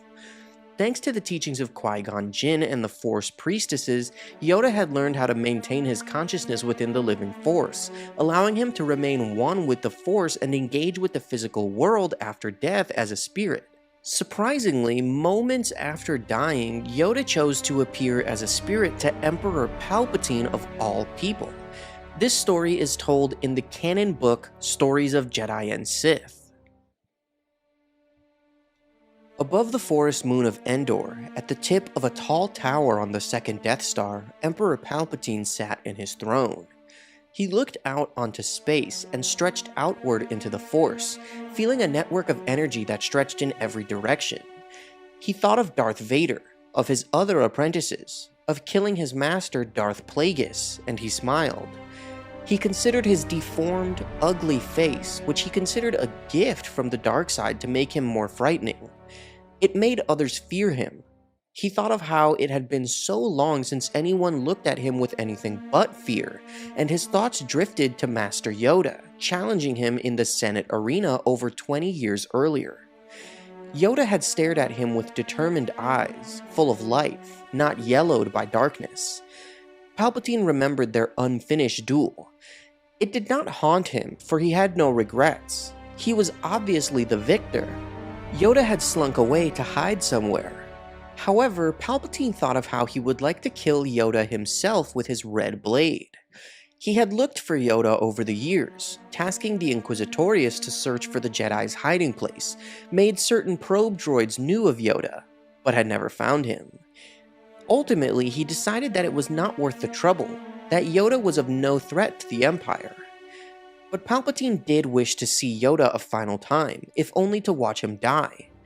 He hoped that Yoda was still alive, only to feel the final moments of the Jedi and the rebellion in the coming battle over Endor. He knew Yoda would sense it, feel the pain of their final defeat through the Force. Far away on the planet of Dagobah, Yoda died.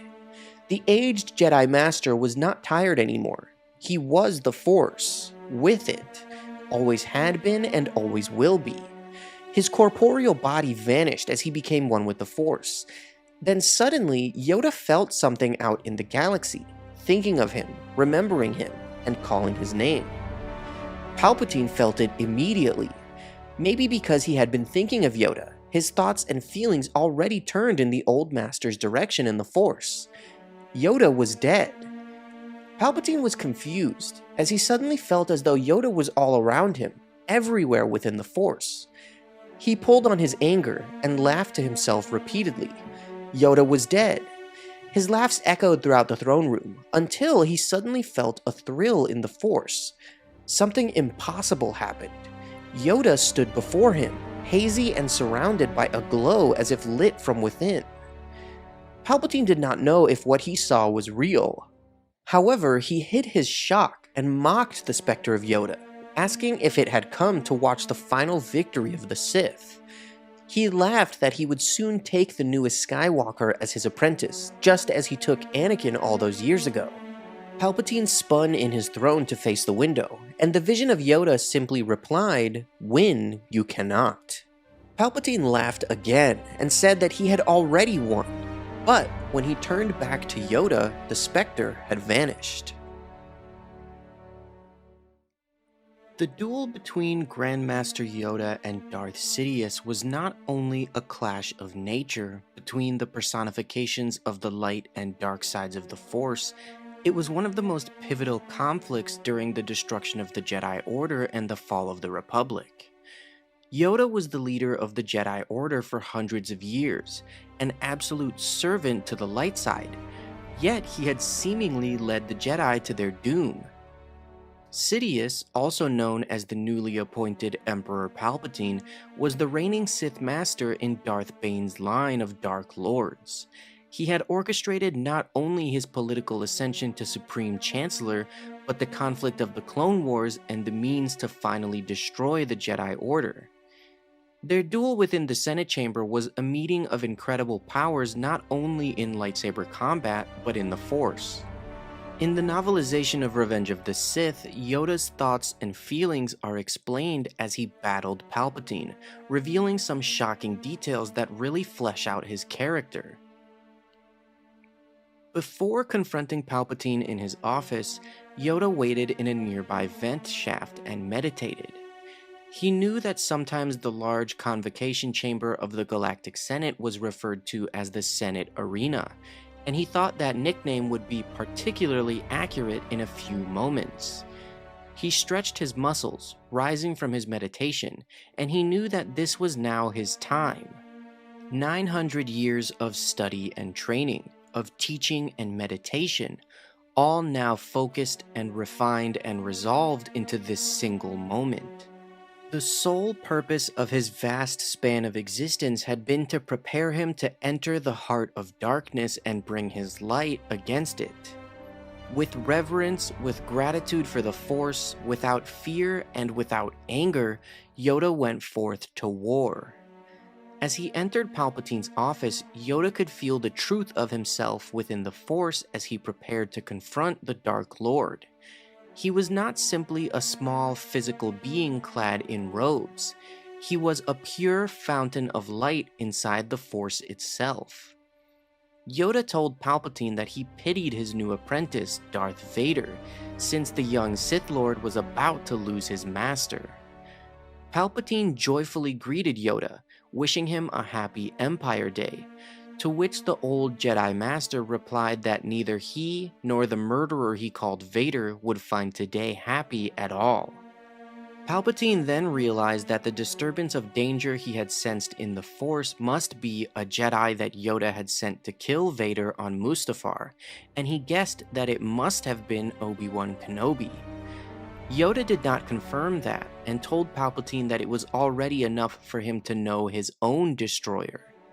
As they came to meet each other, Palpatine assured him that even a fraction of the dark side was more power than the arrogance of the Jedi could even conceive, and by living in the light, the Jedi had never seen the depth of the darkness until now. As light and shadow met, the battle was on. Their duel quickly rose into the Senate arena, transcending a simple personal conflict. Their fight was much different than Obi-Wan and Anakin's on Mustafar. This duel was not about Palpatine fighting Yoda. It was about the Lord of the Sith fighting the Master of all Jedi, 1,000 years of hidden Sith plans unfolding against the glory of the Jedi Order. As their lightsaber blades met, it was much more than one of them against the other. It became even more than the Sith against the Jedi. Their duel was the expression of the fundamental conflict of the universe itself, light against dark. Soon there came a turning point in the battle between light and dark. As the duel shifted even more upwards and Palpatine sent delegation pods catapulting towards Yoda, the old Jedi Master sensed a revelation. He was the supreme avatar of the light, and he resolved into the lineage of the Jedi, and that lineage refined into the single Jedi that was him, and Yoda found himself completely alone against the darkness. As Palpatine unleashed his lightning upon Yoda, and Yoda absorbed its power, his vision finally pierced the darkness that had clouded the Force for so many years, and he saw the truth. He realized that he, the Grand Master of the Jedi Order, the fiercest, most devastatingly powerful foe that the Dark had ever known, could not win. He never could have. He had lost before he started. He had lost before he was born. Yoda saw that in their 1,000 years of hidden exile, the Sith had grown. They had adapted, studying every aspect of not only the Force but of the Jedi, in preparation for this exact day. The Sith had remade themselves and become new, while the Jedi had not. The Jedi had spent the last millennium training to refight the last war. The new Sith could not be destroyed with a lightsaber. They could not be burned away by any torch of the Force. The brighter Yoda's light, the darker the Sith's shadow. He knew at that instant that this sudden insight held the hope of the galaxy, and that if he fell against Palpatine there, that hope would die with him. He needed to ensure that he survived, because the future of the galaxy depended on it. Palpatine could feel how much energy it cost Yoda to withstand his lightning, and he sensed that Yoda had reached the limits of his strength. Suddenly, the shock of the power blasted them both apart, and Yoda fell a very long way. Instantly when he landed, he fled the chamber, for he knew that he had to escape, and he had no chance to destroy Palpatine. When Yoda made his escape, dropping into the speeder of Bail Organa, he felt deeply wounded, but not physically. The only thing hurt was his pride, and he did not yet understand how deep that wound went. What's going on, guys? I hope that you are all doing well, and welcome back to another video. Today, I want to take a look at one of my favorite canon stories that I feel is not that well known, and it takes place during the events of A New Hope. In this story, we get to see the events of Episode 4 from Yoda's perspective, which I think is very interesting, so let's jump right in. During the fall of the Jedi Order and the rise of the Empire, Yoda and Obi-Wan did all they could to save what remained of the Jedi and safeguard the future of the galaxy. When it became clear that the Sith had won, the two Jedi Masters decided to bide their time in exile, waiting for the day that the Skywalker twins could help turn the tide and save the galaxy from the dark side. While in exile on Dagobah, Yoda had many years to ponder his role in the destruction of the Order he had been chosen to lead, and he remained racked with guilt and shame for his failures. Using his immense power in the Force, Yoda frequently sensed and observed the events of the broader galaxy, even watching over Luke and Leia as they grew up. 3 years before he would take Luke as his final Padawan, Yoda was indeed aware of Obi-Wan and the young Skywalker undertaking a desperate rescue mission to save Leia and get the Death Star plans into the hands of the rebellion.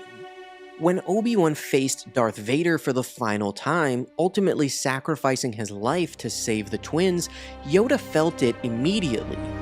In the canon book, Star Wars from a Certain Point of View, we learn how Yoda reacted to his old friend's violent death. In the short story, There Is Another.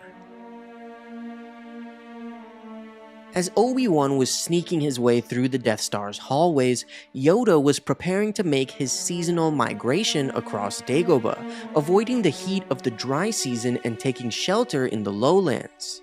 Suddenly, the old Jedi Master sensed something within the Force, a sensation on the edge of his consciousness that he couldn't fully perceive. Reaching out with his feelings, Yoda felt a familiar vibration in the melody of the Force. It was Obi-Wan. Yoda smiled at the feeling of his old friend and student. His exile had been too long and too lonely, but had the two of them hidden together, the Empire surely would have found them. And there was Luke, headstrong and inattentive just like Anakin. He had needed Obi-Wan's eyes on him. Still, as the vibration in the Force pulsed against his mind, Yoda felt his loneliness grow. It was at least something to feel Obi-Wan's place in the Force, but how good it would be to sit down and talk together, to walk under the stars, perhaps to spar once again. That would be a delight that Yoda could almost not bear thinking about. And then another vibration came, and this one was also familiar. This one was hard and strong, and it pulsed fiercely through the Force. In its rhythm, it carried arrogance and darkness, and for the first time, Yoda noticed that it also carried a terrible loneliness. He was shocked to realize that it was Anakin that he felt. Rather, what had become of Anakin after all those years, trapped within the prison of Darth Vader. Anakin was in pain, and the remedy he used to soothe himself was pain, the pain of both others and himself. Yoda brought his hand to the center of his chest as he was overcome with Anakin's presence in the Force. Then the two vibrations met, and their pulses fought across the Force itself. After a few moments, Yoda felt Obi-Wan suddenly grow exponentially stronger, and then move in a quick burst into the netherworld of the Force. And then Yoda felt Anakin fall even more deeply into his painful loneliness. A loneliness so terrible that Yoda almost felt pity for him. He almost wished he could speak to Vader to tell him that he didn't need to be lonely at all. He thought of the Jedi that Anakin had once been. Yoda lowered himself to the ground as he realized that Obi-Wan was dead, or at least gone from the physical world. He wondered how the loss of Obi-Wan would affect the Skywalker twins. For Yoda, it felt that the galaxy was rapidly becoming emptier. As Yoda settled into his hut in the lowland area, he was too aware of how he could no longer feel Obi-Wan's vibration in the Force. He repeated the same advice that he had once told Anakin, not to mourn or miss those who had transformed into the Force. But he was still lonely and old, and he had failed to save Anakin. And now Yoda feared that Anakin's children would be in danger without Obi-Wan to guide them. More than anything, Yoda missed his old friends that were now gone. So he reached out across the netherworld of the Force for Qui-Gon Jinn, but he could not sense him. He reached again and again, but there was no reply. Instead, another voice replied that Qui-Gon was busy. Yoda was shocked to suddenly feel the overwhelming presence of Obi-Wan, his consciousness maintained within the Force, and Yoda smiled.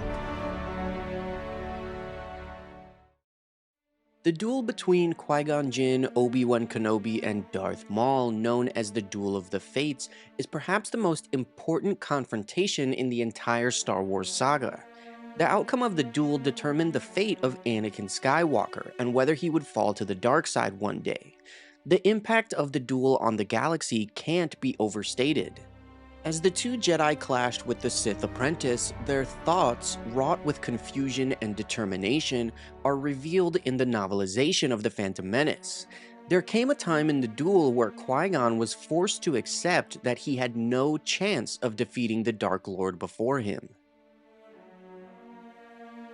As Qui-Gon and Obi-Wan closed with Darth Maul in a clash of sabers, they moved across the hangar in fierce combat. The Sith was quick, moving between the two of them with confidence and ease, striking his saber back and forth, more than holding his own against their efforts to bring him down.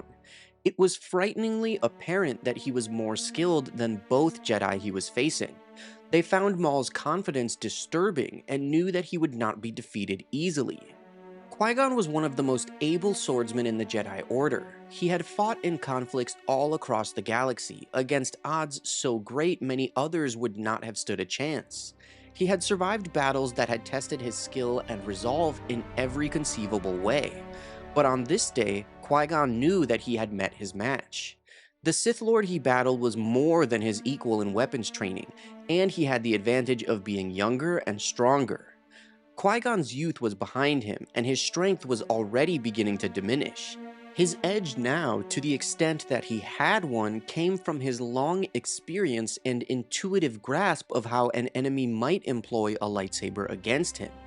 Even with Obi-Wan at his side, Qui-Gon realized the best they could do was hold their own against the Sith, but their offensive efforts were woefully inadequate. They could not win. Darth Maul was a warrior in his prime, never to be any better, his powers at their apex. In addition, he was driven by his messianic hatred for and disdain of the Jedi Knights. He had worked and trained all his life for this moment, for a chance to meet a Jedi in combat. Maul had no fear for his life because he had no doubt that he would win. He was focused in a way that Qui-Gon recognized at once, a Jedi's focus, mindful of the present, locked in on what was needed in the here and now. Qui-Gon saw it in his mad eyes and in the set of his red and black features. The Sith Lord was a living example of what he was always telling Obi-Wan about how to best hear the will of the Force. As the three of them moved deeper into the hangar, it seemed that the two Jedi were pressing the attack, but Qui-Gon realized that it was Maul who was really controlling their duel. He was drawing them to a place of his own choosing. His agility and dexterity allowed him to keep them both at bay, constantly attacking while at the same time effectively blocking their counterattacks. Qui-Gon pressed hard in the beginning, recognizing how dangerous this man was, trying to put an end to the combat quickly. He attacked ferociously, with Obi-Wan complimenting his moves, but they just as quickly discovered that their best efforts were not enough to end the duel. Maul was too smart to give them an opening, and too skilled to make a mistake, so the battle went on. Deeper into the power station, after Maul had sent Obi-Wan toppling downward, Qui-Gon pressed the attack alone, finally forcing the Sith onto the defensive. He was worn and battered now, but knew that he could not let up, even without Obi-Wan, so he did not wait for his Padawan to reach them. When the three of them found themselves trapped between barriers in a service corridor, Qui-Gon took the opportunity to meditate. As Obi-Wan waited, he was incredibly frustrated with his master for not waiting for him, and he was worried. He knew that against any other enemy, the two of them would have emerged victorious long ago, but this Sith was battle-trained and more skilled than any adversary they had ever encountered. Qui-Gon knelt in meditation, and Obi-Wan could see the weariness in his master's shoulders, his worry increasing. When the barriers opened, Qui-Gon sprang forward in a renewed assault and battled Maul once more. With Obi-Wan trapped behind the final barrier, the two warriors clashed, Qui-Gon fighting with newfound strength after his meditation. Maul was constantly on the defensive, surprised by the Jedi Master's power, and his eyes took on a frenzied look of uncertainty. But as Maul nimbly moved around the chamber, Qui-Gon's weariness returned, growing tired from fighting alone. Slowly, Maul began to edge his way back into the fight, becoming the aggressor once more as Obi-Wan could do nothing but watch. Just as it seemed that the fight may go on forever, unable to be won by either man, Maul struck Qui-Gon's face and plunged his lightsaber directly through the Jedi's stomach. Qui-Gon made no sound as the blade impaled him, merely stiffening with the impact, dropping to his knees, and accepting his defeat as he crumpled to the floor. Qui-Gon Jinn, one of the most important Jedi of his time, was regarded as a maverick within the Jedi Order, often relying on unorthodox methods and beliefs that put him at odds with the High Council. Having been trained by the equally rebellious Master Dooku, Qui-Gon was never hesitant to challenge the Council's orders or the Jedi Code itself. In the years before Episode 1, Qui-Gon began to lose faith in the Order, as he was troubled by what the Jedi had come to be in service of the Galactic Senate and its politics. The reasoning for Qui-Gon's unease is explained in the canon book Skywalker: A Family at War. As I said before, Qui-Gon was well known as a maverick within the Order, and he was fearless enough to question the Council if he felt that it was acting upon the letter rather than the spirit of the Jedi Code.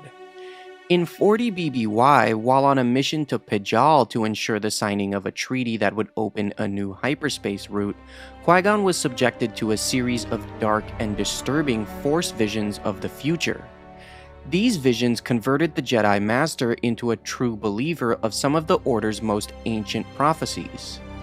In his youth, studying under Dooku, Qui-Gon was unsure whether the ancient Jedi prophets were foretelling events to come, or their writings were simply metaphors. On Pijal, his visions portrayed a bloody battle in the near future, though both his Padawan Obi-Wan and the Jedi Council doubted that his visions were anything more than dreams. However, Qui-Gon's visions came true, causing him to develop a deeper respect and understanding of the Force's cosmic powers. The fact that other Jedi had been so reluctant to believe him in regards to his premonitions greatly disturbed Qui-Gon. Upon returning to the Jedi Temple, he was unable to shake the feeling that the Jedi Order itself was moving down a dark path. However, any Jedi that shared their concerns of a coming darkness, such as Master Sifo-Dyas, were quickly ignored by the Council. Most of Qui-Gon's worries centered around political gambits. It seemed to him that the Jedi had fallen into acting as secret police and enforcers for the highest-ranking politicians, as opposed to fulfilling their oath as peacekeepers of the galaxy. The Jedi had come to be wielded as a weapon of the Republic, a threat to bring systems in line with the Senate's authority. To Qui-Gon, it was clear that the Republic was entering dark times, corrupted by greedy delegates inside the Senate. Around this time, Qui-Gon also was offered a seat on the Jedi Council, which would allow him to become one of the 12 Masters leading the Order. To the Council's astonishment, Qui-Gon rejected their proposal, certain that his true path was still unfolding before him. Since joining the Council would require Obi-Wan being assigned to a new Master, as Council members could not have Padawans, Qui-Gon also decided that he should focus on continuing his duty to Obi-Wan. After experiencing such powerful premonitions, Qui-Gon desired to dedicate himself to serving the will of the Force and completing Obi-Wan's training. However, his concerns about the Jedi Order and the Republic never abated. The energy field known as the Force connects all living things in the universe, with the midichlorians forming a symbiotic bond between the living force and the cosmic force. During his life, Qui-Gon Jinn received special training so that he could one day maintain his consciousness within the living force when he died, allowing him to interact with the physical world. Although his training was incomplete at the time of his death, Qui-Gon eventually pushed himself to manifest physically as a spirit, appearing to Obi-Wan Kenobi several times. From the netherworld of the Force, Qui-Gon was indeed aware of Anakin's fall to the dark side and rebirth as the Sith Lord Darth Vader.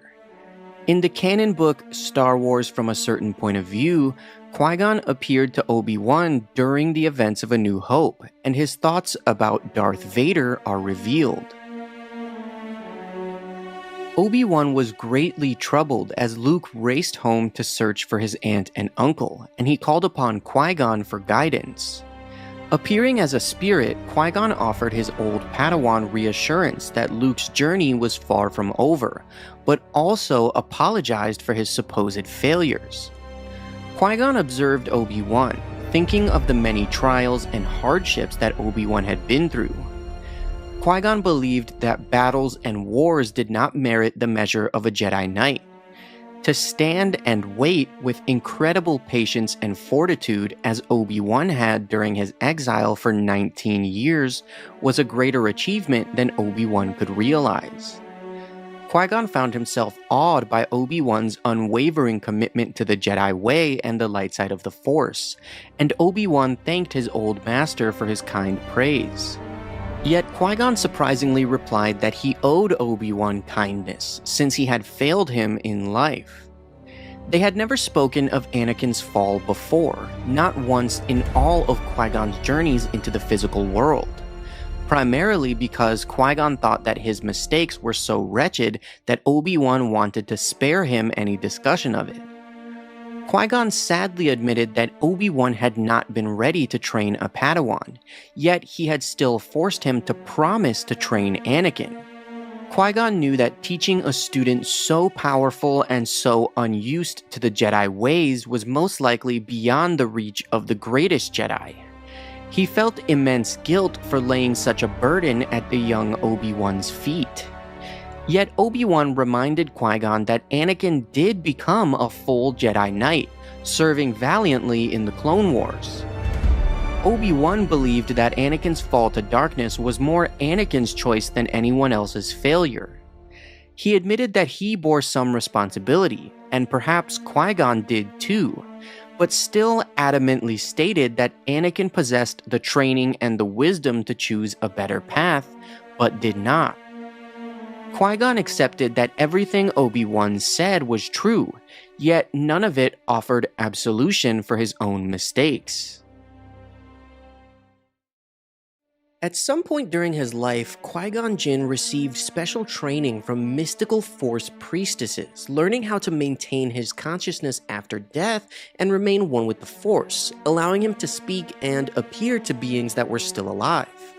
Qui-Gon, years after his death at the hands of Darth Maul, would pass this invaluable knowledge on to Master Yoda and Obi-Wan Kenobi. With Yoda, that was shown in the Clone Wars, but did you know that George actually wanted to show us Qui-Gon reaching out to Yoda in Revenge of the Sith? While the scene was ultimately cut from the final version of the film, it's present in the comic book adaptation and the novelization, meaning it's technically still part of lore. The original novelizations are considered loosely part of canon, since they do have some inconsistencies and references to the expanded universe. But basically anything that doesn't contradict canon is considered part of canon. A lot of people think that the novelizations of episodes 1 through 6 are part of Legends and therefore are not canon, but that is not true at all. They're not part of Legends, and you will never find a copy of a novelization with the Legends banner on it. Anyway, yes, during the ending of Revenge of the Sith, just before the birth of the Skywalker twins, Yoda meditated and was contacted by the spirit of Qui-Gon Jinn. Let's jump right into this. On Polis Massa, Yoda sat alone for a very long time, meditating and speaking to the Force itself. Even at nearly 900 years old, Yoda found that the road to self-knowledge still left him bruised and beaten. Yoda said that he had failed the Jedi Order, that its destruction was his fault, and the Force replied that he shouldn't blame himself.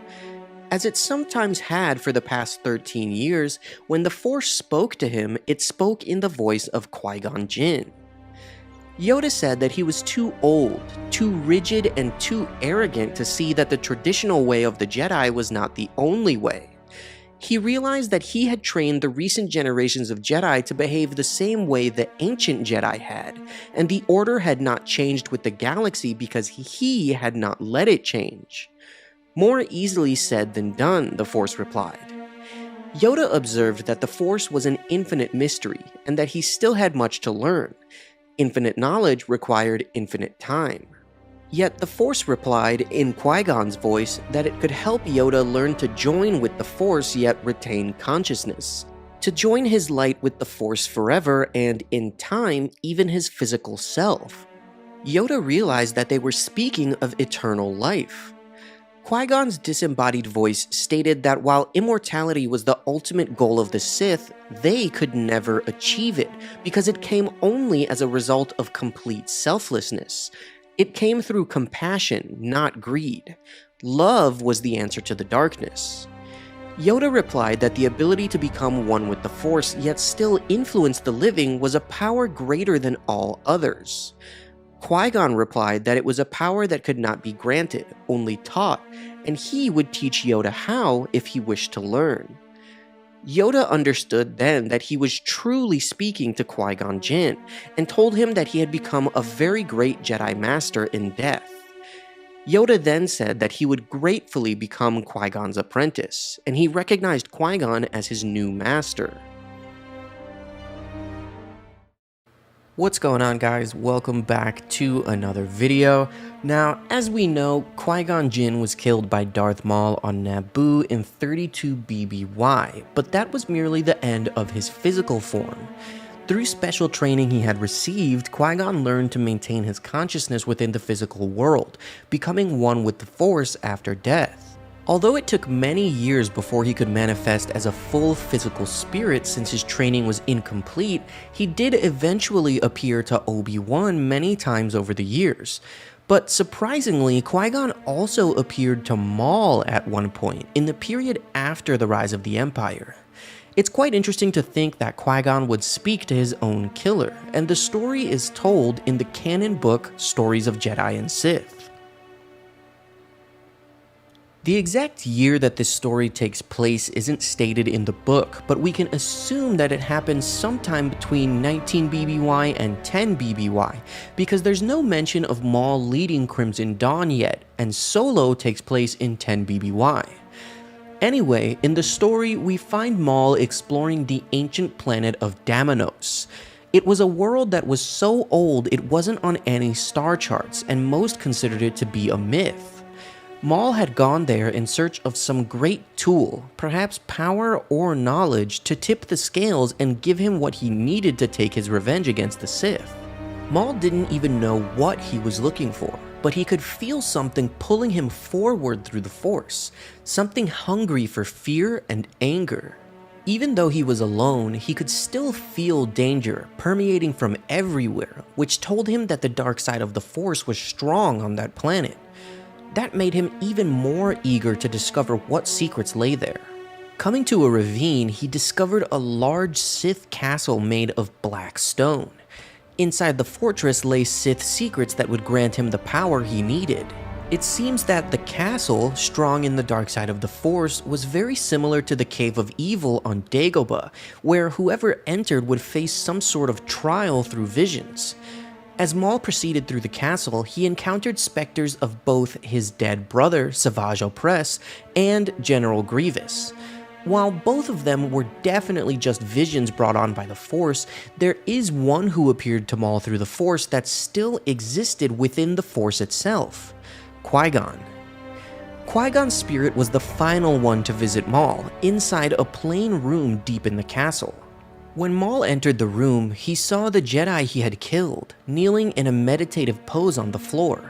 Although the room was small and empty, Maul could feel great power within it as he gazed at Qui-Gon's spirit. Maul asked if he had come to fight once more, to be defeated again. Qui-Gon replied that while Maul had killed him, he was never defeated simply because he lost their duel. Maul assumed they would fight nonetheless, for that was the only reason he could think of for Qui-Gon to appear before him. He asked the Jedi why he had come.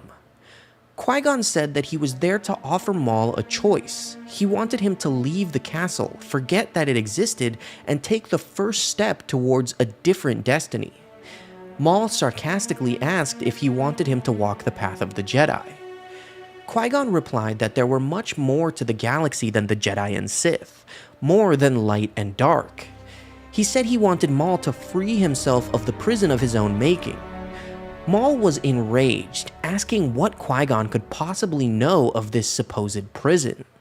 Qui-Gon said that he knew Maul was ruled by his need for revenge, and asked what good would it do if Maul did kill all his enemies. If he managed to defeat Obi-Wan and Darth Sidious, where would that leave him? Maul refused to answer his question, replying that he knew the Jedi was trying to taunt him into unleashing his anger. Qui-Gon scoffed, saying that they both knew it was not anger that Maul felt, but loss. Maul finally ignited his red lightsaber and replied that he felt nothing but fury and hatred, fueled by people like Qui-Gon and the Jedi. Although Maul waited for the Jedi to attack, Qui-Gon made no such move. Instead, he told Maul that while he may use his anger as a weapon to destroy others, his pain would be the weapon that would destroy him. Maul angrily asked why Qui-Gon was taunting him with his judgments, and Qui-Gon said it was because Maul's desire to cause pain in others would never heal his own pain, and he needed Maul to understand that he could decide his own destiny. Qui-Gon calmly said that when Maul's persistent weakness became his final failure, it would wound him deeper than any lightsaber ever could. At that, Maul erupted, lashing out at the specter of the Jedi repeatedly, so that all he could see was the red of his lightsaber obscuring his vision. By the time he stopped, panting, he realized that Qui-Gon was gone. Perhaps he was never there in the first place. The realization that he might have been talking to himself left him feeling empty, and he realized that he could no longer feel the dark power that drew him to the room in the first place. It was completely gone. There was nothing there. Maul had come all that way for nothing. As he left Geonosis, he decided that his quest for vengeance was far from over, and felt deeply disturbed by his conversation with Qui-Gon's spirit. When Anakin rushed to turn Palpatine over to the Jedi, it seemed as though he would make the right choice and stay true to the light side of the Force. It was fitting that Mace Windu was the master that Anakin turned to, given Mace's mistrust for Anakin's relationship with Palpatine. In the film, the moment of shocking revelation is somewhat brief. However, the novelization greatly expands upon the interaction and gives great insight into Mace's thoughts. In the novelization, Anakin was much more distraught and emotional when he found Mace, and he collapsed, barely able to speak. Because Anakin was seemingly overcome with shock, Mace reached into the Force, utilizing his ability to sense shatter points. For those of you who don't know, this ability allowed Mace to see how beings and events connected through the Force itself, allowing him to distinguish fault lines. What he saw when he looked at Anakin in that moment froze his blood. The tangled web of fault lines in the Force that had connected Anakin to Obi-Wan and Palpatine for years was completely gone. In their place was a single knot that sang with enough power to crack a planet. Anakin Skywalker no longer had shatter points. He was a shatter point. The shatter point. Absolutely everything depended on him. Mace could sense some sort of monster within Anakin, something eating him alive from the inside out. It was fear. That fear was what prevented him from standing or speaking. It was a dark fear that had hatched inside the young Jedi Knight's brain and was practically killing him. Mace wondered what news could possibly be bad enough to make a Jedi like Anakin collapse, with an expression on his face as though every star in the galaxy had gone out. Then, simply, Anakin told him that Palpatine was the Sith Lord they had been searching for. In his shock, Mace realized that this was the moment that defined him. Not his countless victories in battle, or the numberless battles his diplomacy had avoided. Not his penetrating intellect, or his talent in the Force, or his unmatched skills with a lightsaber. Not his dedication to the Jedi Order, or his devotion to the Republic he served. It was that moment where he learned the shocking truth, and he needed to act. Mace realized that he held a secret attachment. He loved the Republic. For all of his life, for all the lives of 1,000 years of Jedi before him, true civilization only had one name: the Republic. Mace had given his life in the service of his love. He had taken lives in its service and lost the lives of innocents. He had seen beings that he cared for maimed, killed, and sometimes worse, sometimes so broken by the horror of the war that their only answer was to commit horrors even greater. And because of his love for the Republic, the information that Anakin Skywalker just told him shred his heart, burnt its pieces, and fed him its smoking ashes. He didn't even truly hear Anakin's words. Their true meaning was too large for him to gather all at once.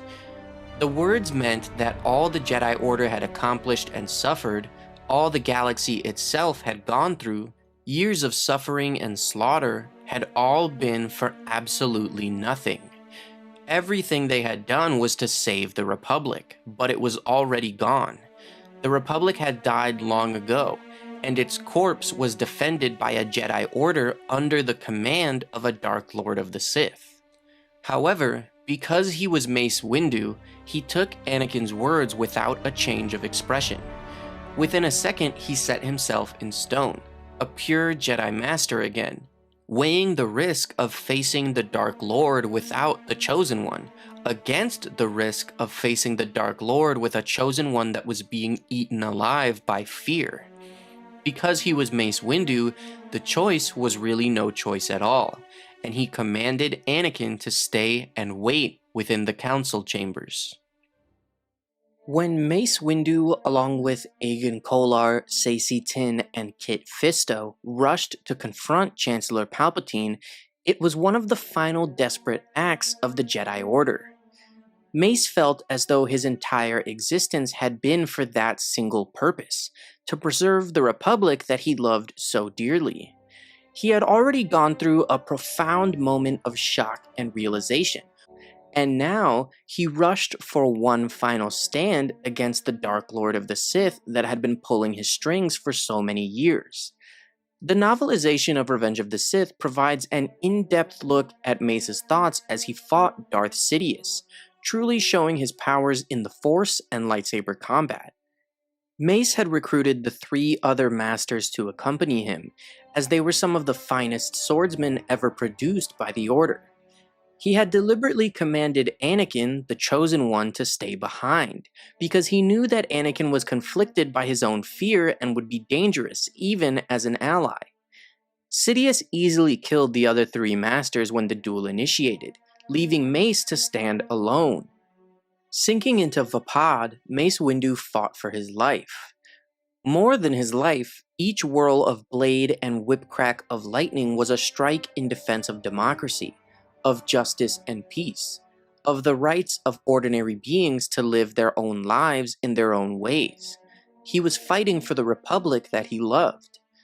Vapad, the 7th form of lightsaber combat, took its name from a notoriously dangerous predator native to the moons of Serapin. A Vapad attacked its prey with whipping strikes from its blinding fast tentacles. With a Vapad, one never knew how many tentacles it had until it was dead. They moved too fast to count, almost too fast to see, and so did Mace Windu's blade. Vapad was as aggressive and powerful as its namesake, but its power came at one great risk. Immersion in Vapad opened the gates that retained one's inner darkness. To use Vapad, a Jedi needed to allow themselves to enjoy the fight, to give themselves over to the thrill of battle, the rush of winning. Vapad was a path that led through the penumbra of the dark side. Mace Windu had created Vapad, and he was its only living master. The duel against Sidious was Vapad's ultimate test. As they fought, Sidious moved like a dark shadow, while Windu could be perceived as merely a blur of purple light. Their blades flared and flashed, crashing together with bursts of fire, weaving nets of killing energy in exchanges so fast that they could barely be seen. The Force itself roiled and burst and crashed around them, boiling with power and light speed ricochets of lethal intent. The Force around them was darkening. The Force fed upon Sidious' murderous exaltation, and there was no longer any Jedi restraint present. Mace had cut himself loose. He was submerged in Vapad, swallowed by it. He no longer truly existed as an independent being. Vapad was a channel for darkness, and that darkness flowed both ways. He accepted the furious speed of Darth Sidious, drew the Sith Lord's rage and power into his innermost center, and then let it fountain out again. He reflected Sidious' own fury back onto him in the way a lightsaber would deflect a blaster bolt.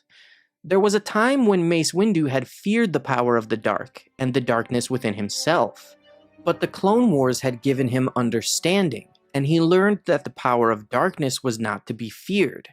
He learned that it was fear that gave the darkness its power. He was not afraid anymore. The darkness had no power over him, and he had no power over it. Vapad made him an open channel, half of a superconducting loop that was being completed by Sidious. They became a standing wave of battle that expanded to every inch of the Chancellor's office. The entire room might be disintegrated in a flash of red or purple as their blades danced around in a furious engagement.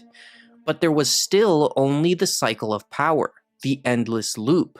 No wound taken on either side, not even the possibility of fatigue. It was an impasse, which might have gone on forever if Vapad were Mace's only gift. The fighting had become effortless for him, as he let his body handle it without the intervention of his mind. While his blade spun and crackled, while his feet slid and his weight shifted, his mind slid along the circuit of dark power, tracing it back to Sidious, searching for a shatter point. Mace could sense the traces of fault lines in the Force that formed shatter points, allowing him to see how places and beings fit together in the Force itself. He found a knot of fault lines in Sidious' future. He chose the largest one and followed it, and it led him, shockingly, to the young man that had just approached them. The presence was familiar to him. The chosen one was there.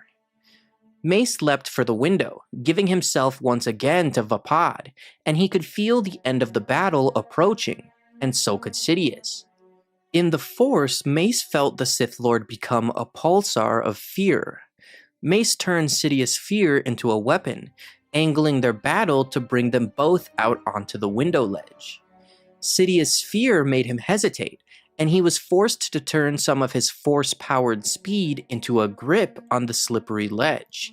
In that moment, Mace was able to swiftly disarm the Sith Lord, sending his saber tumbling a kilometer below. Now, the Sith Lord, the dark shadow that had fought with such fury, was only Palpatine again. Mace remarked how the Sith would never be victorious, and that Palpatine had lost because of his own fear. Palpatine, his eyes smoking with hate, called Mace a fool, and asked if he really thought that the fear he had sensed was his, before sending lightning blasting from his fingertips.